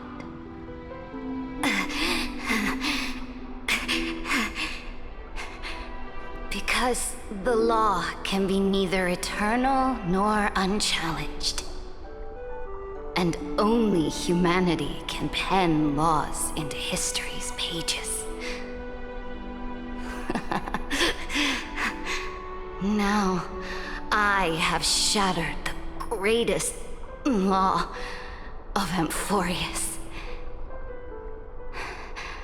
The game is nearing its end. Dux Gladiorum. Even though you killed the Imperator in the previous 30 million cycles, this time, you finally found your own law. Then, Hysealans, Electra.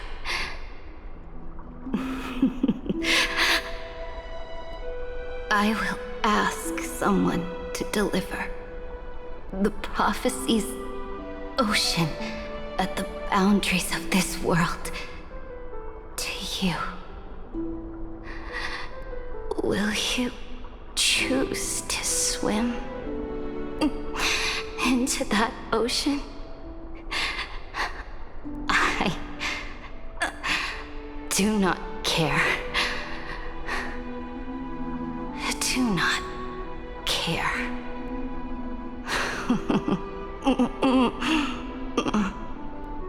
The Imperator muttered about her conquests, and news of her death spread in the city. Freedom! Liberty! The tyrant is dead! Go! Shout this news in the streets! My people! My fellow elders! Do not panic. Stand your ground. That usurper has paid for her ambition with her life. People once cheered for my ascension. And now they cheer for my fall. No matter. I am fond of applause.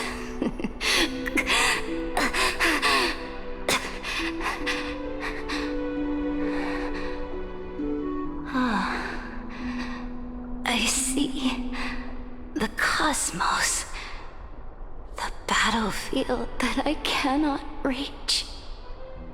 I will return in the next cycle. The stars will hear my legion's war drums. Hear the great name of the Imperator. Here, Amphorius is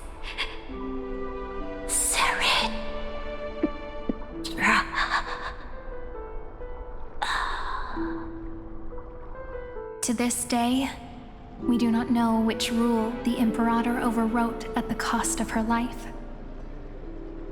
Perhaps the truth will only be revealed at the moment of checkmate, just like every chess game she ever played. We only know her death inflamed Akama. On one side of the city, those who defended liberty toppled her statues to the ground. On the other side, her supporters put themselves between the masses and her monuments, declaring loudly that the Sovereign is still among the people. It is said that golden blood congealed into the same letters everywhere they fought. It was the name borne by Akama's first and final sovereign, the Imperator Saridra. But the one who bore that name did not see any of this. Her gaze was cast far away, and the sound of tides in her ears drowned out the people's cries. What was the Imperator thinking about in that prophesized ocean at the boundaries of this world? In that shallow puddle of stagnant water, was she reminiscing about her past conquests? Or repenting for the millions killed for the flame chase?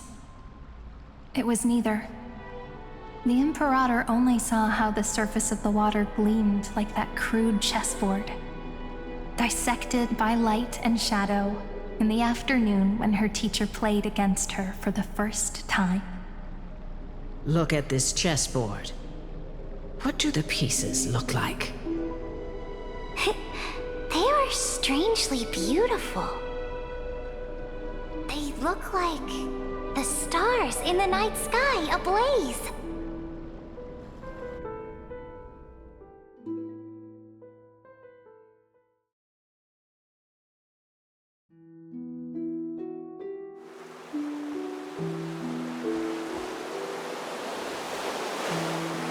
From that page emerged an ocean so vast, so pure, not a single trace of corruption. Is this Saridra? Electra, my subject. Ever since you walked out of the tainted ocean and pledged yourself to me, I have seen the abyss in your eyes and the emptiness in your heart. That was why I promised you a new ocean, where the Imperator's ambitions would serve as the currents, and loyalty would be its light. Electra, my subject. You have done your duty as my blade. The prophecy has now made its final decree on the road I intend to walk. My conquest is doomed to never reach the stars. But the Imperator never makes empty promises. So take this memory, this ocean, beyond the sky, as witnessed by the Deliverer. This is the final gift that the Imperator can leave for her subject.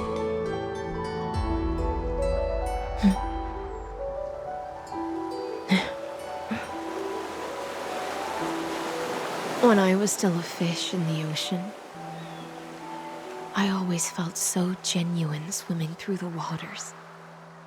But once I stepped onto land, I found myself caught in a play. Every land dweller wore a mask in their life. So I, too, donned a costume and tried to find my role in this show. I became your blade in war and the violin strings at banquets. Do you still not get it? I do not long for the oceanic depths of my homeland, nor do I crave the swelling seas beyond the sky. Perhaps even I don't know what I want. I still don't know where I should swim to even at the end. But I know one thing right now. A fish is simply a fish. And she can never leave the ocean she's in. But whether under the ocean or on land, we two prisoners who can never escape this cave can still look outside the cave and see the stars. I have to admit, the 12-factor simulation of life in this experiment has far exceeded my expectations. Make your choice then, Senior Society member. Do you want to keep walking down the wrong path and be remembered for your incorrect conclusions? Or do you want to return to the audience seat and give yourself, Amphorius, and the entire cosmos a more fitting end? I must refuse. A dead man never fears death. Did I not make myself clear? Have you forgotten about our dear Lord of Silence? You wouldn't want her to consider your 8 other clones as cancers within the erudition and chop them all up, would you?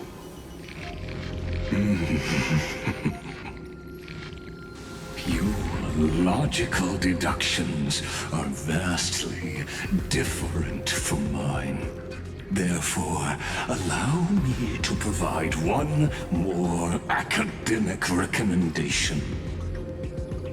Listen, my peers. Why don't you look beyond this world? Just as the Chrysos heirs did.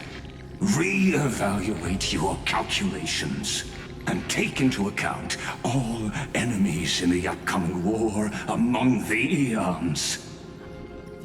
Amphorius is not a place where 3 paths entangle, but where 3 paths fight to the death. You used Memoria to resist me, but did you not consider the possibility that the Remembrance and their children might have taken this opportunity to join the fray as well?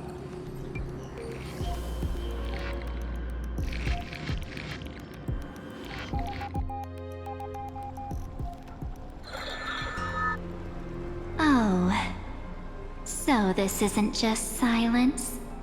It's the answer.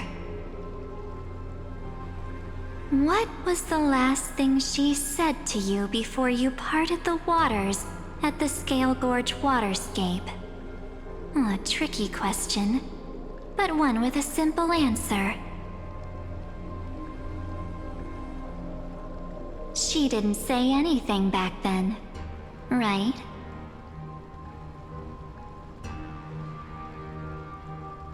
That's correct. And now I'm sure. You are not March 7th. There's no way she would remember that detail.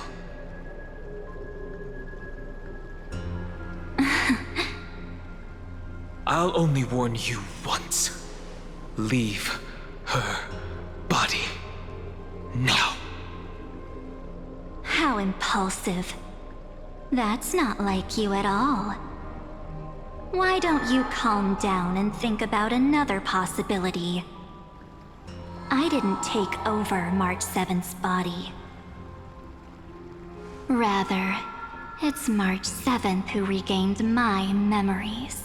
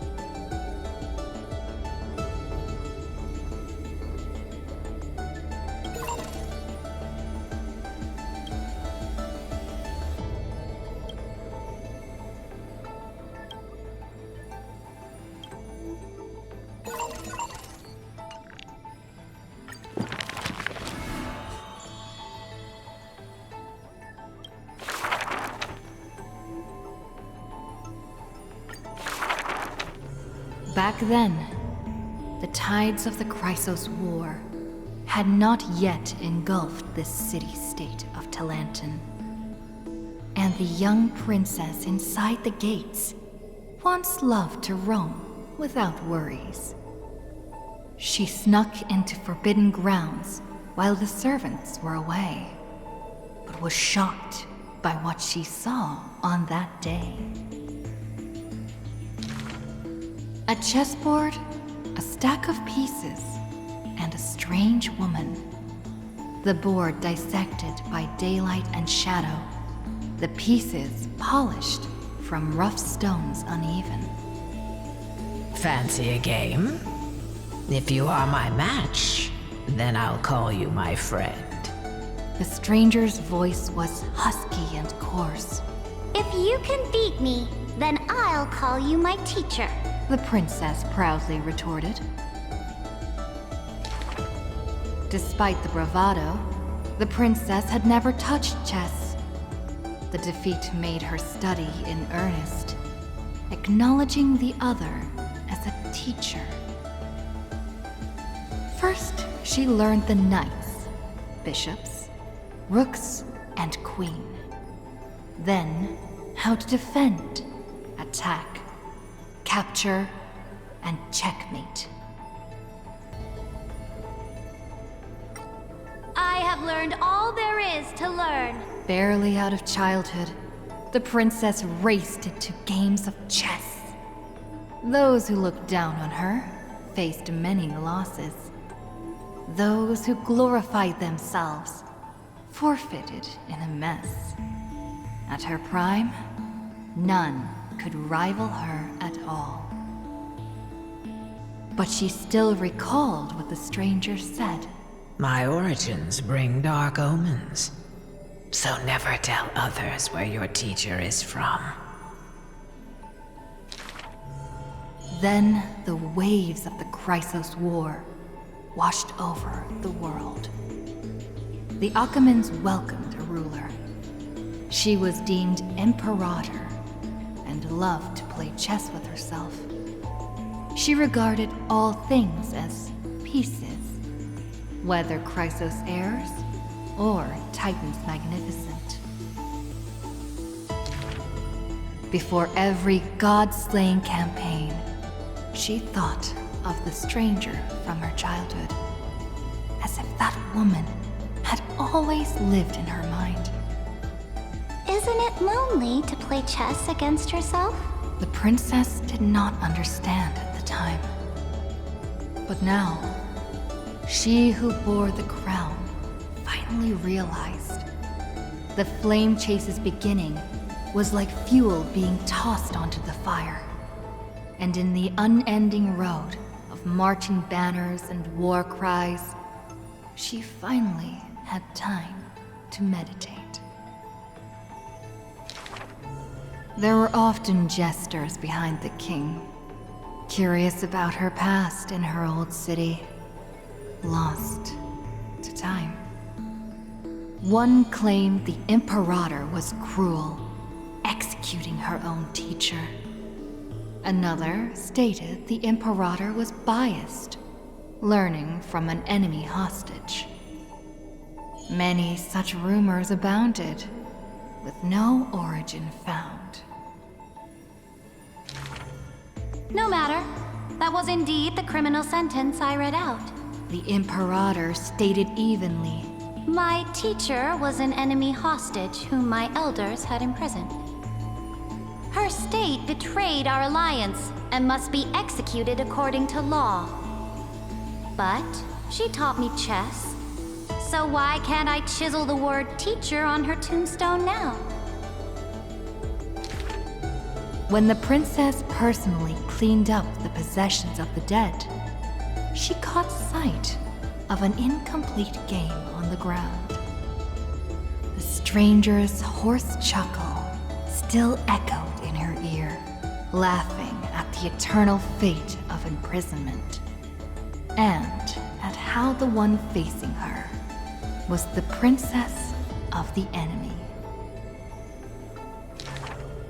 Is this your final game for me, my teacher? The princess imagined the endgame over and over.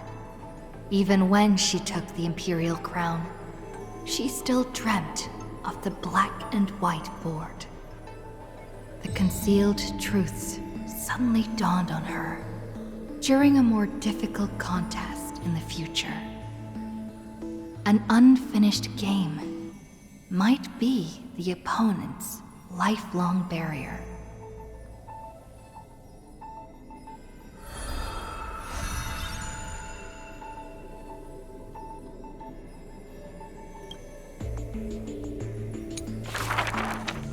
The Imperator's armies stormed into the northern states for the first time, passing through city gates scorched by war. Another tyrant still! So exclaimed the angry child. The rock tossed from up high hit the girl's crown. The crowd shrieked and retreated, fearful of the ruler's flames of fury. The girl reached out, not to straighten the crown on her head, but to help up the child shivering in dread. I heard in the old laws of this land, whoever assaults the crown shall be punished. But I wear another land's crown. And your old laws should also be abolished. After many days, the Goldweaver discovered in shock that wearing a crown or a hat to the side was now this land's fashion, likely to remain with the Imperator's name in tradition. The so-called heroes with golden blood in their veins all have the qualities to fight for the core flames. Who's to say this was not the gods' plan? To have the heroes at each other's throats, so the divine could hide in old law's lair and laugh, play, and gloat. Who made this world a chessboard, and with one stroke, one river, created the boundary between God and man? Dux Gladiorum, Dux Carminum, Dux Helcalithist, Dux Fragoris, Dux Brumalis. Heed my call! The girl stood before a mighty army with her scepter. Today, I will insist on crossing the Rubicon. Gather the might of all heroes and begin the journey to slay gods! Half of the core flames were now in her hands, and the hidden trickery Titan stirred, leaving taunts.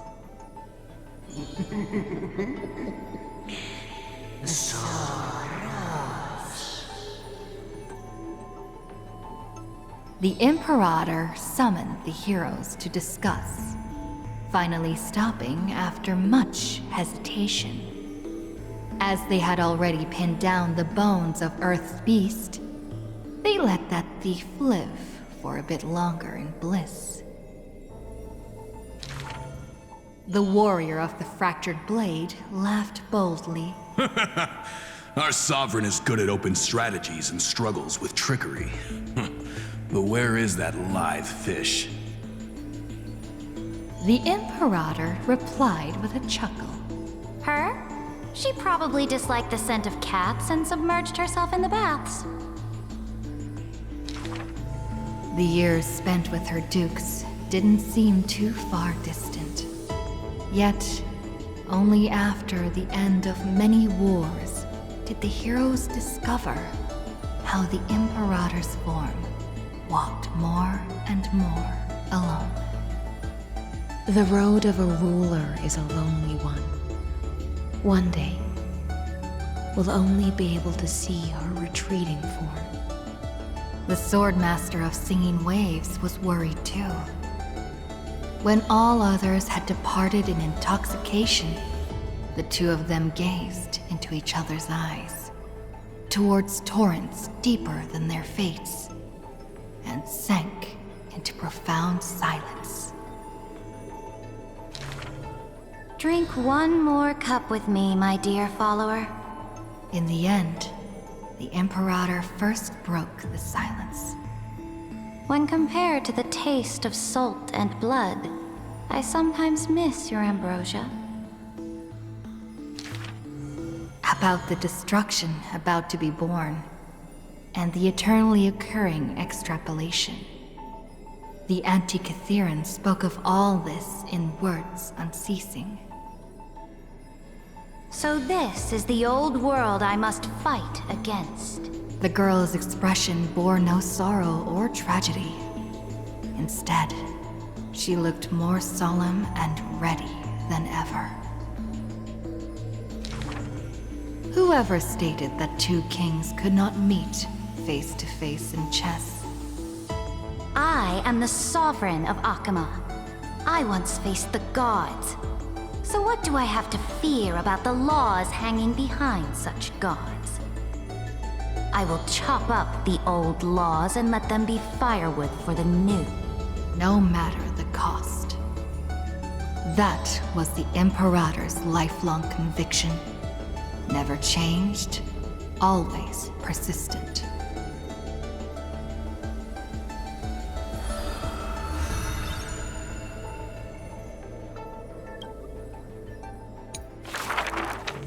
I dreamed that the Imperator's statue stood before the world-wearing altar, her gaze level with that of the gods. Then, blood gushed out from the statue's orifices, and the people, in cheers and elation, washed their hands in that golden blood. The tyrant's life will end with violent death. None will weep, and all will cheer as her statue topples. She will die before the dawn comes. A vengeful aristocrat, one whose title was stripped by the Imperator, thus spoke. We cannot agree with your excessive deeds. You have imprisoned Trebios' split selves, demanding that divine authority regress into the ruler's mouthpiece. We will reveal your future with the prophecy, and tell in truth. Your crusade will indeed be a smooth path, yet in the same breath, we see omens of your death, a demise in an absolute pure darkness. Even so, please excuse us, as our eyes continue to be drawn to your crown's flames. Dux Vitorum.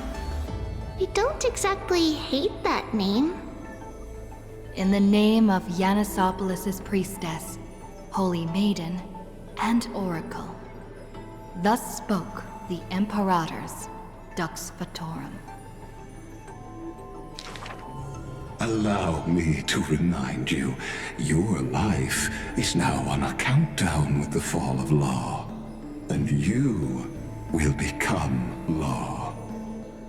I must confirm, is our deal still going strong? Is the future I promised you more satisfying than the future in the prophecy? Ah, you are as resolute as always. Good. Oh, as ever, this prison of gods, Amphorius and all mundane and average worlds, need someone like you. A daring ruler. Let us end this despicable extrapolation together. Amphorius Theoros, the Imperator's co-conspirator, Lycurgus, thus spoke. The Imperator betrayed the Flame Chase Alliance. And I was the sinner who paved the way for her achievements. Like how a deep-sea fish cannot escape the tide's push and pull. I granted her an end fitting for a tyrant. Her dying smile, gazed towards my tear-swelled eyes. She commanded me to wash away all sins and filth, and return a blinding dawn to the holy city. She commanded me to set up stones and monuments in lightless seabeds to commemorate our friends. But who will remember her achievements? I will rest with her in a lonely song. Electra, the last heir of the ocean, who played music on the waves alone, spoke thus. Please record the truth of my life, dear author. No need for words of praise or solemnity. Just as I once instructed Dux Carminum, the histories of rulers are not for recording our merits, but for warning future generations. As for why the Imperator died, and what reproach she would face in life and death, those should be left for the new world to judge. Now I have personally entered my end, a self-flagellation. Let the boiling gold covering the holy city be stamped with my name. For I am certain I have won half a move against the gods. And this unfinished game will be left to the future to reach completion. Saridra, the only Imperator the Holy City had ever seen, spoke thus.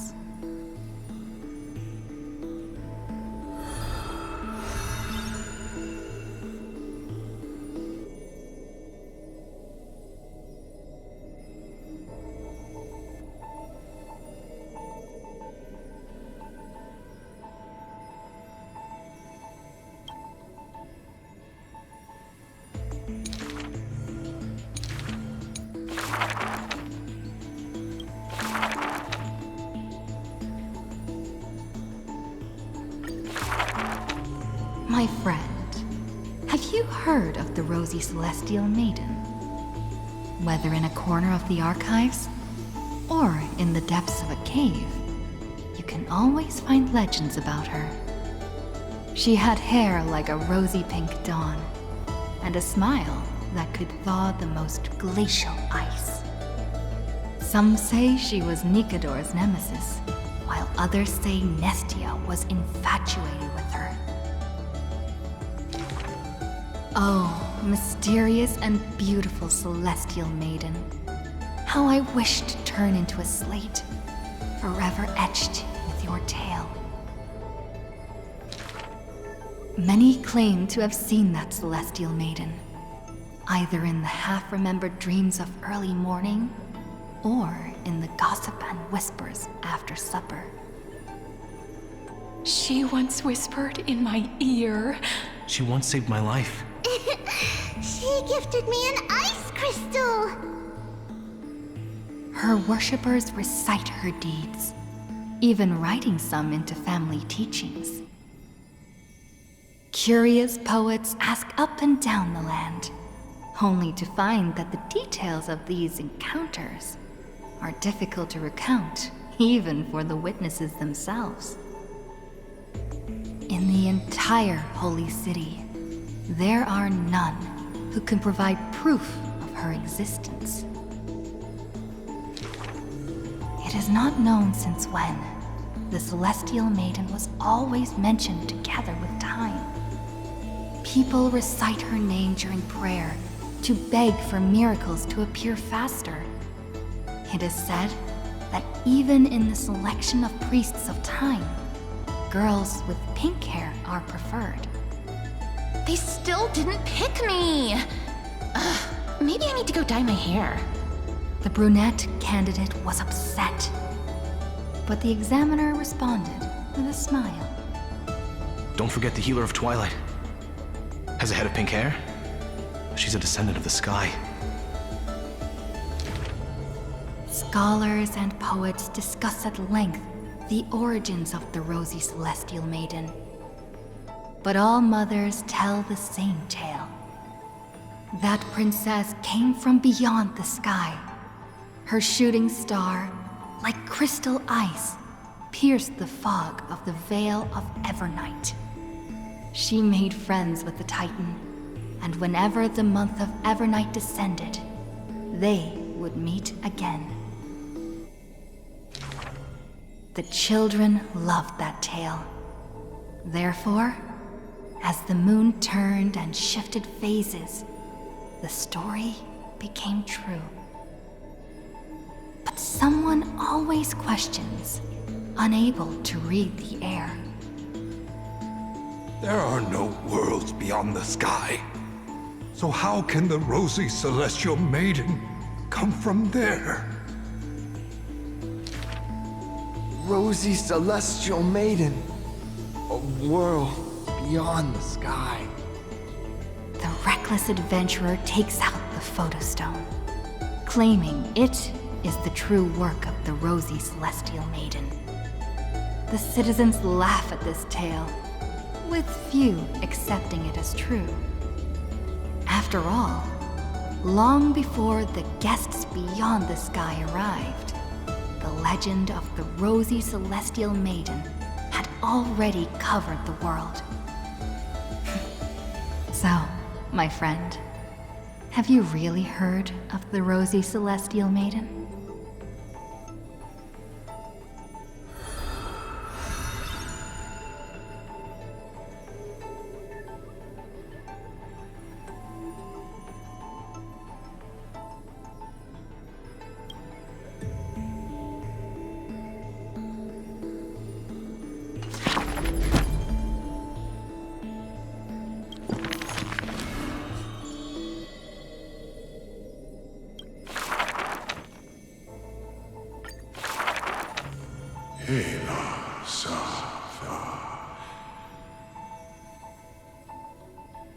In the years spent wandering the earth, the giant dragon always remembered the Titan's words for their worth. The beasts of the land surrounded it in protection, while twisted beings shuffled and roared, and delicate chimeras climbed up its shoulders.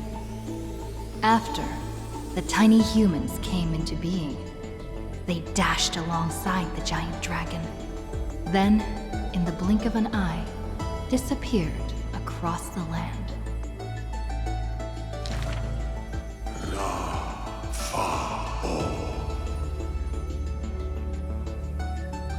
Yet, the deep irises of the giant dragon saddened in gloom. The ancient creature saw, earlier than the Titan did, hidden in the deep ocean, the incoming doom. The giant dragon recalled, at the moment that strife was born, the chalice of plenty sighed, and the heretical tide spread from the seabed. Bearing their bone-gnawing pain and agony, Georios tightened every fiber in their body, no longer hearing the call of their creations clearly.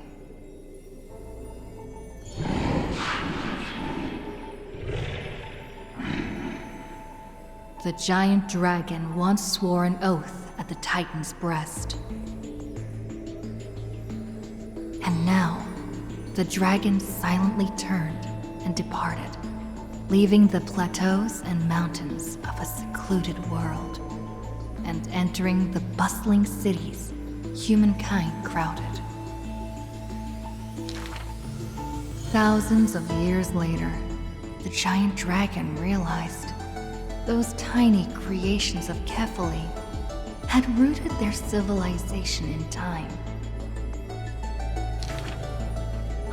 How can there be such a huge Dromus? Dromus? No, that's a walking mountain of gold. Curious residents were amazed at its appearance, while greedy brokers calculated its value. Yet, the giant dragon simply walked in leisure, not harming a single building of any stature, nor paying heed to anyone. It quietly listened to the people's language, and its form dissolved in the flames of war. Many years later, Aquila closed their eyes, and the giant dragon's steps were finally halted. A swordmaster who broke the waves stopped its way, and a ruler, commander of the chessboard, looked up with inquiry. Are you the Dromus that has been attacking all states? The commander invited the giant dragon to hunt the divine flames together.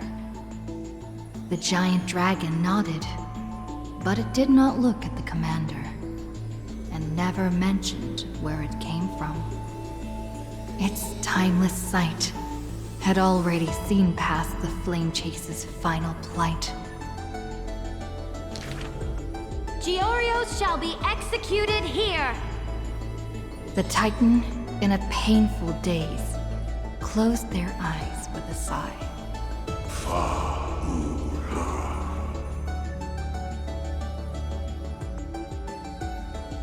Suddenly, the mountains shook and the land cracked.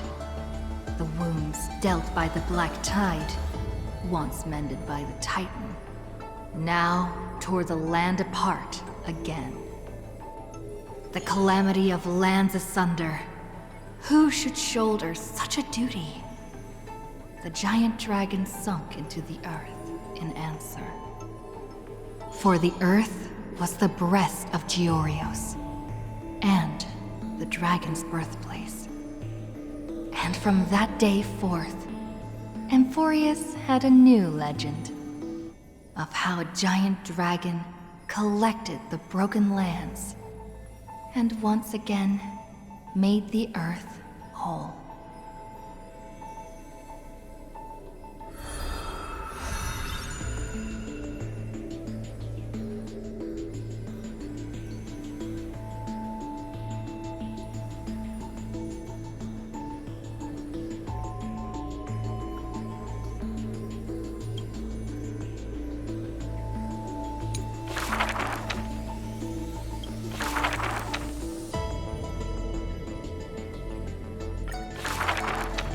When entering the Flame Chase's currents for the first time, all the Swordmaster saw were colorful fish. She had already experienced the Imperator's dangerous games. She had long grown used to the giant beast's silent face. Carminum's charms and Helcalithist's gentleness warmed her like a spring breeze. But as Pregoris missed his throne, and Bromalis debated with joy, she was sometimes at a loss. Occasionally, the Swordmaster would sink into hesitation, and even that messenger of fate could not get her to laugh. Till one day, a golden trout's bubbles floated into her gloomy waters.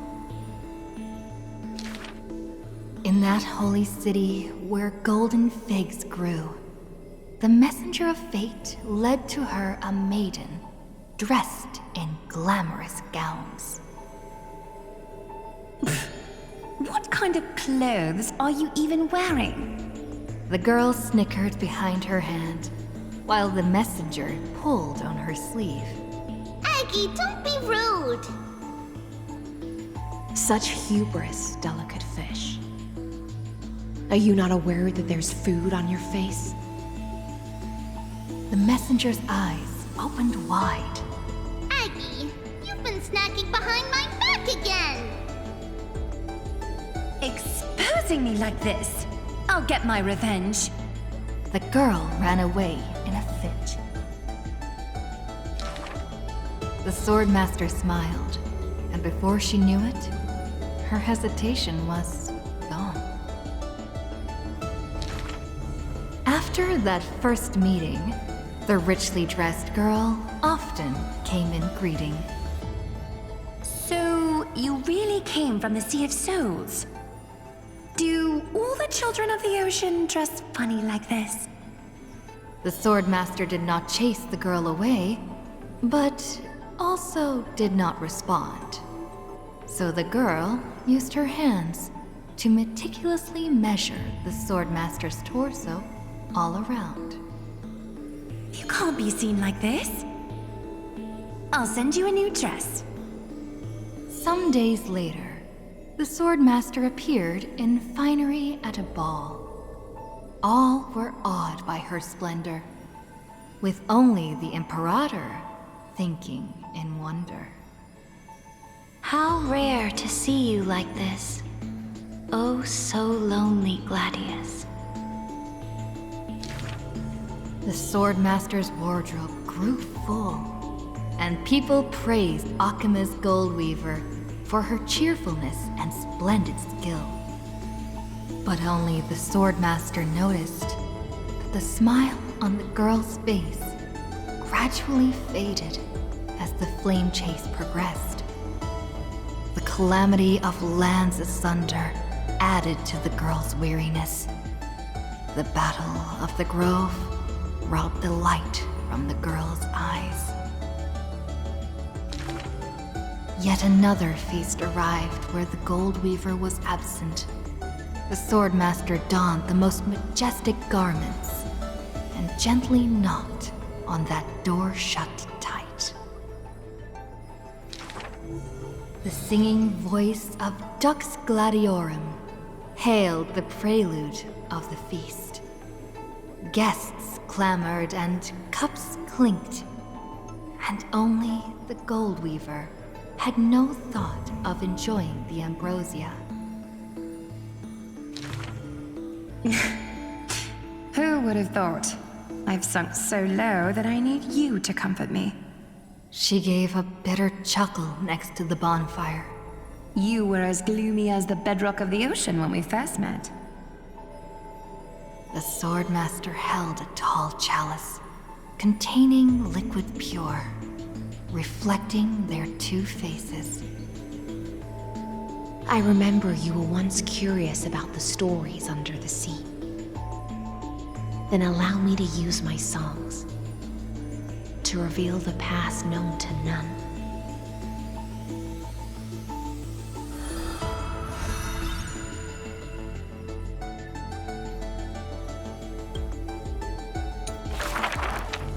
In the depths of the Sea of Souls was a kingdom of dancing ghosts.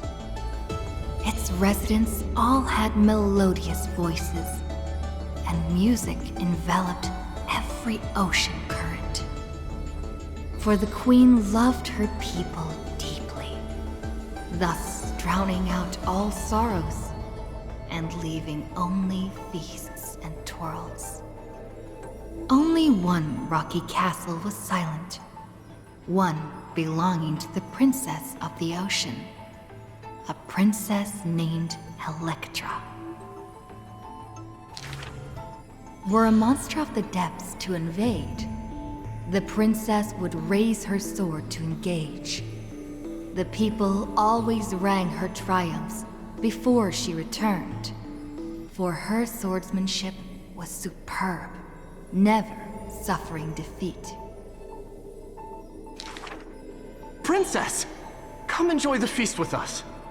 The triumphant people raised their glasses, yet she declined with a smile and a wave.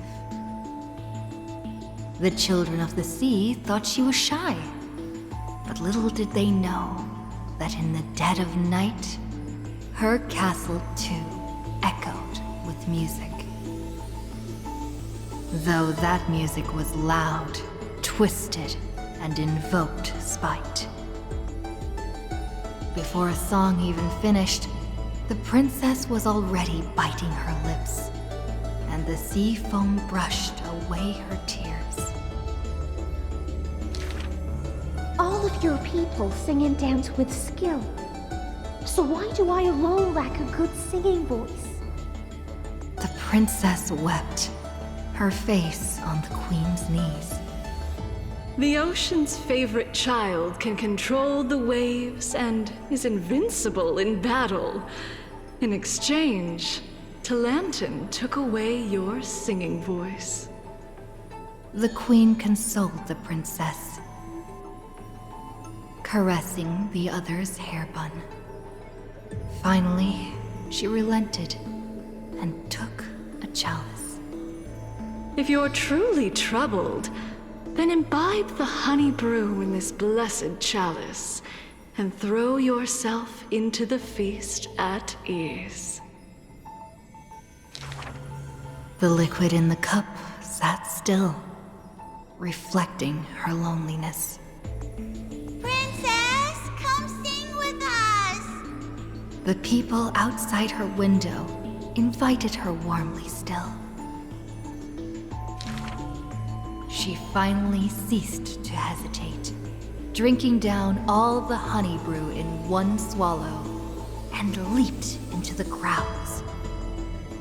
She played music and sang, smiling and dreaming. When her song was over, it felt as if waking from a dream, and the people rushed to raise their glasses. But as soon as the honey brew touched her lips, the princess plummeted to the ground, and her cheeks became rosy in drunkenness.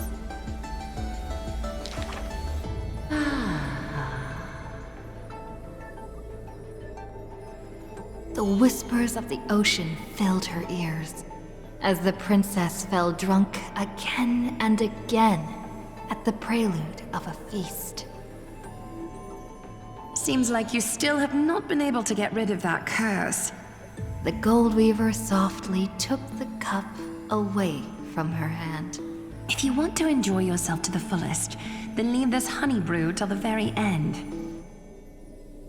She smiled, then tilted the cup towards the gold weaver's lips. Even if one is burdened with imperfections, I beg you to remember not to refuse that sip filled with fantasy and dreams.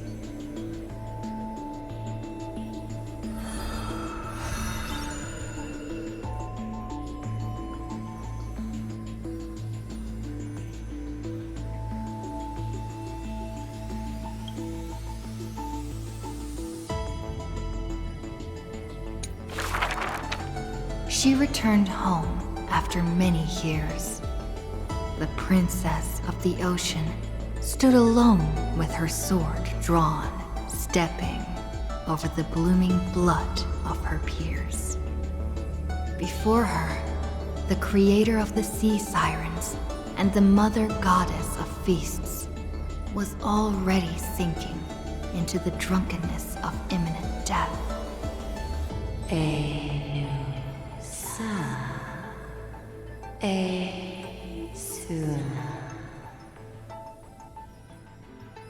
When the blood pact of the law won over the ocean's core flame, the sea siren once again lost her melodious voice. I am willing to accept the final Imperial command. But it is a pity that our feast was ultimately a mirage. The deep sea became a silent place of dwelling. Hugging her knees, Electra locked herself in. Savage and fearsome monsters swam past her, but none dared to interrupt her tragic dream. Till one day, a golden trout's bubbles floated into her gloomy waters. Long time no see, Gladius. Icinant. Now you have truly become the ocean's bedrock. Old friends met again, and new friends came in greeting. Many messengers came in company. The playful kitten hid behind the golden trout. The butterfly of the deadly shadow fluttered in courtesy. If you don't mind, the resplendent pearl sparkled. We hope you can regain your strength and sing for the world once again. Electra raised her violin sword in doubt, as the strings had long ago rusted and snapped. But a few golden strands cleansed all the filth around her, then stretched out to become new strings. The golden strings showed Electra that the world she loved was not yet silent, and the journey of deliverance continued still. Yet the path to the Sea of Stars would not be a carefree feast. The golden trout never met with her again, and the waves brought endless news of sorrow. Amidst the long wait, she remained bound by decree. All the flames had died out, extinguished until this world fell into eternal silence. And the wordless enemies in the deep sea were the audience of this rite, the Theros. You already know that the world is just an illusion. The sea siren gazed out beyond the heavens, and once more raised her glass to fill it with honey brew. Since the mirage of pleasures can only disappear like foam, when you return, will you save some ocean spray for me? This was a city of festivities, where never-ceasing songs eternally filled the air. Chrysos heirs, demigods, and mortals all came to feast from the four corners of the world. It was beautiful and radiant, performing the sea siren's drama amidst the revelry. The siren once longed for the banquet to never end, yet she witnessed the music fade and the guests disperse. As a fish, she was destined to drift with the waves, whether amidst the surging tides of evil or immersed in the currents of the starry sea. Until a millennium later, when the fish from beyond the sky finally took their seat. I enjoy banquets. How about you, little gray fry?